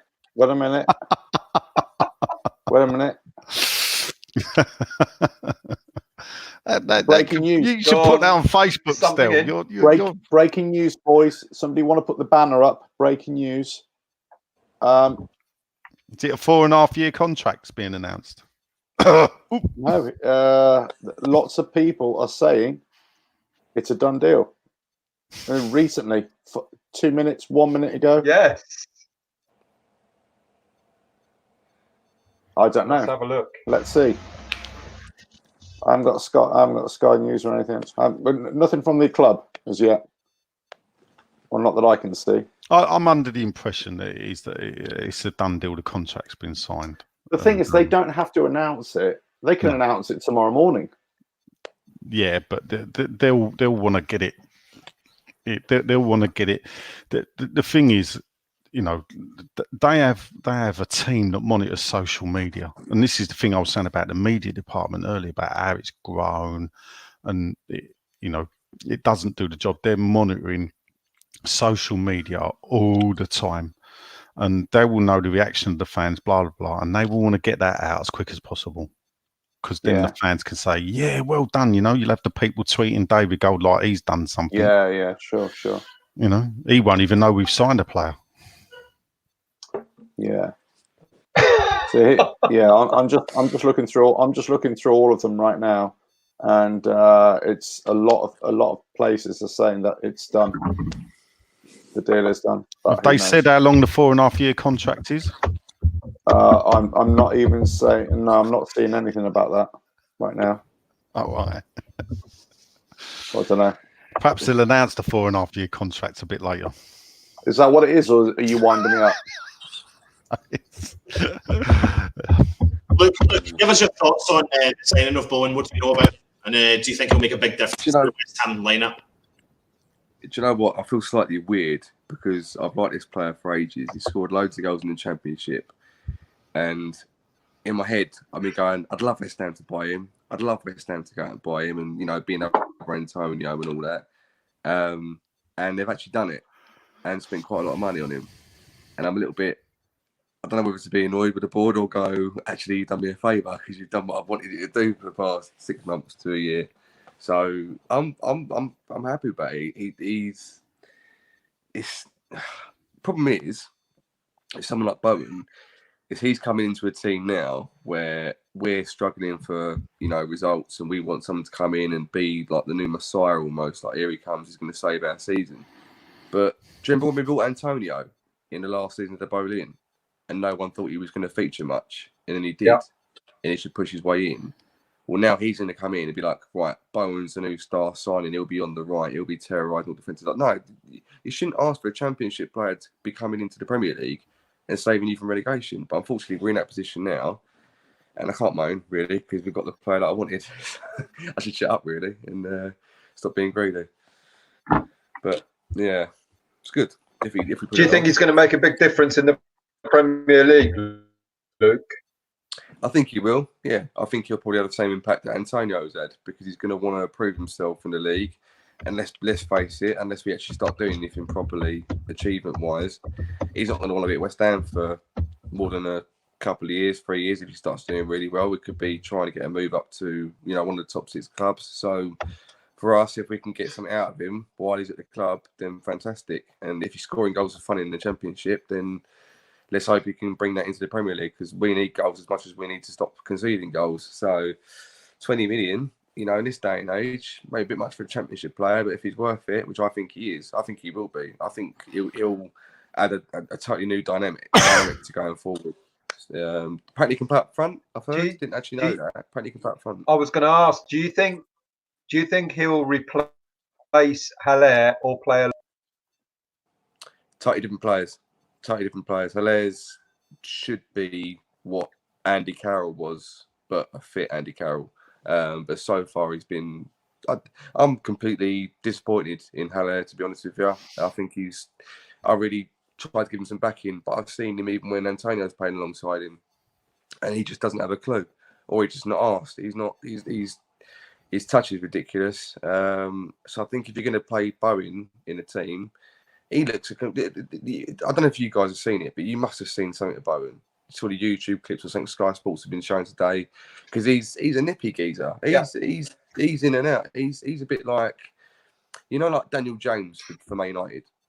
Like what they thought they were getting that he hasn't quite done, you know, consistently because obviously we're injured. I think injured a lot, but he adds a dynamic to our attack. So he could be winger, come attacking midfielder, come striker, come. You know, I'm not gonna. All right, okay, I'm gonna say this, but please don't take me on gospel. It's gonna be like the Messi role for Barcelona, if you know what I mean, when he just sort of cuts inside or goes past a player or finds a bit of space here and there. So I just know for a fact that we're going to end up playing him left back after about 3 games. So we're gonna mess that one up totally. But fingers crossed, we play him in the right position and he does well, because I think he will. I'm fully behind this one. I've got a bit of news here for you, lads. By the way, bit of news. Go on.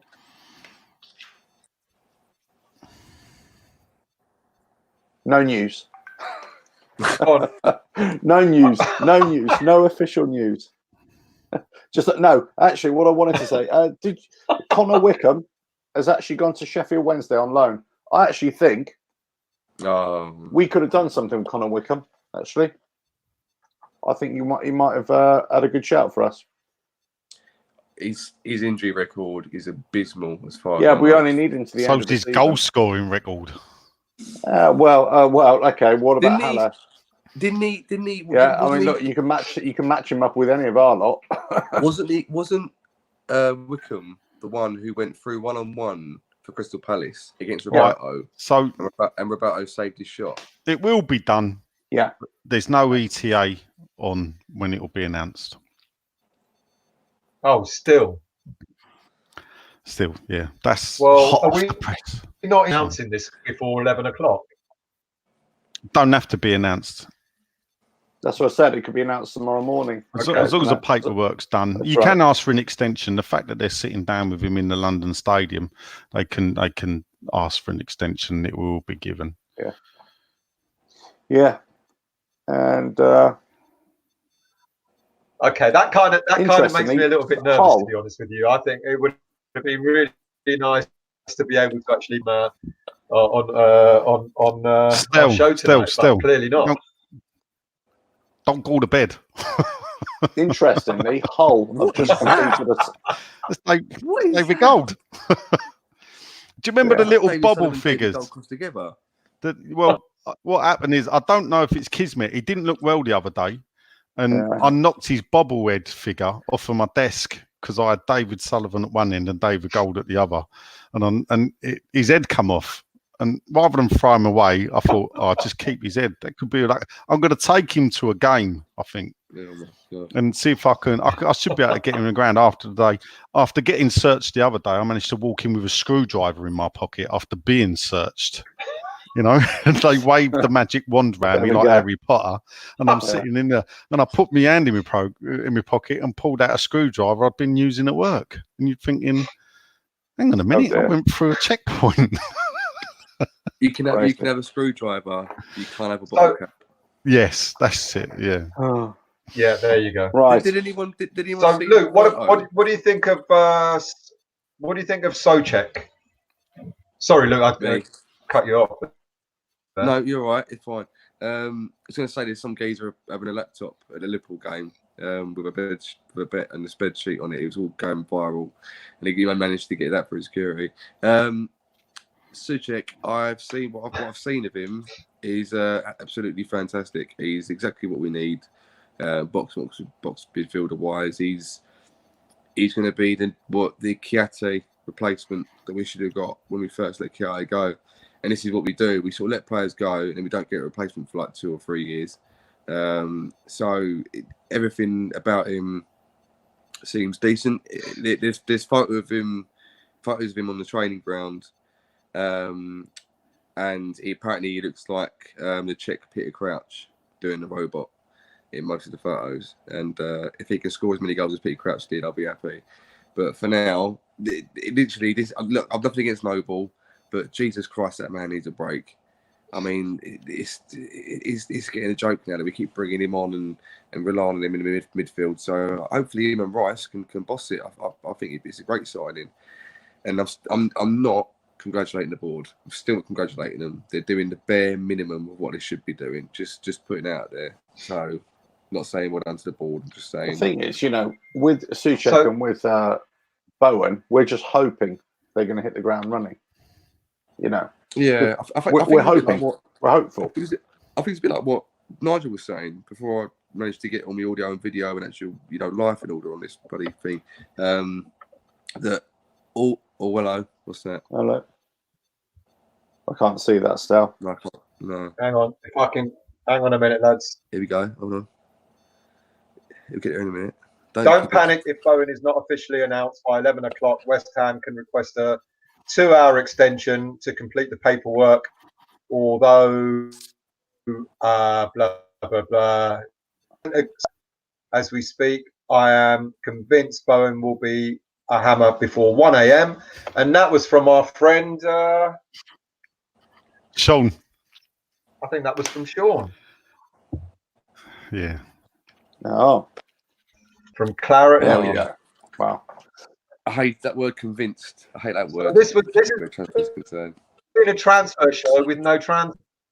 Oh, wait a minute. It's like a Sky like a West Ham home game without any goal. About outside London Stadium. Hold on. Okay. And can you find that and link it up? They're still saying to be patient. They're just saying to be patient. Hold on. No, I can't put Sky News on here. That's copyright. Okay. Oh dear. All right. So, is Souček and the newfound Ngakia and Bowen going to be enough to keep us in the Premier League, Luke? Yes. I think Results-wise, Nigel? what more destined to go round, but yeah, go on, Nigel. As I said, my problem is I only watch West Ham, so I don't know what these players do. It's difficult for me to comment. It's good to listen to people like Luke, that watch a lot of these players. Yeah. Because I can only take their word for it. So he's given me a bit of confidence, to be fair. It's a good word. It's a good word to take. Yeah. My word is always a good word to say.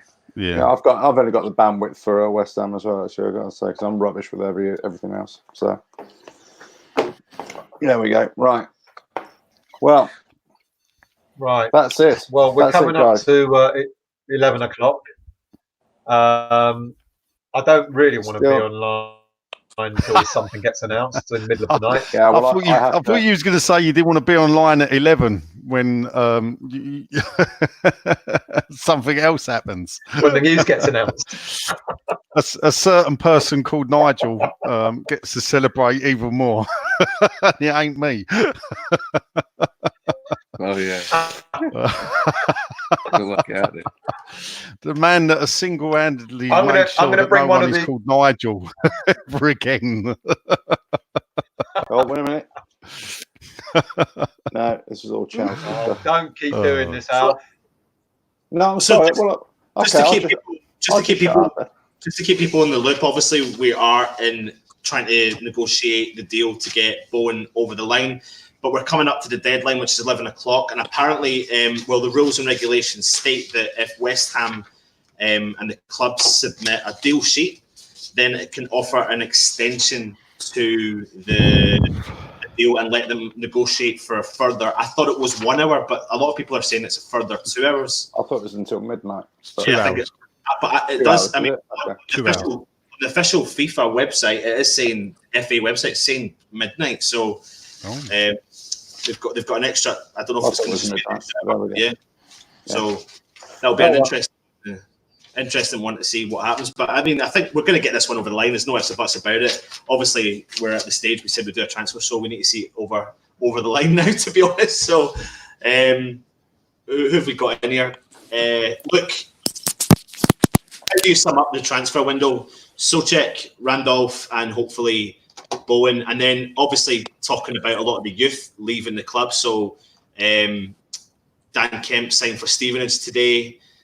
Josh Cullen, he obviously never left this window, but he's out playing at Charlton. Worst case scenario, West Ham do get relegated. Have we got enough there that's going to, a lot of fans are talking, saying we won't come back up. Do you not think there's enough in the hopefully we don't go down? Is there not enough there that can potentially keep us up? I've never been worried about us going down. That's the problem. I think that we have got a chance of going down. I'm not actually worried we'll go down. So I genuinely think we won't go down. I don't know why I did this. Having Moyes as a new change of manager, I've seen an improvement in the team. Apart from the West Brom game, the performances are getting a lot better. We just need the results to come in.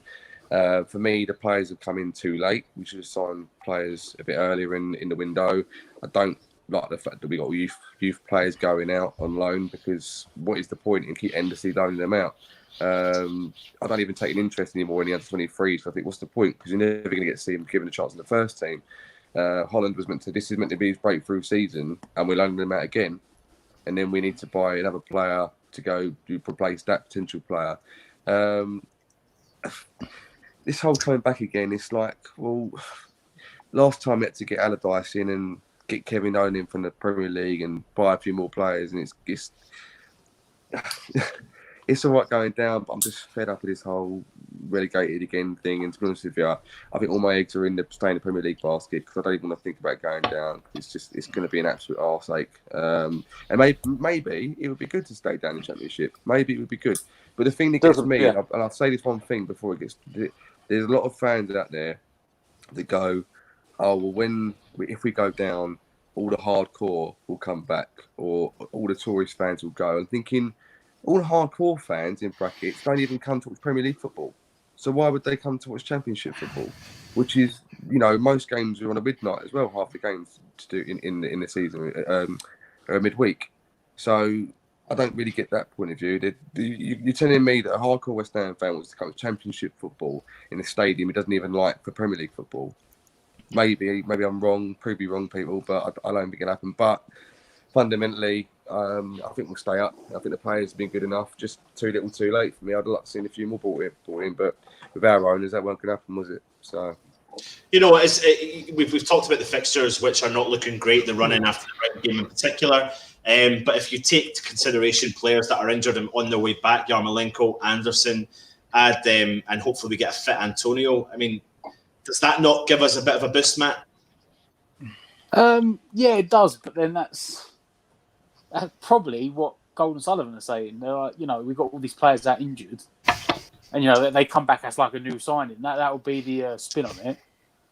And it seems like Ngakia played one game and the ball went. Neil needs Netflix. It's the thing is, what I would say in their defence is that they're always, it's always difficult to get deals done in January, and it is because you look. I think we might have.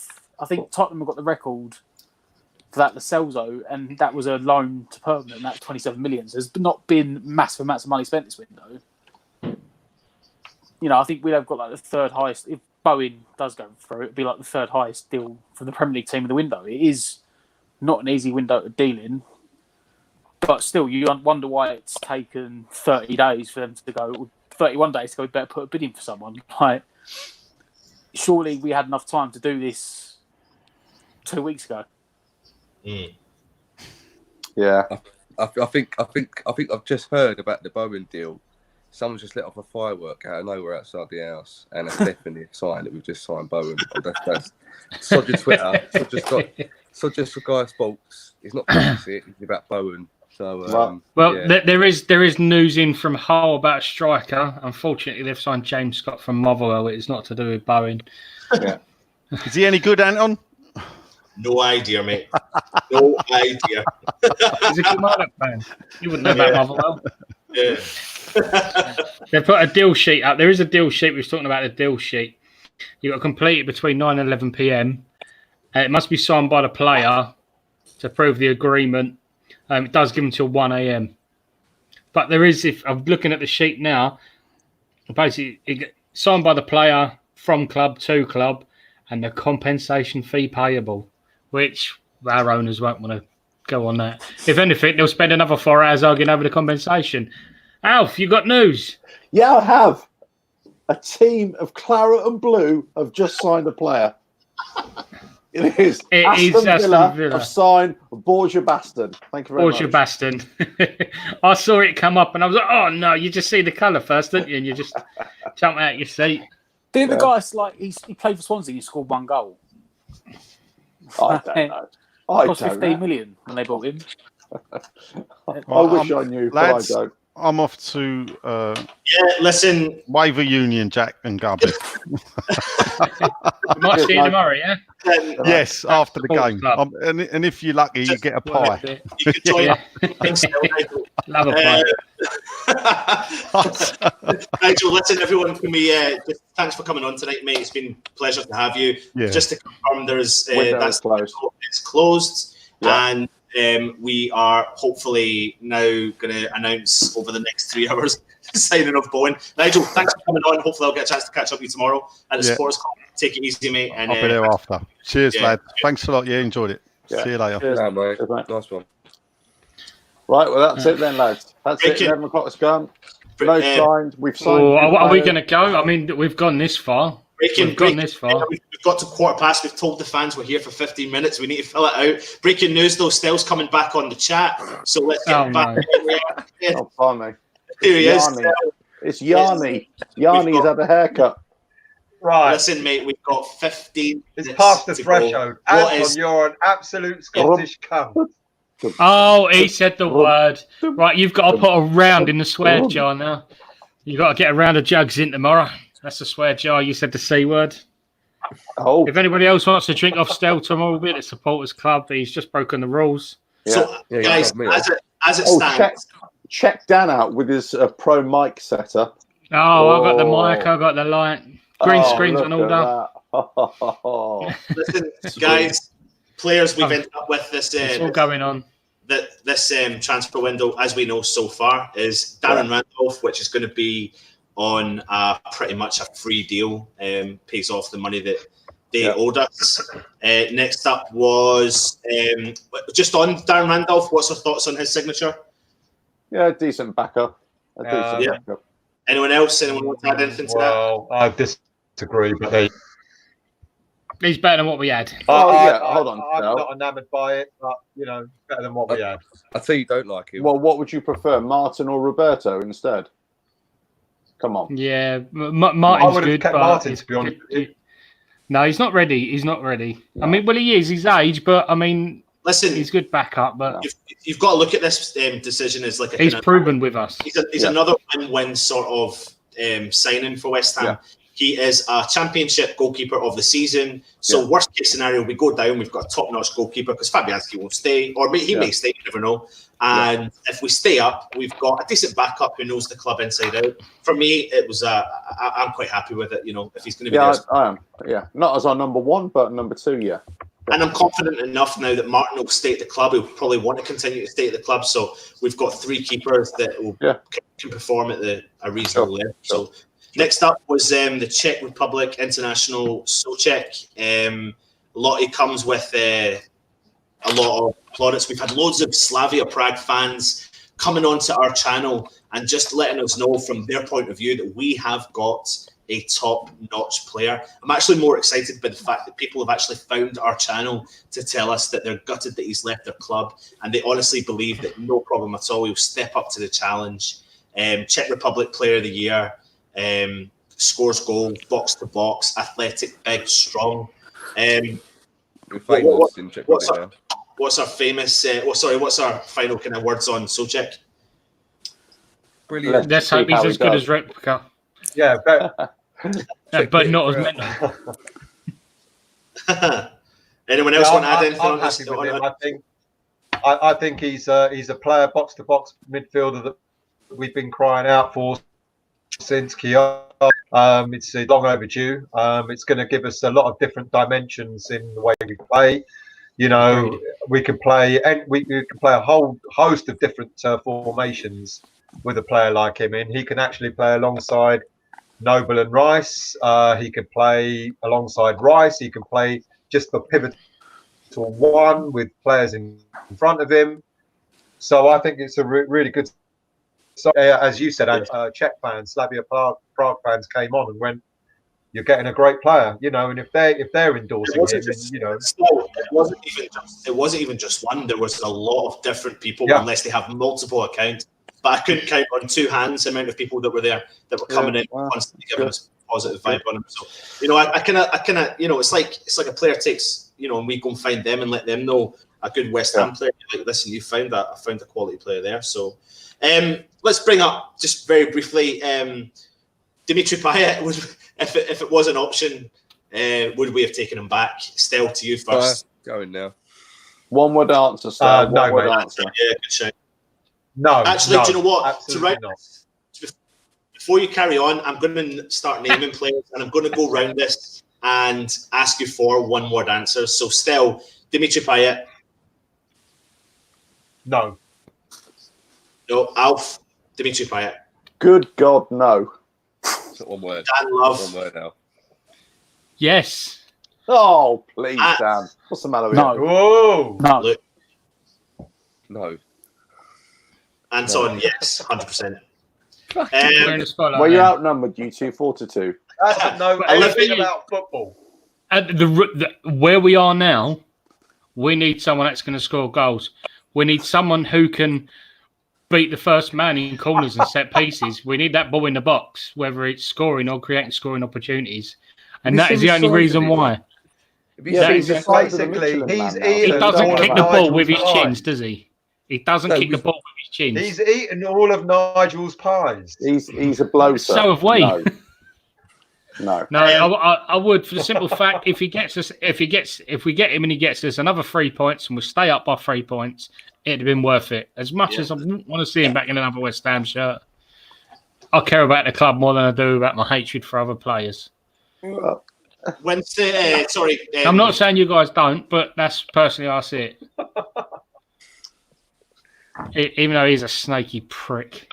I just could not bear to see him in this shirt again. Next player up is I wouldn't buy a shirt. Olivier Giroud. I'd Over to have you. him. Yes or no? Yeah. Stel. Hang on, Alf. Hang on. It's me first.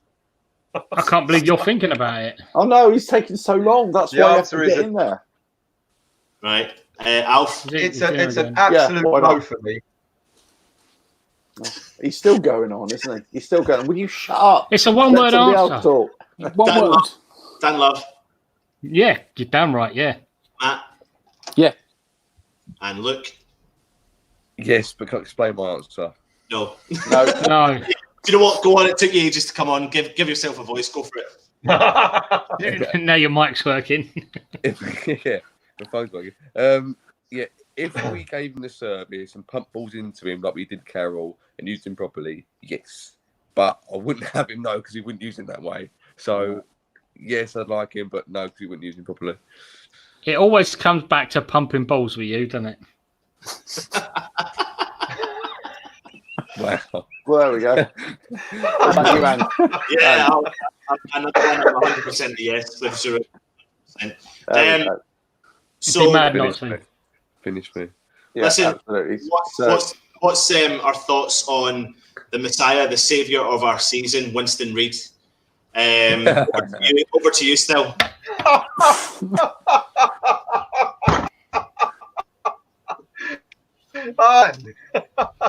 Look, even my bloody thing's gone. Mate, Winston Reid won't play for West Ham again. Disagree. Never at the cup. He won't play for West Ham again. Disagree. Alf. This is going to be the Mate, whole Waller thing all over again with you doing You've been disagreeing for the past 2 seasons, mate. That's the problem with I you. know. Let's talk about Hammer of the Year of Connor. I don't Sorry, know. mate. Listen, can I be honest with you guys? I don't think West Ham deserve to have a Hammer of the Year this year. No, I don't think West Ham deserve to have a Hammer year over the last couple of years, to be honest. Give it to the groundsman. Yeah, absolutely. Right, I tell you what, Reid, I don't think he'll ever play for us again. I don't think he will. I think he hasn't gone now. But I Yeah, think he'll probably play right back. Yeah, I just don't think so. Can't see it. Yeah, he'll start centre back in the Championship next year. Oh. And look. Oh. And that's why we've made you hang upside down today, you batty bastard. Yeah. I'd get him in just for banter, just to shut you up, just to shut Stel up. I have them side by side, and he can't play any worse than Balbain did against West Brom. So Nathaniel Klein was linked, not happening, but would you have taken him still? Yeah, I probably would have done the deal. Yeah, absolutely. Alf? Yeah, loan deal. Dan Love? Yeah. Matt? No, got enough Crocs as it is. Luke? Yeah. And earlier today I was a yes, but yeah, no, I'm probably a no now, especially after seeing Ngakio's performance the other day. So I think we've got enough there. Yeah. Arnautovic, go on. Yeah, good one. Arnie. Stel. No. Not after the way he left the club, no. God, he takes a long time to answer, doesn't he? He does, mate. You know what his internet's like. It's that wonky Wi-Fi he's got. Hey? That wonky delayed Wi-Fi he's got about 5 minutes before. Look, there is no way I want that lad back at West Ham. Never. No, never. Was that a no, Alf? That's a no. That's a no from me. You keep asking these, but if it means us staying up, I'd take fucking Adolf Hitler in the team, to be fair. You know what I mean? Anything to stay up. Marilyn It was a bad time. It was a bad time, wasn't it? Do you know what? I'm going to interrupt. I'm going to say, how funny is it that players like him done. that left their teams to chase the money? I've just put it up. Is it done? It is done. It's done. It's done. It's done. No way. There we We go. hung in there. He just It got was off a the long transfer way. session. We have a player. There you Did go, you see everybody. that? No. Jared Bowen is a West Ham player. We've got him. So he'll appear in 2 weeks' time. Yes. Get in there. Do you know what? I reckon the deal was done about 10 o'clock and he's already signed in to play tomorrow. They were just messing about. Yeah. He was on the megabus down, wasn't he? It took him like 10 hours to get here. Yeah. Right then. It does take a long time. Though, It would do if it was being driven by the power of Stel's internet. Yeah. What's he got there? Breaking news. West Ham. Oh, look, here we go. 5 minutes late after everyone else. Yeah, we've Stel, already where's said it been? it, Stel. Can we get a banner up? Is he doing a banner? Let's get one up there. Just in case anyone Breaking has got their news. sound turned We off. got 18 million up front with 7 million in add-ons. Right, I'll guys. do the Facebook. So, listen, for Well, anyone for those of you that who has stayed this tuned long with us, in, a 4-hour show. Those of you who stayed with us, a 4-hour show. Thank you for staying with us. We finally managed to break you some transfer news. Brilliant. It's only taken the whole 4 hours, guys. We got there. It was a long journey. Jared Brown. Who's Jared Brown? Who's Jared Brown?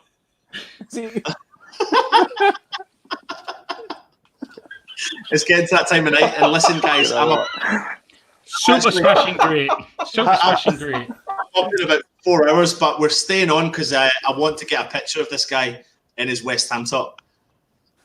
He's waiting around. Okay. Yeah, wait. Listen, guys, I'm gotta be up going to have to bow out, I'm afraid. I'm going to have to bow out. Alf's leaving for the night. Are you Alf, going to grace us with your presence at the supporters club tomorrow, Alf? Unfortunately, I'm working, so I won't be able to attend the festivities. That'll be 2 points on the Windowsill wait for you then. Yeah. Thanks very much. Yeah. Make it 3. I'll be thirsty when I get there.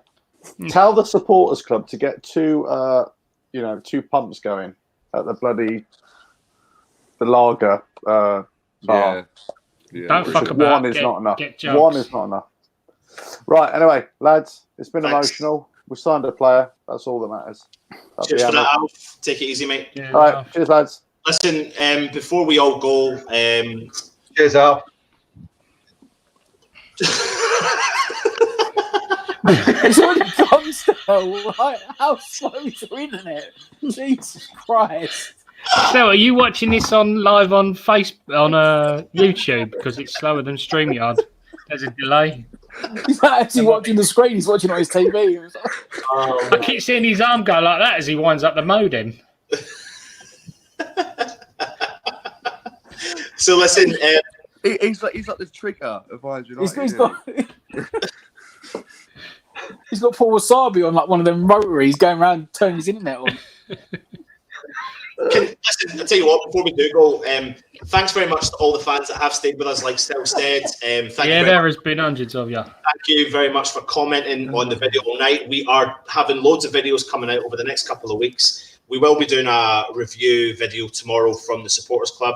But before we go, are we shocked that the board on the final day of the season have actually put money where their mouth is on the last day? Or it's not more shocked. Are we delighted?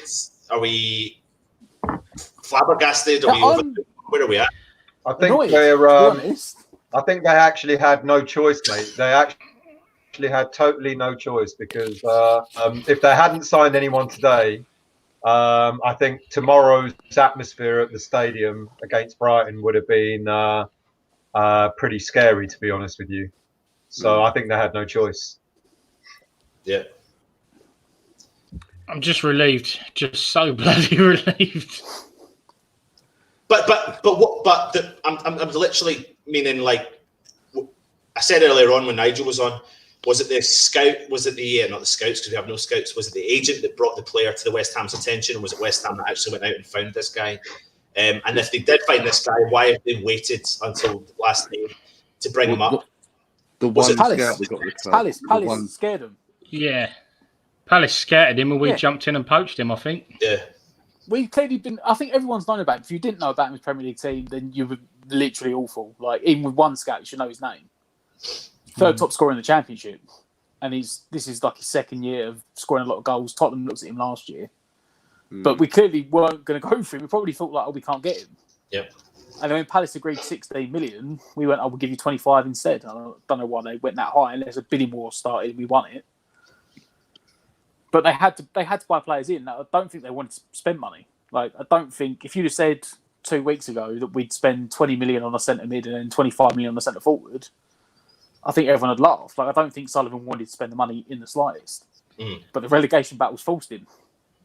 Not the marches, because nobody looks at people, 1,000 people outside the stadium having a march and thinks, oh, fuck me, I'm going to spend £80,000 a week to stop that. They had to do it to protect their own investment. Yeah. It really, in fairness, like, I want to say the march did something, and you hope it has, but that it is a case, like the same reason that when we lost to Leicester's reserve team, he sacked Pellegrini. He didn't have a choice. Like, they've said they can't afford to be in the Championship next year. So they've got to spend money. As much as Sullivan probably cried as he wrote out a cheque, with tears, like, you know, writing out 18 million cheque, like he had to write the cheque. No, funds are coming through now. So funds are coming through now. £80 million we paid with £7 million in potential add-ons. Yeah. Do the board think they've done enough to appease the fans with this signing? I think that's what they've tried to do, haven't they? No, mate. Do you think, they genuinely have tried to do? I mean, do enough to sign us. I think they've gone so far in the past. They've gone so far in the past 10 years where they've done things like this, and they've tried to get themselves out of a tight hole right at the last minute. And it's no different. Yeah, and it's no different now. You know, they've as has just been. They've only done this because they have no choice, rather than wanting to. There's a big difference between wanting to sign players and having to sign players. And we've had to sign players. You know, we had to sign a goalie, a backup goalie. Strictly speaking, we should have had to sign a right back. If Ngakia didn't have a good debut, we would have had to sign a right back. Sullivan was we had to sign someone scoring goals. When he played against Liverpool, he was probably the second best player on the pitch for us that day, behind Declan Rice. And Sullivan was probably sitting in the stand, rubbing his hands, going, you've just saved me £6 million. Yeah. Because he can say, I don't need to buy one now. Yeah.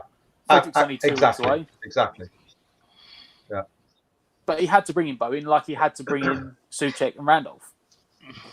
Like, realistically, we probably needed 5 players. He had to. I think, you know, it's quite interesting. It's quite interesting Noble's outburst had on getting Souček in. Because, you know, Noble coming out and saying, you can't rely on me. He was right. He shouldn't have to say that. He shouldn't have to come out in an interview and physically say in front of TV cameras, you shouldn't be relying on me. I'm nearly 33. He was 100% right. And it's I absolutely agree. But I just wonder if that forced Sullivan's hand in having to sign yeah, I think he did. Another midfielder, because I just wonder if at the debut, if Noble didn't come out and say what he said, I just wonder how, you know, maybe we might have only gone for one player in this transfer window, and that would have been Darren Randolph. But I've got a feeling that, you know, I bet Noble's had a word in the board's ear, you know, or especially the board have listened to the outburst that he made. So he's a captain and he's a fan. Yeah, like I said, there's a big difference between and having to. Yeah, but he was right. He's right to say it, because look, I said to Ant in the preview, I said we've had Noble and Rice as a midfield 2 for 2 years because we've had no one else to cover them. Like Luke said, we let Kouyaté go and then we let Obiang go, and we didn't replace either of them. You know, before Souček come in, your backup options for centre mid were Sanchez and Wilshere. Wilshere apparently is now out for the rest of the season. He had a hernia operation, so he's played like 4 games again. He's literally actually managed to become not even full games, were they? No, he's become worse than Carroll, which wasn't possible. And Sanchez is like the worst Premier League player I've ever seen, second behind Roberto. So he didn't have a choice because we cannot play the two of them. Noble can't play 2 games in a week, let alone 3 games, and you needed a centre mid. But the fact that Noble had to come out and say it just shows you that how inept in ways in like a football mind they are. Tony Cottee said it on TalkSport today. He said, you know, Man City brought in Edu as a technical director. Man United have got Van der Sar. All these Premier League teams, and even Europe started it years ago in Germany. Clubs bring in a former player that has is an intelligent player as a director of football. If you don't bring in a friend of a manager, you bring in someone that has strong connections to the club that has an intelligent football mind, and that's what we need. And the fact that Noble could probably do that in a couple of years when he's retired, it'd be perfect for him. Make him the director of football because he would sort this shambles out. But the fact that he's had to come out on an interview and say you need a centre mid to fucking replace me, and Sullivan's gone, oh, maybe we do, is laughing. It didn't even take an expert to come out with that. All the fans have known for quite some time now. A right back, we need a left back, we needed a box-to-box midfielder, and we needed another striker. We're the only team. We must have been the only Premier League team with one recognised striker, because I can't name a Yeti as a recognised striker. You know, and if you remember at the beginning of the season, Pellegrini was saying, oh, well, Yarmolenko could play there, Antonio can play there, but actual strikers. We kind of relied on this in the past, like Arnautovic having to become a striker. We seem to, be making the same mistakes over and over again, rather than buying players who are established in their positions. It doesn't help. And we must be. It doesn't help with Sullivan. Like, he has this tunnel vision that if you haven't played in the Premier League, you know one. I don't know how on earth someone found Souček. I don't know if that must have been Moyes or the single scout we've got, or maybe he's got an agent they know. Because as far as Sullivan's concerned, if you haven't played in the Premier League, you know one, and that's the problem because Premier League strikers are really expensive. So you end up buying these loads of tosh that don't do anything because they're like, oh, we'll have a gamble on him. Oh, he looked good on YouTube. Yeah, we'll sign him. Or my agent says, I've got this playing in the French second division. Give him a go. What do we think of that comment? It's just an interesting comment from Tom. He reckons, Bowen won't even get played. But he's mental. He's a start. You don't spend 25 million on the guy to not start him. For me, if you look at the teams, the way we've played, Anderson alongside Allaire. The way we've played, just quickly on that point though, or vice versa, I can actually see Anderson moving a little bit further up the field because we all know Moyes likes to rejig a player's ability, is maybe his position, and he'd done it with Arnautovic. And I wouldn't be surprised if you see a fit attacking Anderson supporting the top guy up top if Antonio can't make it back. So I could see them both playing as well. Well, obviously, the thing is, with bringing Bowen in, he gives you the same option, is that he can play out wide and he can play in the middle. It gives you options now to rotate the formation. Yeah, so you might play him as like a centre-forward. You could play him as centre-forward. He's scored 15 goals inside the box this year. He's also out the box as well. Like, he's the stats and he's scored a few, But he's not you could afraid also of a play punt. him...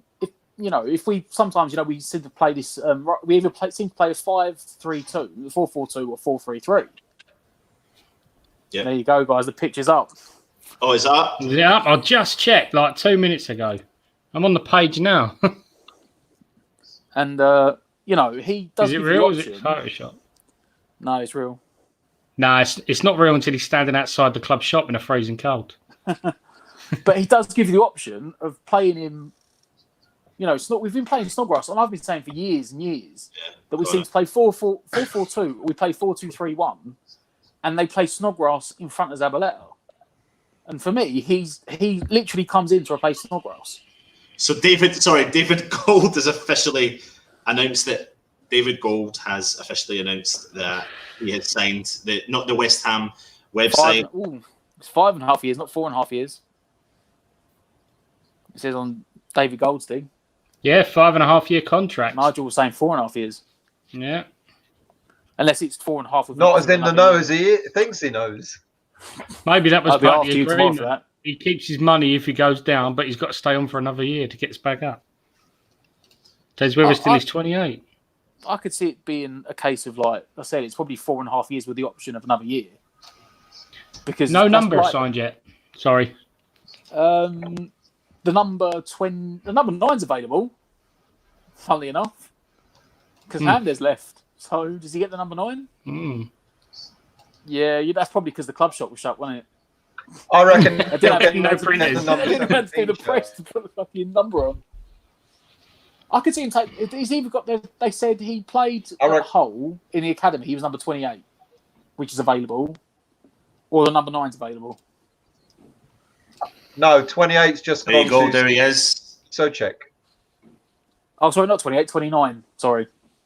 I think he said 20. He played that number in the academy, and number 9's available. So it's one of them two. So everyone, we He have won't get the number 9 signed shirt. the That'll man. go to LA that's- next season. He's been travelling from Hull since 9 o'clock this morning. He eventually arrived at the Olympic Stadium about 10 minutes ago. He signed the contract with West Ham. He's signed a 5.5-year contract. West Ham have signed him from Hull City for a rumoured, is it 16 million with some extra add-ons? Sky is saying he's 18 with 7 18 add-ons. Yeah. 25 total, they're saying.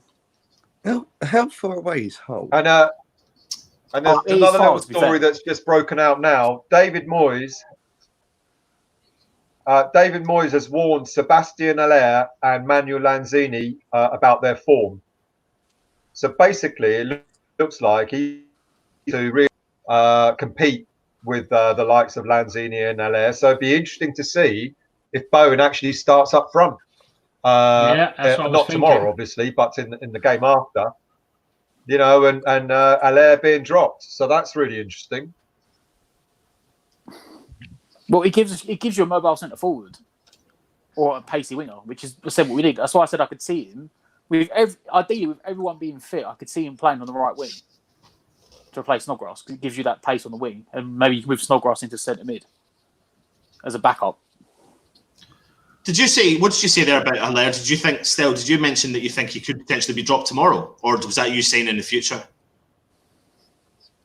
Not tomorrow, but in the future. David Moyes is that he wants more from Lanzini and more from Haller, and there's no saying that won't come in as the striker. Alongside an Anderson or Fornals and Antonio and players like that. So it's really interesting. He's got the warning bells out now for the likes of Haller, and he also mentioned Lanzini. He's saying he wants more out of them. So saying he it's wants going to be more out of them interesting doesn't mean he's going to to drop them, does see. Well, I think it's a warning. The way this article has been written, it's kind of like a warning shot. Here we go. West Ham media team Hull have confirmed it. Have finally announced it. The West Ham media team have finally announced it. Really? It's not on Facebook yet. I'm on there. Yeah, it's on the Twitter account. Yeah. Twitter, they released a video. The stadium. Oh, that's why it took so long because the stadium lights went out. Yeah. Someone had to put 50p in the meter. He's had to go and get the green nightlight. Oh my god, they actually put a video of him pointing at a watch on his wrist. Yeah, Hull have confirmed it as well. If you watch the video, where is it? Where was that?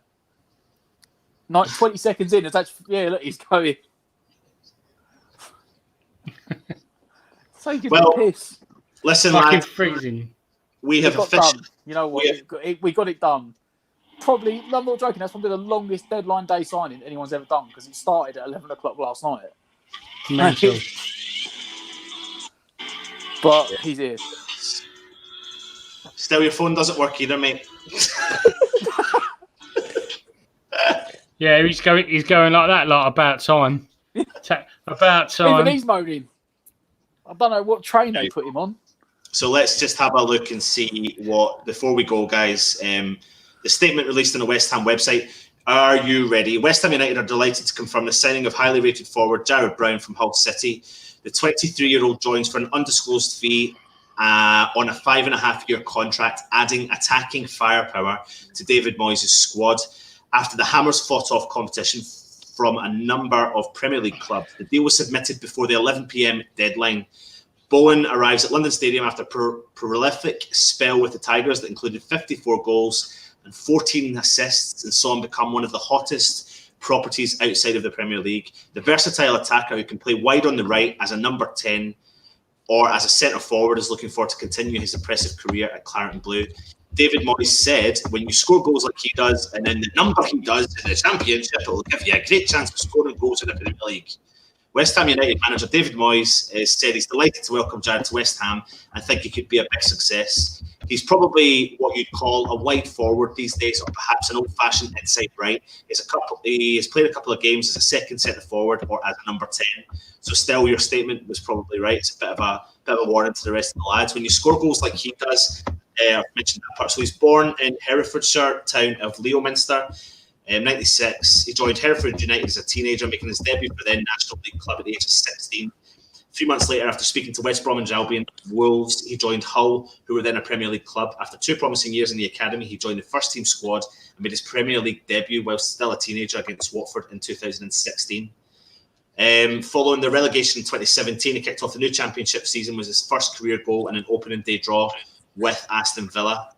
15 goals saw them the 20-year-old named Player and Supporters Player of the Year in the 17-18 season, but the young man was just getting started. In the 18-19 season, he saw Bowen become the first Hull player in 15 years to hit 20 league goals in a season, making him one of the most feared players in the Championship. And his reputation has only grown this term, with 17 goals and a career-high 6 assists in just 32 matches, leading to interest from a host of Premier League clubs. Everyone at West Ham would like to welcome Jared and his family to the club. Bosh, guys, it's done. I can't believe you did 4.5 hours. Yeah, did you take a breath then? Yeah.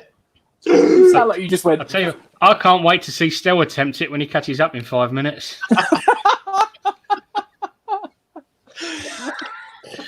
It's still a delay. It's still a delay. Listen, we can't thank you enough, guys, for coming on and bearing with us. Hopefully it's been quite good and hope you have enjoyed it. Of course, like I said, if you are going to the Supporters Club, come and have a chat with us beforehand or after. We will be doing review. Make sure you do subscribe to the channel. There's lots of you watching this, and if you're not a regular subscriber, you go to that link, you click that button and press subscribe. I think there's a little bell you can click which notifies you when a video of ours comes up. You'll have to get the comments in once the video is loaded. Hit the thumbs up. Follow us on all our social media accounts. Loads of videos coming out. Like I said, it'll be a review tomorrow. We've got a nice competition coming up soon as well, so keep your eyes on that. So from Stel, from Dan Love, from Luke, Matt, and myself, Anton, we have been Irons United. Come on, you Irons. Bowen is a hammer. Irons.